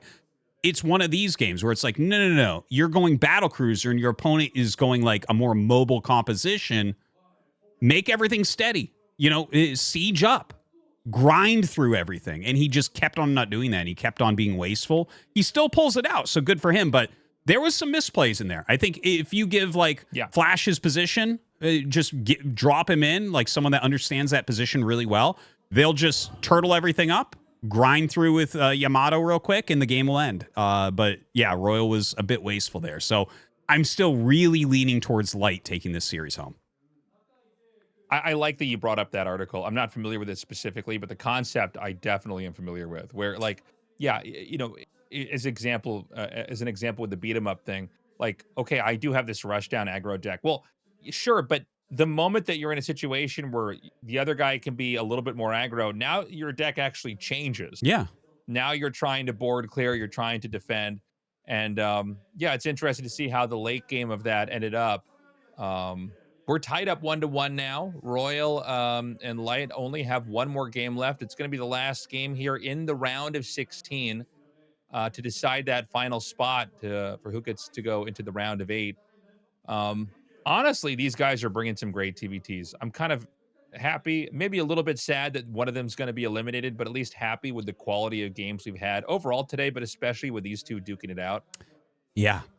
And well, I do wonder because I feel like Royal actually has a better shot to win ASL, but I think that Light, at least in this matchup, definitely looks superior to me, to my Terran versus Terran eyes. Well, this is it, everybody. Crazy long night of games. We'll see where the final TVT takes us. This is going to be a spot for the third Terran moving into the round of 8. Along with Flash and Leta? Crazy. Yeah, and Tulbo is one of our Protosses. What is going on, man? Only the Zerg line makes sense. Season. These two certainly make sense as far as an addition for the round of 8. Yeah. So we're going to go to Octagon for the final map and see who's going to take it. In the bottom right is Royal in the red, and the bottom left is Light in the blue.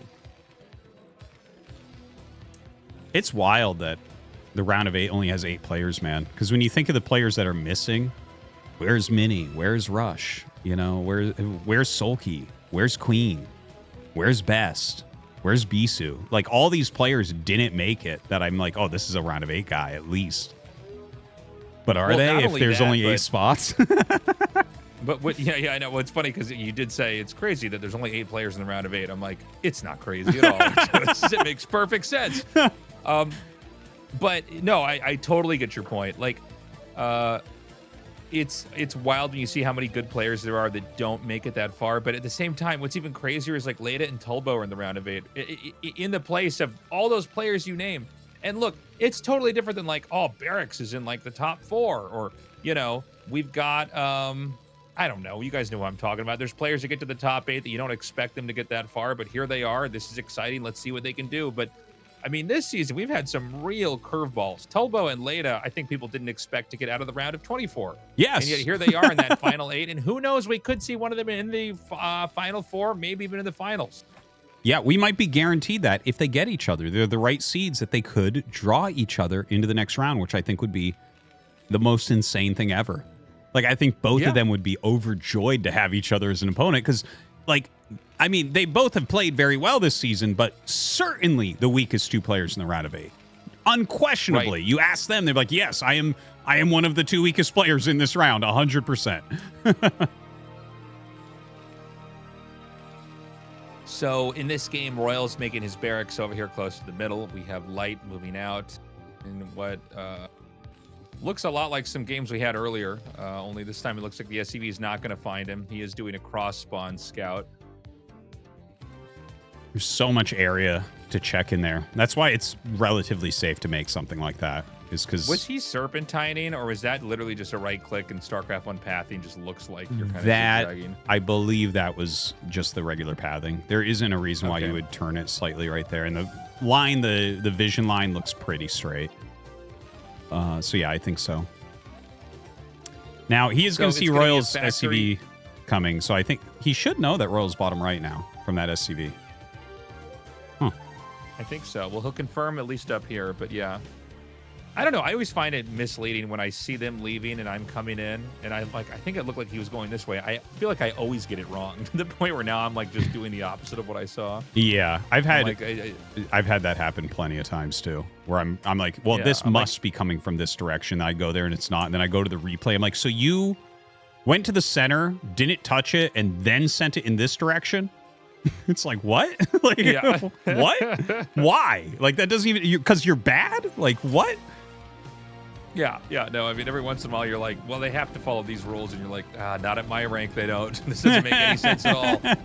So Royal's going to push with the 2 Marines. He's going to deny the bunker from finishing. I don't think he's going to get a kill, so this is going to be a trade in HP that might not amount to very much of anything other than an overstep here, and Royal loses his Marine. I think Royal was a little bit too cowardly there. I think he could have pushed a little bit harder with those Marines and made it grosser for Light than it was. But whatever. Light gets the command center up and doesn't really take damage. And, the command center's pretty fast here as well. And he cancels the add-on.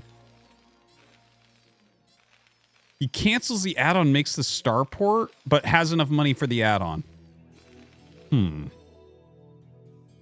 Yeah, I don't know about the canceling of the add-on. Well, he must be going 2-port then. It's the only thing I can think.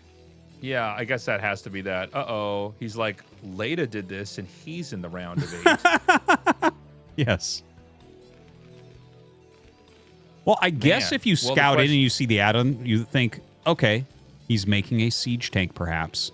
But add-on that fast, you could think it's like siege tank Wraith. I don't know. I don't feel like this is the greatest mind game, and it really seems like he's freestyling this. I don't think this was part of the plan. I think this came up to him suddenly. Oh man, You think this 2-port. is him like improvising? Yeah, it definitely looks like improvisation from Royal. And Light, I'm not entirely sure. He split his ports, but he's going 2-port, and it's a little bit slower. When you get 2 ports this early in the game, I don't even know what's supposed to happen when both players are going 2 starport this early. Okay, he's going to scout 1 with the barracks. This is why you split them up. So Leta might go faster scan. Oh, wow. Light is already going for that as well. Already getting his academy. So 2-port Wraith pretty badly beats 1-port Wraith for the obvious reason that you just are going to have more Wraiths. So we need to see if there's going to be an engagement that's away from the Marines here or not. By the way, like, let's say this Vulture can run in there and kill those 2 Marines. That's huge if you're going 2-port Wraith. So, suddenly interactions that would seem inconsequential and like not even worth us talking about could be huge. So he's got... Oh, I was going to say... Is there a get Marine last in shot that on the bunker? SCV. Do you know? If he I made don't a think third? so. I don't thought think he so only either. made 2. So that's why I was wondering. I'm like, can't he just run up there? And he didn't get close enough to test it out. Now So this he's got the 2. This is a super dangerous moment because you can moving shot with those Wraiths. Yeah. But look at the micro of Light. He's trying to make it really hard to moving shot, but Royal's clicks were very good there. And he finds the 2nd port with Cloak on the way. They both know they're going 2-port with Cloak. Yeah. It's like 2 guys DT rushing each other right now. Total dirtbag stuff here. Flying DTs. They're both trying to steal each other's watch and wallet. So the Wraiths are going to come in here. Now, if you can get a couple more kills... Oh, okay, he gets a 2nd one. So here's the thing. The Wraiths are starting to accumulate. The Marines are getting separated. He targeted the wrong Wraith there, and so they're all going to stay alive. The other Marine goes down. And again, you space these 2 starports apart because you don't want it to be scouted that you're going 2-port Wraith. But the problem is they're not then rallying out from the same general location. Very true. Okay, he's going to send his own cloaked Wraith in there. The way he did that, I think he was trying to bait a scan. Yeah, I think so. Because Moving shot. he'll Moving never shot. catch up on the Wraiths, but if there's no scans left, he can still win the battle.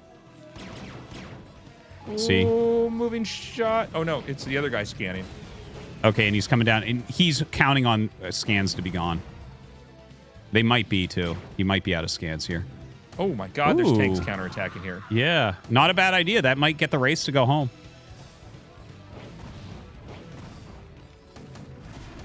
Oh, my God, he's targeting poorly here. TVT's a weird very matchup. evenly distributing the damage. Oh. Okay, so he had to send these 3 tanks. It's painful, but, like, you know, you got to do something to kind of get the monkey off your back here.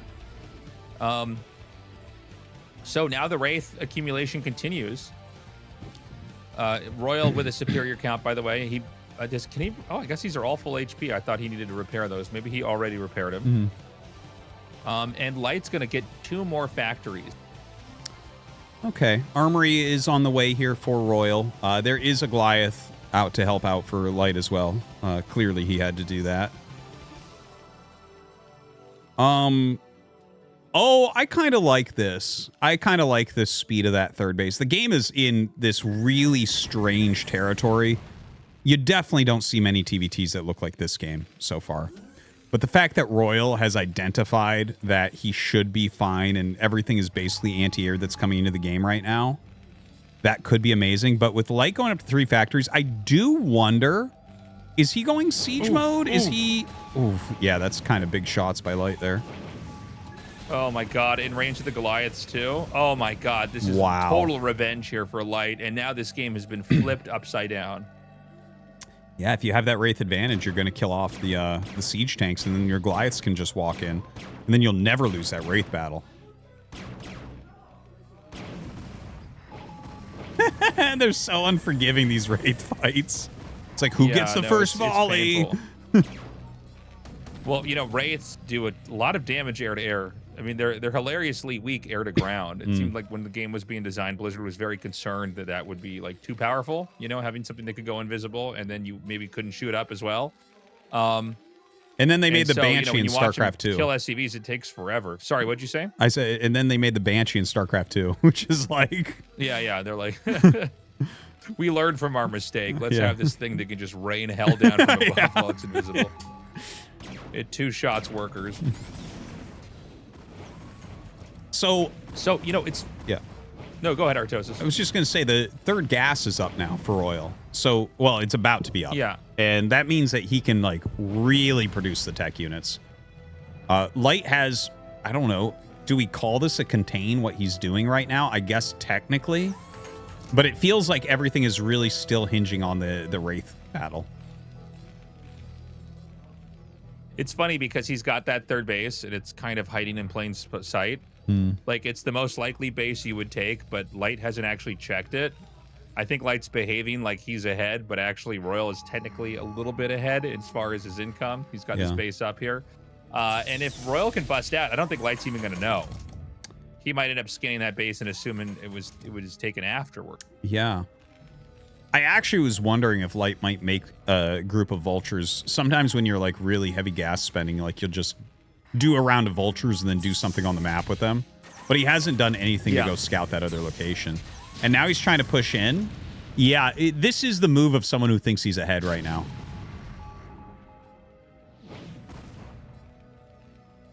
He might split these into 2 groups and try to get the Valk. I think that would be a good move, honestly.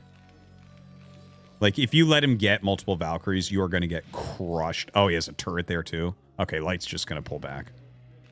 Look at this expand from Royal at 12. Oh, I love it. I love it.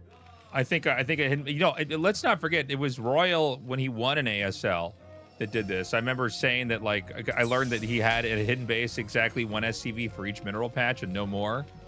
And I was like, that's the answer. That's how many workers you have when you really hide a base. You don't need to, like, super saturate it and then hope it doesn't get found and then have to run away with, like, 25 workers or something crazy. Totally. I think that's the best way to do it. So both sides are exploding their factory counts now, which means we might see a little die down as far as the Wraith War goes. But I think the Wraith War actually still has to continue as well, because you want to make Vulture tank. I don't know. Like, it feels like Royal should pull pretty far ahead in the next couple minutes. But I don't actually feel too threatened for Light right now. And I'm actually not sure why. Like, maybe it's just how strong he is positionally. Like, you give him enough units and a big enough economy, he's just really good. And he's not totally screwed yet. He's just a bit behind. Maybe that's it. Like, Royal doesn't have any map presence at all. His map presence is SCVs at different command centers scattered around the map.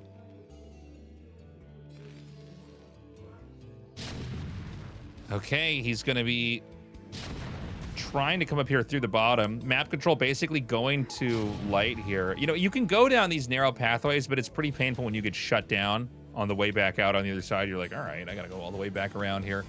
It may be worth it for him to try to push out on the map and move some of this contain away, but I guess he also can't, now that I think about it, if he's going to have a hidden base up here at 12. The hidden base will kick in later when he's able to saturate it with SCVs and get the money from it. By the way, this is like the first time these vultures have headed over here. Yeah. This place has just been unchecked the entire time. Yeah, he actually does have about one per patch, like you mentioned before, which is cool to see. Oh, but I meant for 12 o'clock when you're hiding a base like that. I mean, the center right base is an unscouted base, not a hidden base. 12 o'clock is like a hidden base. Yeah, but, well, he had no real defense there, too, so I was kind of like, it feels, because it was so sparse and everything was so far away that it's hidden, but you're right, that's a natural third base on this map in these positions. Yeah.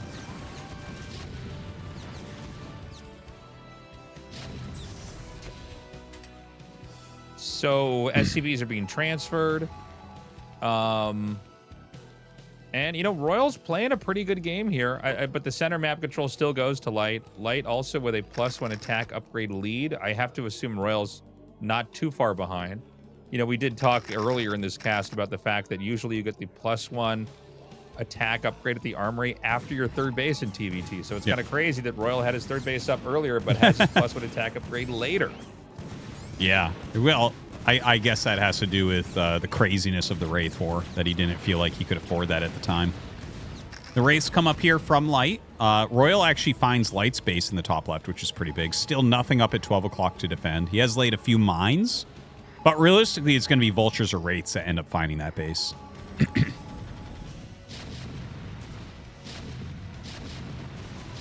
Oh my god. Okay, he's going to try to come in here. This is a pretty awkward angle. The Vultures can come in here. He's done some good targeting. The shots are being traded. They're kind of sharing vision because of how the shots are staggered apart here. But Light does get the upper hand there, clearing that last tank out. And Royal, oh my god. He's going to take these two bases in the top right as the hidden base is found. Now, he got some gas off of this, but he wasn't really able to drink up any of the minerals here and try to take an advantage that way. But this is turning into a pretty crazy macro game here. It certainly is. Okay, we finally see what the starports have been up to. 4 dropships. Are there any turrets down at the bottom?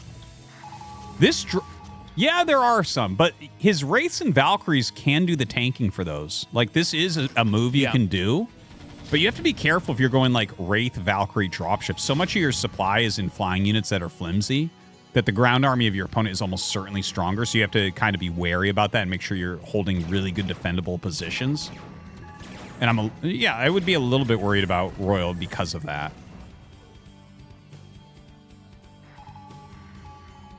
Okay, the dropships are going to move out over here, and they're going to gun load right into the top left. So I thought the same thing as you, Tastosis. I thought Royal was going to drop bottom left. Yeah. But instead, he's going to try to clear out this position up here.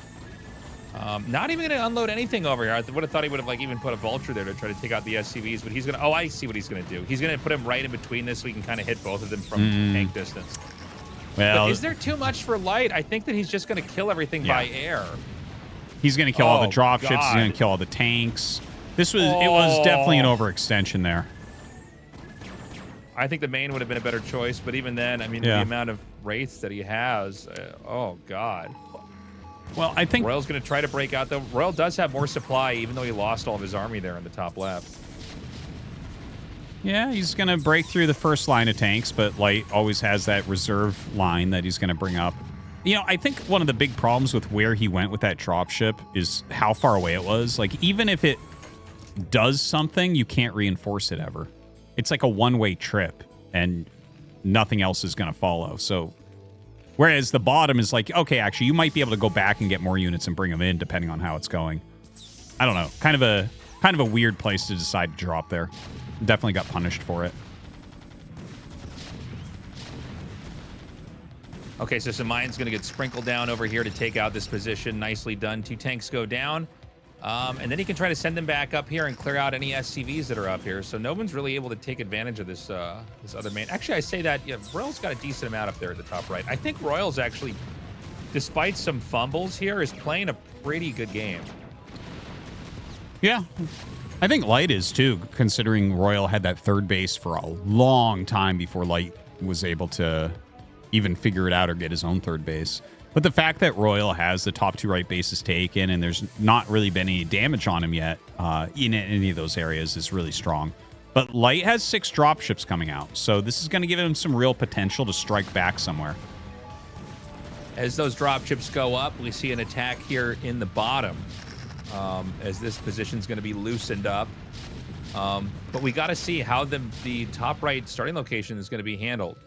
I think this is probably going to go... Oh, hold on a second. He's ready. Oh. Scan. That is such a crazy air army from Royal there. But look at this drop position from Light. It's perfect. And his wraiths are crushing. Oh, no. Dude, what's happened to Royal here? He's completely short-circuiting. He is. He just lost, like, everything. Yeah, Wraith, like, we just had a small group of Wraiths kill, like, 5 Valkyries and 5 Wraiths. And also the drop went off without a hitch. Like, he's trying to push up here. This is not the most valuable area. Like, I guess if you get all the way up against the main and you do a drop as well, that's strong. But Light is just crushing right now. It feels like Royal out of nowhere fell apart. Yeah, I mean, this is sad. Now Royal has been squished into this quadrant. He's going to try to take 6 o'clock, which I think he basically has to take. By the way, kind of a crappy location to try to defend. You're basically in this pit, surrounded by tanks. Not a lot of surface area to work with either. And I think that Light's just going to go pick up, and I think he might even drop at 3 o'clock. I think Light can do almost anything right now. He's really got a very nice position, but Royal's going to be able to break through center, which is nice. Actually, Light doesn't really have anything top left. It looks like he's trying to put a line of tanks up there to block this potential incoming attack. Yeah, he's even bringing his dropships back. He recognizes that he really needs to deal with this army in the center of the map right now. Because he killed 2 bases top right. As long as he just, like, doesn't take damage right now, he's in a good spot.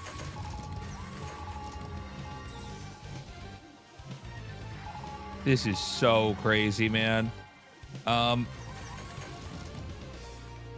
Where can Royal really go? I guess we got to kind of zoom out and go super big picture here. The top right is unoccupied, and Royal is not really making an effort to try to... Well, hold on. He's actually going to go up there and try to take it. But if Light can delay this or slow this down, Light has some deep pockets here. 2.5k minerals, 2k gas. And frankly, a lot of drop ships that make positional plays like this a lot harder. Like, he could actually loop back in here and try to hit these tanks, but I guess he's just going to try to set up a position a little bit further back. It's the most Light thing. It's like you lose the first line and he has a second line behind it. If you keep trying to push, you're going to get punished.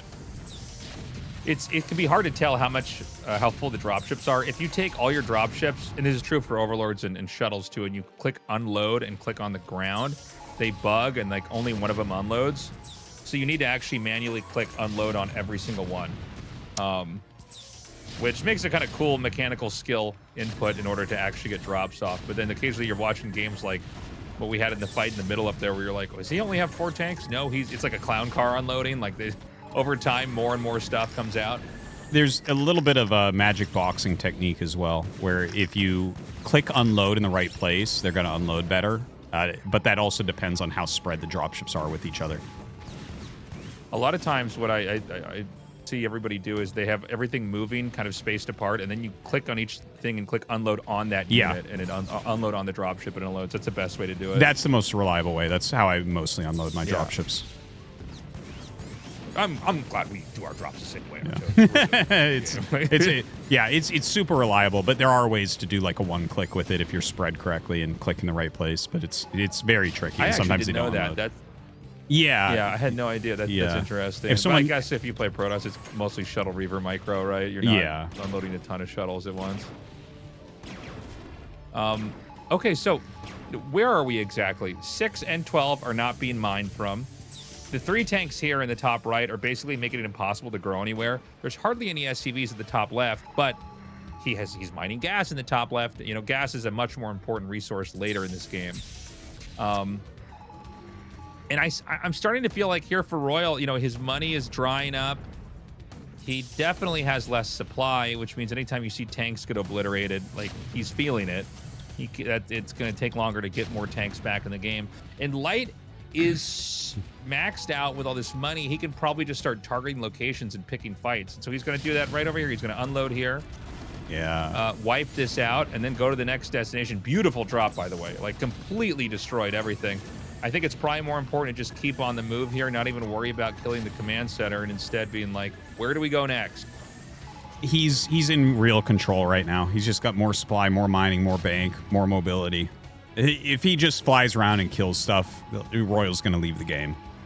Like, Royal needs Light to stop doing things so that he can kind of stabilize, get some bases going and everything.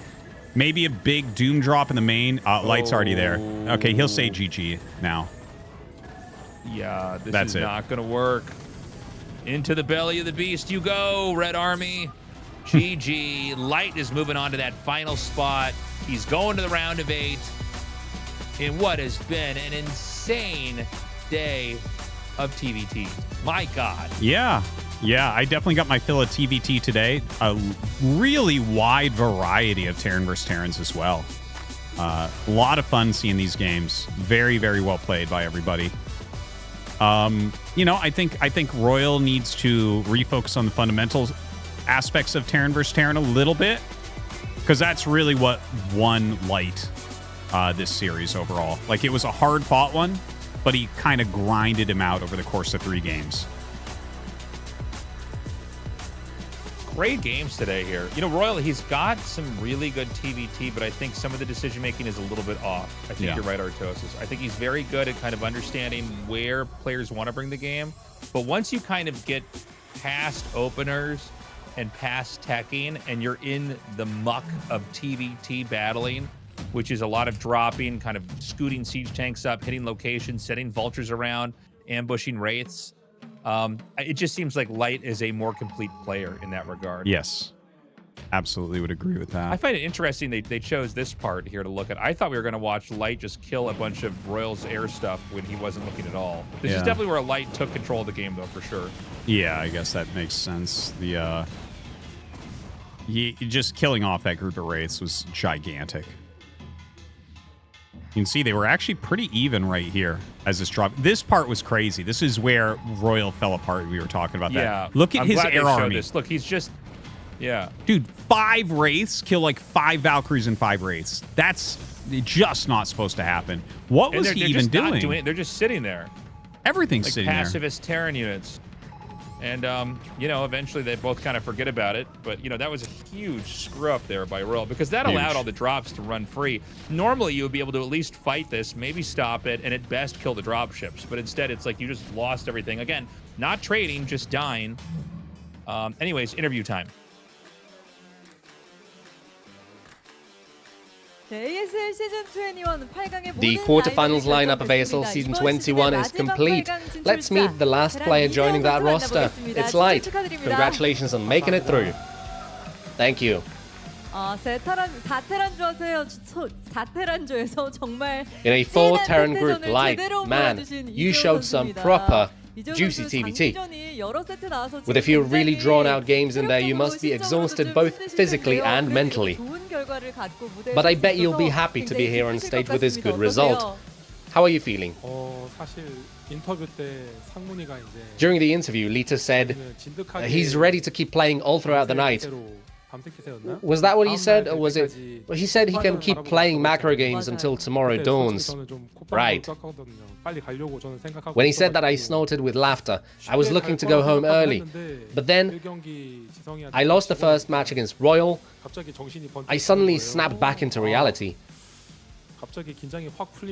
All of my nervousness, anxiousness just cleared up, and I realized I cannot make any mistakes in the next match. Getting a grip was luckily the thing that let me succeed in the end. Royal managed to claim a fairly quick victory with Wraiths in that first set you guys played as you incurred your first loss. You said it snapped you back into reality. I bet it also must have made you livid. He played something that caught me off guard. Royal never played something like that. When I realized what was happening, Wraiths were already out. I lost because he prepared a good strategy. I focused and got ready for the next match. And he played a full set series against Royal in that decider match. Those games were messy. You guys were neck and neck. You suddenly found yourself preparing for the last game when the score was 1-1. It felt to me that game did not go as expected either. How did you feel when you found Royal's hidden base? I had a hard time reading that game. I got shaken hard by the Wraiths early on. I thought, well, I gotta chase down his Wraiths before he has energy for Cloak and can get away, and then it might be winnable. I knew that if I had managed to hit his workers, I would have been ahead, but that didn't happen. When I saw the 3 o'clock, I was a bit confused, but it felt to me that Royal was even slower to analyze what was going on in that game. So me dragging it out and taking it into the late game was key, I think. You didn't give up and you stayed focused until the very end, as it is you who becomes the last round of 8 player this season. As you advance in second place, the players you can meet are Soma, Snow. Oh, it's already giving you a headache. Let me finish, wait. There's one more person. Jaedong. That's who you can meet. These 3 are up for grabs. Not an easy lineup, is it?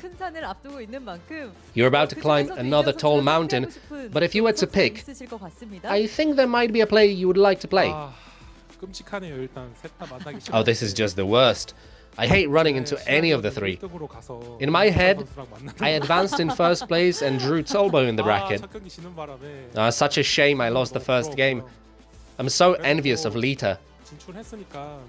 But since I made it through, whether I run into Snow, Soma or Jaedong, I'll prepare well and try to go to the semi-finals.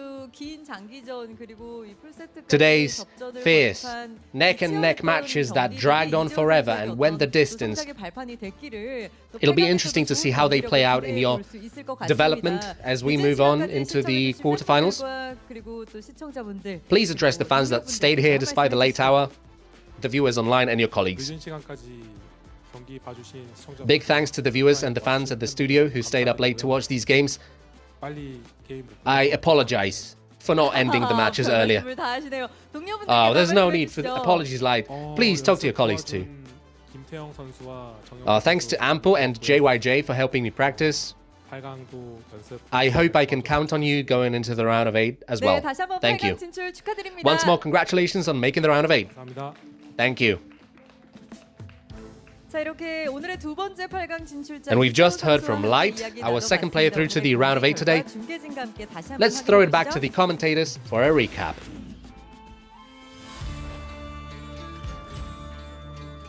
Well, there you have it, guys. The 2 survivors of the night, and what an interesting plot twist this is for the round of 16 Group D in the ASL. Leta gets out first. Yeah. Unreal. Wow. And, you know, Royal is no slouch. BarrackS is no slouch. I mean, Royal nearly took Light out in this series. I mean, Light barely made it because Leta got out so quickly and easily. It's really something to marvel at here. And so here is our round of 8 players, guys. We've got Soma, Snow, Jaedong, Leta, Pulbo, Hero, Flash, and Light. Yeah, and there's a lot of really fun matches here. You can't play the guy that was in your group already. Okay, so Leta, I think he can actually beat Tolbo, and I think that he can actually beat Hero theoretically, like Hero's probably favored, but like it's doable. I think the other two Terrans, Flash and Light, won't put up with his Wraith shenanigans, Tasteless. So, yeah, there's like a lot of matches that I'm looking at that are insane. Like, what if Soma and Flash play in the round of 8? Like, come on, that could be the finals easily, right? Jaedong, the only guy I'm afraid of for Jaedong is Light, Tasteless. Light could kill him. I think that's a good point as well. I think Light could. We're doing the group draw? Is Castor Park doing it? Are we on camera right now, Artosis? Yes, we're on camera, Tasteless. Okay. No one wants to see that. Here, I'll show you guys what this looks like. Castor Park just put on some goofy glasses. Just put this on screen. I was like, are they going to take balls out of these boxes or what's going on? I guess this is a sponsored segment here for them. Yeah. Which we're doing no justice for them on. There's so much blue on the screen. You need his blue light blocking sunglasses on for this segment. I know. Well, I guess we're gonna get the group draw soon here. Yeah, I think. There's a lot of interesting matches we could have here, Artosis.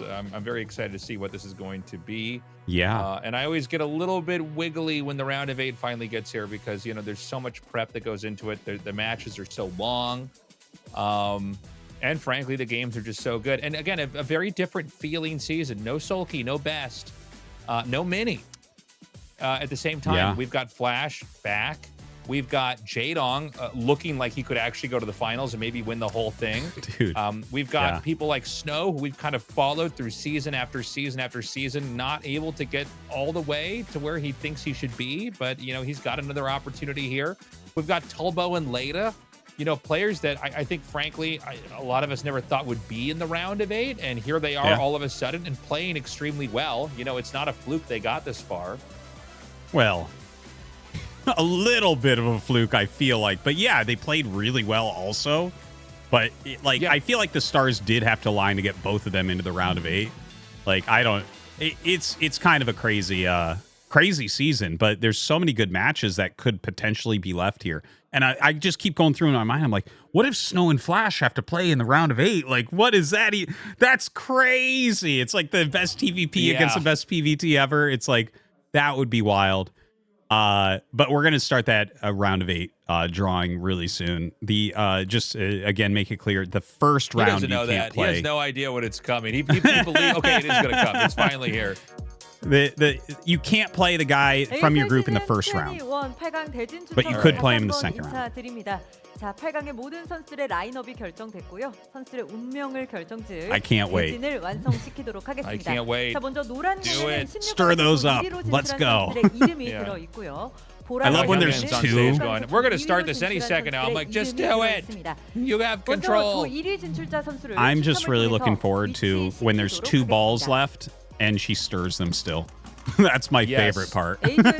Yes, where it's like, well, let's still make it random. Yeah. All right, number 1, I'm picking Soma. 네, 저그 Okay. 박상현 선수입니다. And now, 자, 계속해서 B조에서 경기를 16강 조 1위 진출자 선수를 we're 추천하겠습니다. gonna do all the first place first. I've been here for so long. I wasn't put on this earth to understand how these round of 8s are drawn. 자, Leta. 오늘 경기에서 가장 먼저 All right. 진출한 But does he go against Soma? 선수가 No. These are all the I first knew that. place See, I was just seeds. testing. It was just a test, Artosis. Yes. I'm just seeing if you know what's going on. I just want to show you that I know what's going on. Stir those up. Yeah. Okay, who could it be? Jaedong. Threw it on the ground. That was savage. Jaedong. By the way, I loved Could have a ZVZ final. Soma, Jaedong. that. Would be crazy. Who could it be? She's just dropping them on the ground. This is unreal. Snow. Someone's got to clean those balls up. 자, 이제 Jeez. 남은 조 2위 진출자 선수를 Okay. 추첨을 통해서 Ooh, we could 8강 have 대진을 Snow Jaedong. 완성시키겠습니다. Yeah, round of 4. That'd be a sick A조에서 match. 박상현 선수와 경기를 치를 선수는요. I am wanting Don't Flash look, on the don't left look. side, man. Don't cheat. Nope. Okay. Who is it? And it is Flash. 네, 윤수철 선수가 No. 나왔기 Wait, don't 때문에 cover the name up. 이 공을 제외하고 Yeah. 재추첨을 진행하도록 하겠습니다. It's Tulbo. He can't play Soma because they came out of the same group. So we got to do it again. Well, how would I know? You know what? I feel like I'm watching The Magician and I see how the trick is done. Yeah. And the quarter never did disappear. There were 2 quarters all along. Okay. Here we go. Hero, ZVZ. Hero versus Soma. Well, that 조일장 선수입니다. okay. That's going to be well. We had our long day today. 자, 신상 I guess the esports 선수가 gods are giving us a short one then. 공을 재위치시키고 추첨하겠습니다. All right. Okay, so Soma Hero. Leta It could be versus, Tolbo, I dude. bet Let's it's see another it. Mirror. Let's see it. No, I bet it's Flash. Oh! Tolbo. There it is. Leta versus Tolbo. Oh one of my those guys is God. top 4 and gets a seed. That's insane. I can't believe it. What? It was one of the possibilities. Hold on. Now we're going to get the sick, nasty. Yeah, it's Flash versus Snow and Jaedong versus Light. 네, 이재호 선수가 Oh my 이재동 God. 선수와 경기를 치르게 됐습니다. That's crazy. That's a crazy I bracket. think Light can definitely beat Jaedong. And then I think, honestly, guys, I think Snow can beat Flash. I know that everyone's like, oh, Flash is I great. can't believe Like, you'd say honestly, if anybody could beat Flash, it's going to be Snow. These are amazing matches. The funny thing is, even Leta Tolbo, I'm excited for. Either one of those guys could win that, 100%. Either one of those guys can win that. Oh my God, what a set of matches. Flash versus Snow is going to be crazy. Soma Hero, like whoever wins that's definitely going to the finals. I cannot imagine a world in which Leta or Tolbo in the round of 4 beat like Soma. Yeah, no, that's going to be dog food for the winner of Soma Hero, man. That's going to be Pro Gamer Sushi going in there to the Soma Hero restaurant. I mean, look, let's see what happens. Leta versus Tolbo is going to be amazing. And honestly, both Leta and Tolbo, let's see what happens, man. But yeah, Soma Hero, kind of hard to imagine them losing. Jaedong Light's going to be nuts. I think Light is favored there. I think that's like a 55-45 matchup. Yeah. And same thing with Snow Flash. I mean, let's not forget, Snow basically doesn't die PvT. He's been amazing in PvT the entire time Flash was gone. Okay. Yep. He didn't get worse. He didn't get solved. Nobody seems to beat him. And we've already seen that Flash, as perfect as he looks, he's able to die to the likes of Jaedong. You know, he looks like the Flash of the past, but people are so strong now. And hey, if I'm wrong and Flash wins, it's not that crazy either. Okay. Yeah. So here's our schedule for the live broadcasts, not for when you guys see them. These premiere about 36 hours after they air on our SOOP channels. Less than that. Yeah. But yeah, that's wow. What a round of 8, Tasteless. I tell you, I'm thinking about this so deeply. I can't believe Tolbo Leta actually came to fruition. That's insane to me. And the other match being a ZVZ, like that is going to be one funny side of the bracket. Then you look at the other side and you're like, all 4 of these guys are championship quality. It's insane. That's a tough road. It's funny because it's kind of a mismatch, I think, as far as what we wanted with the ZVZ and then with the other ones, with Tolbo Leta. Oh my God, they're going to close the show up. We're running out of real Artosis. Guys, sign up for the Patreon. We will see you in the round of 8. Artosis, any closing thoughts? Nope, that'll do it. Thank you guys for watching and enjoy the round of 8.